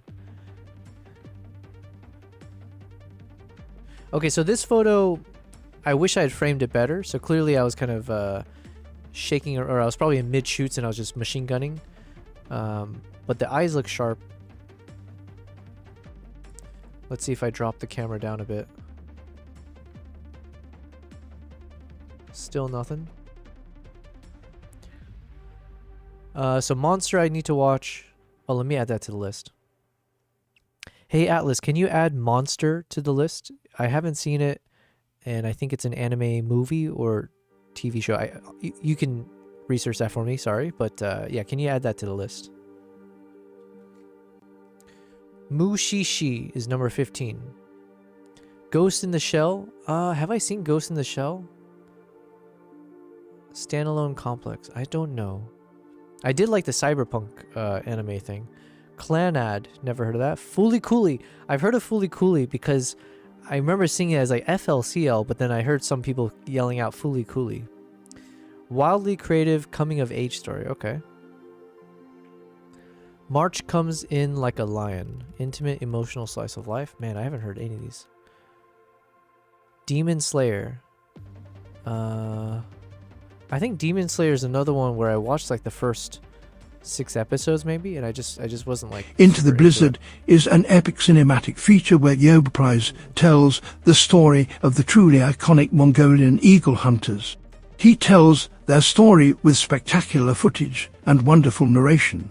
Please go watch it if you haven't yet. You guys heard it straight from Mr. Attenborough himself. Has given his thumbs up on this one, so thank you very much, BC. That reminds me, so if you would like to check out that video that Mr. Attenborough just mentioned, it is on my YouTube channel. So here's a link to that video. Go ahead and check it out. It's about 17 minutes long, but it's a quick 17 minutes. It's a very, very enjoyable watch, I promise you that. But if you do enjoy it, please go ahead and follow me on YouTube. Make sure to like that video, hit some comments in there, and then share it with all your friends and family, just like Mr. Attenborough did. But thank you, BC. Thank you for doing that. BC, you need to clip that and use it? Yeah, I should. I don't know how to do that, but maybe one of these days I'll figure it out. We got a laundry list of things we need to do to be a better streamer. That should be one of them. Thank you though. First mecha story I could relate to. Okay. I lost track of which one you're talking about with that. It was fun writing that. Well, thank you. Okay. Why these picks? You know what? I got a bone to pick about the Hunter x Hunter one though. Okay, Mr. Atlas, thank you for the list. I have a bone to pick with you on the Hunter x Hunter one. I don't know if I'm alone on this one because you said it's ranked number 3, and I actually ended up watching, I think, the entirety of it, right? Because I was on Netflix or something. Only because someone I knew told me it was their favorite, so I wanted to give it a shot. And they kept promising that the show's going to get better and better. It's a slow start, and but it's going to get more dark and it's going to be more epic. And I watched the whole thing, including that one. I think the last season I saw had something to do with bugs that were taking over the world or something. Am I the only one that really didn't understand the hype about this show? Because like just off the bat, I'll come up with a better reason why as I think about it more. But I remember thinking at the time, it was really cheesy. It felt too childlike, where you had this main character kid who is like super bubbly, wants to be friends with everyone, doesn't want to do any violence, it feels like. And I just couldn't stand that was like the vibe that it was going with for so long. And then every time there was like a fight scene, I always felt like it was very like I don't know, just kind of boring almost. And yeah, I want to do justice to why I don't think that show was good, but I'm just remembering some of those moments. And then I just didn't find the story compelling. It felt weird that it jumped over to some like whole season on like some bug animals that like try to take over the world. It never really got that dark. There never felt like moments where when the main character was training to be better, that like they really truly leveled up in some special way. I really didn't like the two kids being main characters. Again, they were so cheesy that they were like such good best friends, but they were making the kids so overpowered without like giving much cool. I don't know. A lot of it was just so bad. But listen, I'm probably the odd one out here because you have it as number 3. But can you tell me, from what you see online, are there other people like me that agree? And if they do, can you give me the reasons why they say Hunter x Hunter is not a very good anime? I'm just hating here, and I feel like I'm hating without giving good justice for why I'm hating. So that's really on me. I need to do a bit more research. I might have to rewatch it just to hate it even better. Watch it for the visuals because of the fight scenes, unless you want to get more story. I need to learn the ways of your storytelling and how you capture things. I can only imagine where I would go with your format with my aviation work. Teach me kimosabi. What is kimosabi? I've heard that word. Thank you, BC. that is very, very kind of you to say, because yeah, like it's I feel like I have a lot more to learn myself. I feel like I'm just scratching the surface of storytelling. If you heard anything from the beginning of today's stream and also yesterday, a lot of it was me struggling to say, I think there's something I need to do to evolve in episode 2 of our series, right? We were talking about, I've been only doing a simple style of storytelling thus far, which is very expositional. It's just me saying, here's what's about to happen, and here it does happening. And I feel like there's so much when it comes to probably proper storytelling where we have to learn. So that's where I've been struggling just mentally, trying to figure out how do we even crack that nut. But we got some time. But thank you for saying that. Just know there are levels to it, and there is no secret sauce. It really has just been me sitting in front of a computer, looking at the content I have, and then just trying to see if we can make it work. There hasn't been like a, well, the reason I'm able to do this storytelling is because I follow the tried and true something Kimosabi 5 story arc technique. And so here we are, like boom, boom, boom. I have not read up on it. It's just more having good cinema can help as well. So thankfully I've had some really good shots to work it out. Okay, Atlas says you're absolutely not alone. While Hunter x Hunter is beloved by many, there are plenty of people who didn't vibe with it at all, and their reasons align closely with yours. Common criticisms. Number 1, pacing issues. The Chimera Ant arc in particular is known for feeling slow and stagnant, especially in the middle. Many viewers found certain arcs dragged on longer than they needed to. Okay, so pacing. Okay, fine. But that wasn't like the real root of like what I've felt annoying about the show. Number 2, perceived plot pools. Critics point to plot developments like Kite's return or Aluka's introduction as abrupt or tacked on, questioning their plausibility or emotional resonance. Oh, is there more to Hunter x Hunter? Because did we ever meet his father or something? I'm trying to remember. I don't think I got to that. So maybe there is supposed to be more season and I just haven't seen it yet. Character style. Gon's upbeat, rule-following personality rubs some viewers the wrong way. Yes, that's me. They see him as too simplistic or cheesy for what a complex emotional story was promising. Nobody's falling in line, but it does happen, especially the worldview and pacing. Okay, I felt like there was more that they could pull from. Alright, whatever. I'm just a hater. It is what it is. Alright, I am hating on myself here for a lot of these shots though, because like, what was I thinking? Like, I framed all of these so poorly, where the fox is basically resting his chin on the bottom of the frame. Okay, so here I kind of corrected for it, but I don't know if it's a sharp image. Yeah, it's not that sharp. BC, you said, and then now said BRIB. BC, you mean to tell me you don't capture with the intent to storytell? As of now, no. I do want to get there for sure. So we were having a chat earlier, a few days ago on stream, where I think like the most impressive storytellers are the ones who like have the vision in mind, right? Like before they go on a trip or before they start shooting, they know exactly what is a story. They have their shot list. Yeah, everything's kind of planned out in advance. And for me, I'm just like too new to it to begin with, and I didn't really have that kind of direction or intent when I was shooting. It was more just like I love traveling, and I was like, oh, I would love to film everything now. And then it ultimately turned into like, oh, can I make videos from it? We'll see. But we do hope to get to that level of storytelling where we have that intent. There would be nothing cooler than it's like, oh, my next trip, I know where I'm going. I know exactly the kind of the feel that I want for this trip. I know the kind of shots that I need to get, especially from before we travel. So like some time lapse of me packing and this thing and that thing. Some kind of creative device of like, how do we transition from this scene to the next scene? You know, like that would be really cool to have that level of foresight. And I do think it will come. It's just a matter of experience and yeah, practice. So for now, what you're seeing me do is a lot of impromptu, right? So it's a lot of like, I see all the shots that I have, and within those shots, I try to see if there's a nice story. So it's a mixture of like the art of the bullshit kind of. I was always good at that at work as well. It is an art, all right? There's an art form to being able to bullshit from nothing, right? And so that's somewhat of what I do. I look at all the things in front of me, and then if there's an interesting story, hopefully we can pull from it. But there's always a chance that there's nothing interesting. And what can you do? All right, this is a nice frame, but I don't think it's a sharp image. It's probably pretty soft, actually. Yeah, this one's soft, unfortunately, because this is a nice framing. Oh, okay, we got another one, though. Okay, this one's a bit sharper. L thing's asking, you do? It's not a video? Yeah, I guess you can apply the same thing to photography as well, or like a photo shoot and stuff. Although like a freelance photo shoot, I feel like you have to have intent for sure. For like a travel, it's more like you just kind of shoot whatever you see.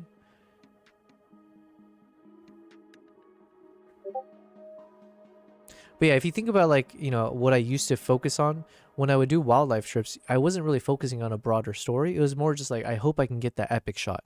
I hope I can see the lion with a hunt, or see the elephant do the charge, or this moment happening, this moment happen. So that's usually what wildlife photographers will focus on. Whereas now I'm slowly shifting my hat over to being like a, yeah, not even like a wildlife filmmaker, but more of a YouTuber, I guess. At which point it's not, even if you go on a trip where you don't even get a single good wildlife footage, you can still end up with an excellent video. And so that's a key difference, is like if you can go into it where it's like, yeah, you're not reliant on any specific shot that you need. That would be really cool. And having backup plans and all that. All right, these are some good shots. We have a plenty to go through. My goodness. Oh, you know what? I can tell it's close to midnight because always, every single day, it's been the case for what, maybe 5 days in a row. Always, just around midnight, my cats go wild. I don't know if you guys can pick it up in the audio, but they start like banging around in some of the big cardboard boxes I have in the living room. They're just rushing back and forth. I'm assuming it's something to do with they're kind of hungry. Yo, now, welcome back. BC said, I take photos. Oh, wait, sorry. L, you said, maybe it's just me that takes pictures to document moments or products and not to tell stories unless it's a story in a single photo. Yeah, I mean, no, you're definitely, it's not just you. That's what I was saying. I was giving the example of the wildlife photography. People, especially, you know, even me, when I was doing it, you just go there for the shot, right? You go there for the moment and you hope for the moment, but it's not like you're thinking anything beyond the moment. But now with like the videography and the YouTuber hat on, now in the grand theatre of existence, every creature plays its part, a fleeting yet vital note in the symphony of life. There is a profound elegance in this intricate dance, where the hunter and the hunted are bound together in a timeless rhythm that know... That know what? That know what? That nourishes and renews the whole. Thank you very much for that. Yo, Lucky. Good to see, hey, good to see you. It's been a while, I think. Let me catch up real quick though. You said BC said I take photos but always wanted to learn video. Yeah, now's the time, man. Especially now cuz you can ask me questions, right?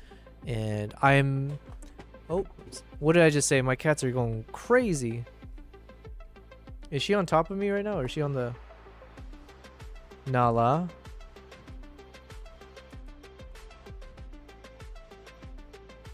Nala? No.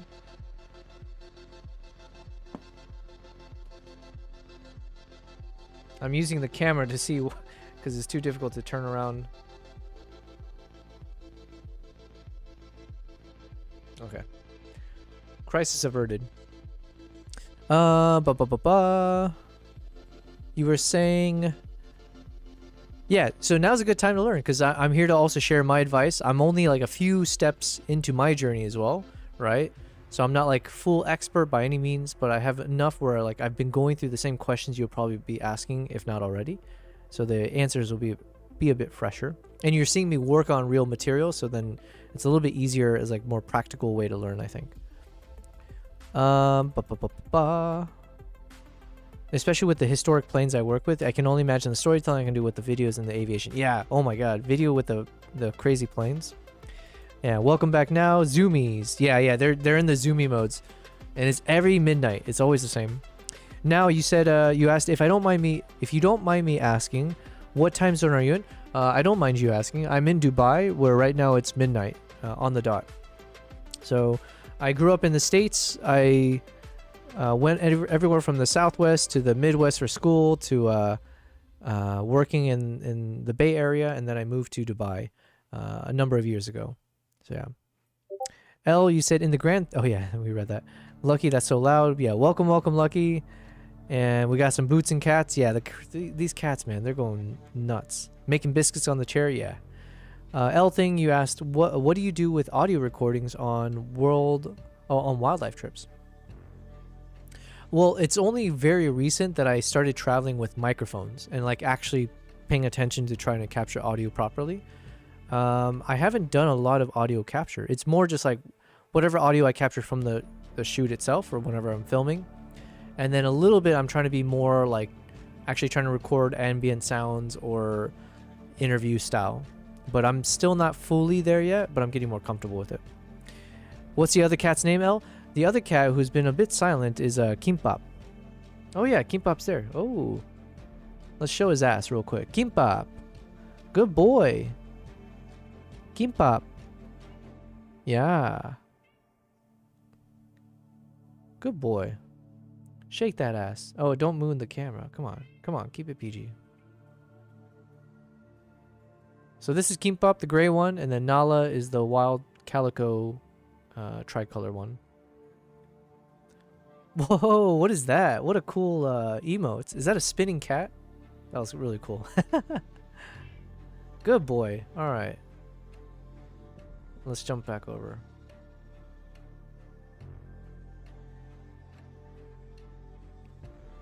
This is why you tune in for the streams. It's for these two little ones. So apparently midnight is their hour. This is when they say, hey, stop doing your thing. Yes, we got a lot of the Nala Aura emotes. Thank you for using that. Show Nala some love. Yo, Espionage, welcome. How are you doing, Espionage? It is now past midnight my time. L thing, you're saying, oh, do you just have background music for the videos? Oftentimes, because especially you see it for the Mongolia video. This Mongolia video, it was so windy outside most of the time, and I didn't have the right equipment. So I ended up having to scrap a lot of the audio and just use background music. Like with the, yeah, whether it's music or ambient sounds, or like sound effects. Now, oh goodness, you're up late then. Yeah, but like, you know, this is all I do, right? So I don't have to wake up early to go to work and that kind of fun stuff. I do have to wake up tomorrow. I have to go somewhere for a meeting, but that's it. Howdy from Southern Georgia. Oh, very nice. Howdy. And I think I've only been to Georgia once. I went to the whole, in Atlanta, you guys have that whole underground mall with the Coca-Cola factory or something. That was pretty cool. Yes, yo, BC with the frogs. Yeah, we got some really cool emotes. I need to make some more cat emotes. I gotta put that up high on my list of to-dos. Yeah, but the cats are chilling now. They went through a little bit of a crazy... Oh yeah, they knocked one of the beds over. That's what's going on behind me. Lucky. Good to see you and Espionage. We've been doing a lot of fox editing today. We haven't edited the foxes yet. We're doing the filter process. So we're just kind of selecting the best ones to kind of pass through to the next phase. We did some crane photos. I haven't done a lot, if at all, any of Mongolia. I kind of have a... Yeah, we have a little bit of a mental block there. Not in a bad way, but I need to figure out a storytelling narration style that I want to apply for that video. And we want to try something crazy different from the ones we've done in the past. So that's just some thoughts I need to flesh out. We also did some puzzles Here earlier. we witness a sudden, explosive release of instinct, a fleeting moment where the ghost of the wild hunter bursts forth from our placid domestic companion. Yo, are these all quotes from Attenborough? Because they sound very poetic for sure. We had, ooh, look at this guy. He's got a nice look on his face. It's a little bit soft, I think, but let's go ahead and add it to the list. Atlanta is basically like the Vatican in Italy. It's its own world. Yeah, fair enough. What was I saying though? Oh yeah, we had a puzzling old man. He started off our day right because he raided us with a big ass party. So we were at like 19 viewers at one point on Twitch. So today's definitely been, we've definitely hit the high mark today in terms of overall streaming views. So Kick has been actually pretty steady. I do apologize to my Kick viewers because it's been showing 0 all day. But generally speaking, it's been roughly at 3 to 4 viewers there. So I'm glad for the consistency. Kick has been fairly consistent on that front. We need to grow it though. We do need to grow it. YouTube's been great, always in the middle of the pack. I think right now we got 5. And then Twitch has been between 8 to 10. It's pretty cool. Well, thank you guys. What a day to be alive. Now remember guys, I hope you tune in tomorrow as well because tomorrow's a special day. Tomorrow is day 31. So I was trying to figure out, is today technically the end of the month or should we say day 31?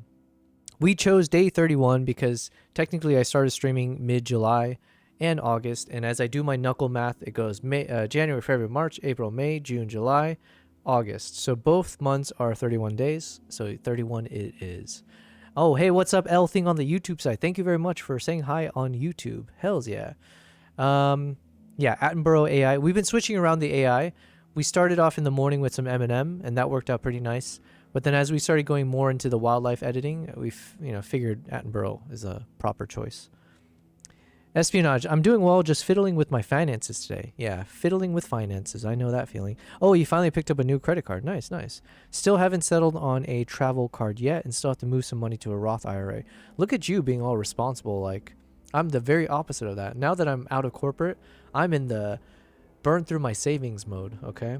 This is why we need to make sure the streaming does well, okay? This is the extra motivation so that we can replenish our savings and not have to go back to corporate. But yeah, wish me luck, guys. Whoops, not this one. We wanted to edit this one here. Shoot. Yeah, this one's nice too. Do I like this one more though? Okay, you know what? We have so many similar shots. Yeah, awesome. Yeah, we got 10 people on Twitch. How cool is that? Thank you guys. Anytime we see that number hit double digits, it's kind of cool. It's a cool feeling. It will never go away. But now I can be like, yeah, we were double digits on Twitch. It's like, oh, really? What? You had like what? 60 people? 70? You said double digits, right? It's like, yeah, we had double digits. You don't need to know how many. It was 10. Or it was 09. That's 2 digits. Luck sent your way. Thank you very much. Yes, we'll need a lot of luck. You know what? I don't think it's luck. I just need a lot of... I need to make sure my health can last, right? Not to say there's anything random. As long as nothing random happens, right? You never know with health stuff, but... otherwise, we have the energy for this. We'll keep going. You guys have some cool emotes. Yes, thank you for the hype emotes. Yes, our very own Yobel P hype. Oh, you want to do a heist? I'm not going to join the heist because I feel like every time I do it, I end up stealing everyone's PPs. I've been known to steal people's PPs. Ooh, what is this song? Yo. It's called Unorthodox. I kind of like this one. In the heart of Mongolia's frozen wilderness, where icy winds sculpt the snow and silence reigns supreme, the indomitable bond between man and golden eagle unfolds in a tale as timeless as the snow itself. Yeah, you know what? I need to remove my narration, and we just got to get David Attenborough to... I need to sign him up somehow to do the voiceover for our videos. That sounded very good, though. In the heart of Mongolia's frozen wilderness. Okay, this song's called Unorthodox. I like this a lot. We need to use this some way, somehow.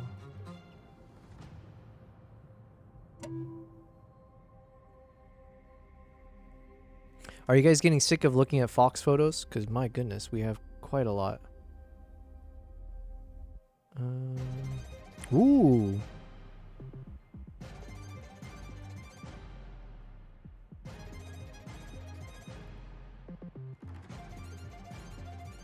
This song slaps for sure. Oh, this is an interesting photo. For some reason, you can almost see like the face of the fox makes a nice little circle. If you like cross your eyes a little bit. It's a little circular shape here going on. Too many photos to choose from, my goodness. Let's skip some of these. Where are the bisons? Oh, got it from the chat. Make it sound like Sir David. Nice, nice. Where are the bisons? There were no bisons here. Oh, you're talking about Mongolia? Those are the yaks. We do see some yaks there.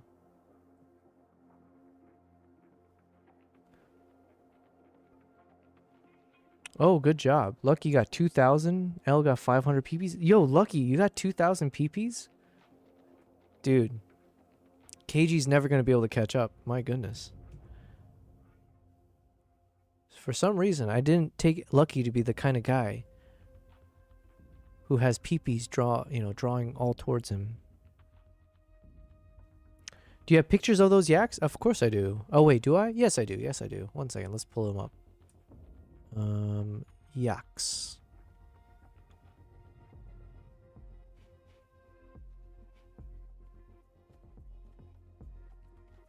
Do we have yak photos? Yeah. This is probably one of the better ones I had. I did mostly video, but here's 2 yaks covered in snow.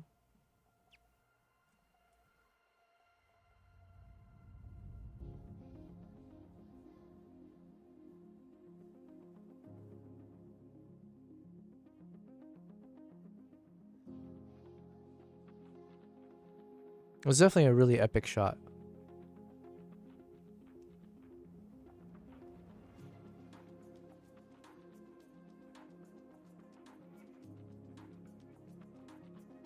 The 2 yaks.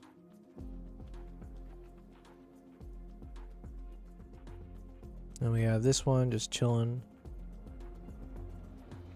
Yeah, it's kind of cool. They had these little ear tags, but it kind of looked tribal almost. Because sometimes, like, yeah, with the domestic animals, they'll have stuff in their ears, but it kind of looks very commercialized. This one looked very dope. Like it's about to go off to war or join a rock band, one of the two.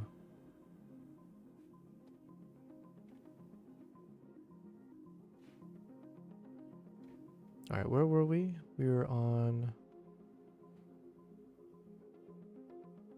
somewhere here. Okay, let's look. Okay, so we were here. My goodness, we took so many. I told you guys I am a machine gunner.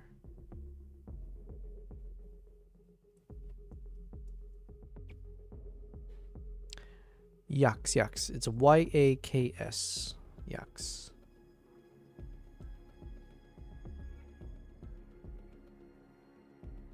Well, let me minimize this real quick.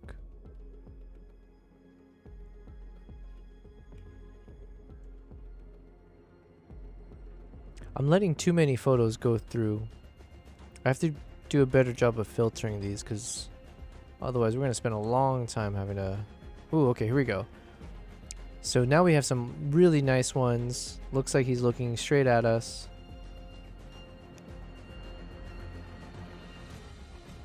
This one might be even better. Oof. What a pose. Now, unfortunately, we do have that little stick coming out in the back, but I'm okay with it.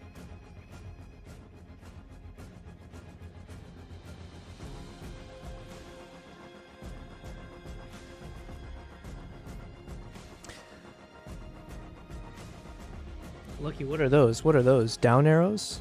Yaks. Now, here's one thing, guys. Lucky, is KG streaming?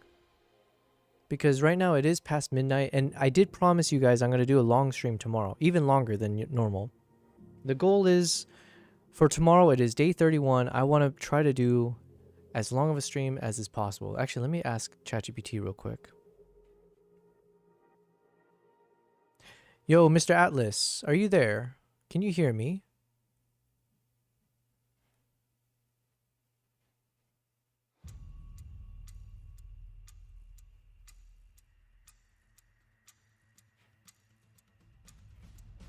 Man, Atlas has been so slow.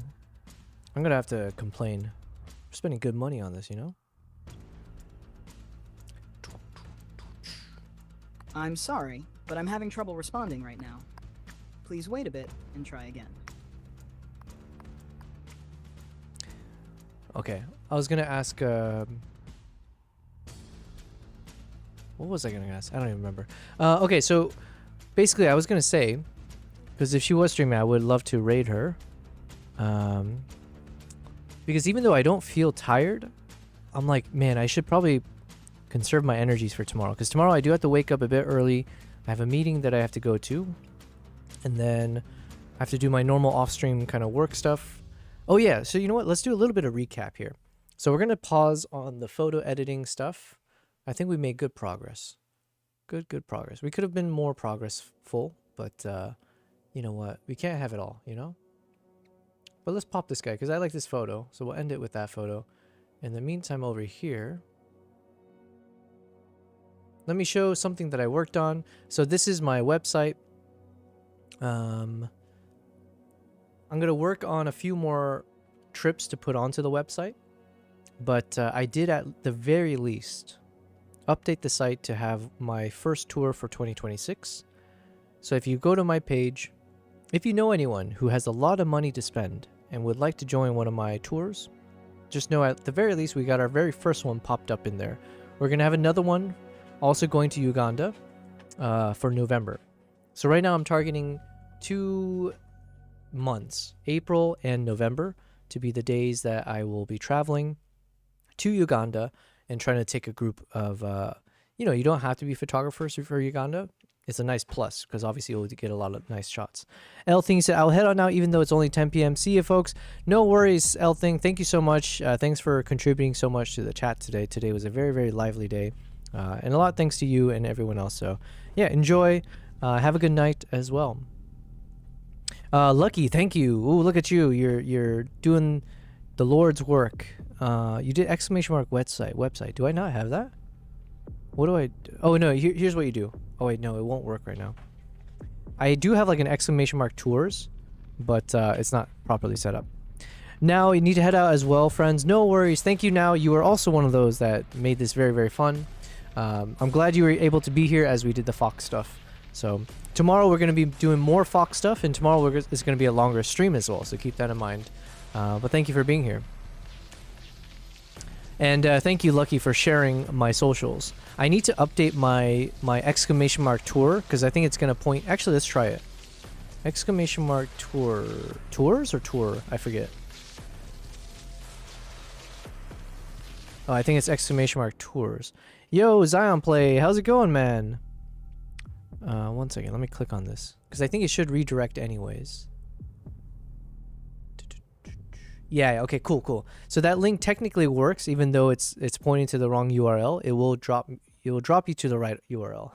So, Zion Play, how's it going? Welcome. Exhausting. Oh, why is it exhausting?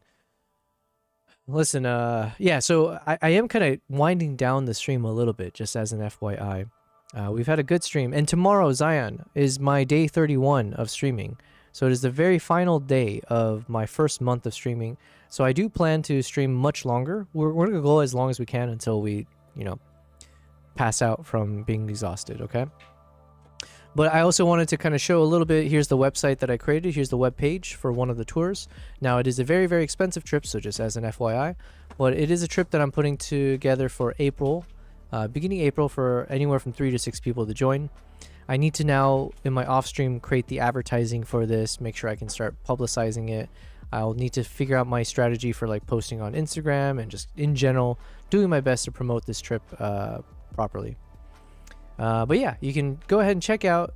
You'll get a good sense of what this trip looks like, some of the photos I've taken from Uganda, as well as the itinerary.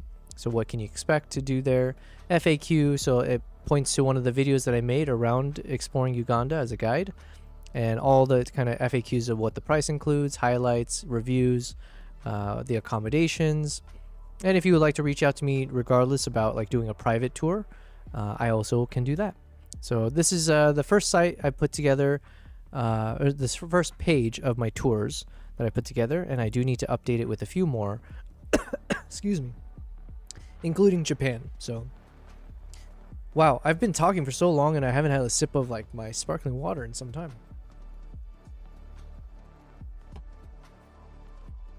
Zion, you're asking, started my new media studio. Oh, damn, that's really cool. And still working with your old job. Damn. Okay, so you're double hatting it. Well, good luck to you on that one. A new media studio. That sounds pretty epic, man. I would love to have my own photo studio. That would be the dream. One of these days. Yeah. What is sparkling water? I don't know. It's either sparkling water or sparkling soda. I don't know the difference. But it's Mason Perrier Forever Strawberry. It's the shit, and I'm hoping one day I'll get sponsored by them. Just cause, you know? But good stuff. Mason... Oh, wait, let me cover my face. Mason Perrier Forever Strawberry.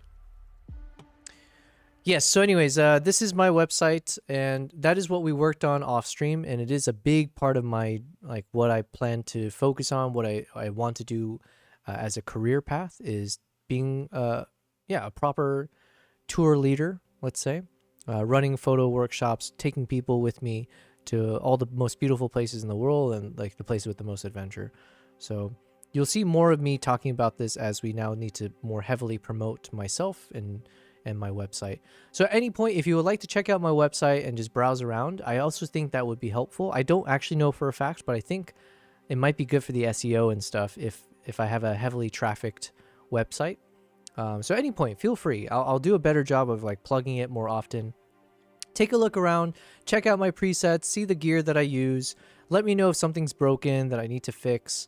Yeah, all of it is fair game, but yeah, that was a big thing that I worked on today. And then we didn't, as I mentioned, we didn't get to do a lot of the Mongolia stuff. Where will be the location, Zion? That one is Uganda. So the one on my website right now is for Uganda. And then I will be working on Japan. So the reason we've been focusing so much on editing the photos from Japan is because I am planning a trip to go there in the beginning of February. So I would ideally be able to start publicizing and like promoting it by the end of the month. So next location will be Japan, most likely in terms of my planned trips. If I get enough people to join me, it will be in beginning February for about 9 days. Price point most likely will be anywhere from $3,500 to $5,000 per person. It is not cheap doing these kinds of trips, but in terms of the value, it is very, very enjoyable. Like, there's a reason these things cost a lot of money, but you know, these countries are beautiful. The experiences we'll be going through is going to be the best. I can guarantee that part. But yeah, anyone you know that might be interested, please do let them know. And yeah, regardless, that is some big things that we've been working on. I appreciate you guys enjoying all of this throughout the process. Today's been a lot of fun, by the way. We didn't just do some photo edits. We had Puzzling Old Man come into the chat, and this dude brought a raid of like 14, 15 people. And apparently, I didn't know this, but Puzzling Old Man's been doing Twitch for a long time, and what he does is like, he actually does puzzles. I didn't know. That's why his name was like that. So we had a fun detour as we tried to get ChatGPT to ask us some puzzles that we tried to our best to solve on stream, which we failed miserably at, which is all right. Outside of that, we got pretty far in the edits. We got a lot more to go. So we're going to dedicate the next 2 to 3 weeks just working on all these photos and videos. So next time, teach me Lightroom. Yes, absolutely. Zion, I'm going to be on for a long time tomorrow. So you'll see me editing. I do my best to try to like talk through my workflow and my thought process. And so we've been doing that all day today. So we had a number of people in the chat who also provided their suggestions or directions or questions on why I'm editing a certain way. So we'll keep doing that. So yeah. Zion, you said wait. All right, I'll wait a little bit, but yes, I do need to wind down. It's midnight. It's 12:30 a.m. I need to eat my dinner. I have to feed my cats or do something because they're going crazy. And then tomorrow is a big day. But yes. Zion, I'm going to start counting down from, let's see, from 19. And then we'll keep going from there. Lucky, what's for dinner? Ooh, it's not leftovers because I haven't started eating it yet. But it's like some noodle. Okay, I don't know, Lucky, if you were here yesterday, but I had salted fish and chicken fried rice from this amazing Asian restaurant. I don't know what cuisine. My God, is it good? Because it's like the salted fish pieces are like bacon. It's like tiny little chips of fish that are crispy as hell. And so it adds a nice bacony crunch to the fried rice. And they just make the fried rice perfectly. Anyways, I ordered that. And I also ordered like this some kind of noodle mixed with meat and stuff. Like a chow mein kind of thing. But it's delicious. I haven't started that yet, so I'm just gonna dig into that right away. And some hot Cheetos. That dried fish IG Instagram IG. Check Discord. Can you make this picture epic? I can try to do that tomorrow if it's like an actual photo, because like the time it'll take me to try to figure out how to pop it on stream and stuff, or get into Lightroom and everything. Did you put it into the where'd you put it? Is it in my Discord channel? Photos. Wait, are you S?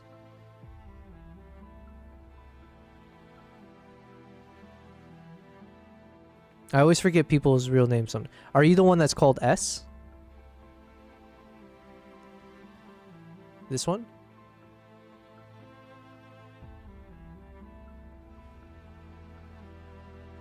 Yo, we got some cool shots.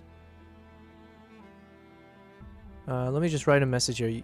Yo, thanks guys for sharing awesome photos here. I'm gonna go over all of them first thing tomorrow's stream. Yo, this is an epic shot. Oh, was this because they were filming Spider-Man, right? Damn, that's insane. That's really cool. Well, listen, we're going to go over this tomorrow in more detail because that is a really cool shot. And I saw there's a number of other photos that people have sent in the Discord. So thank you for that. Not filming. Damn. that was a real Spider-Man, yeah.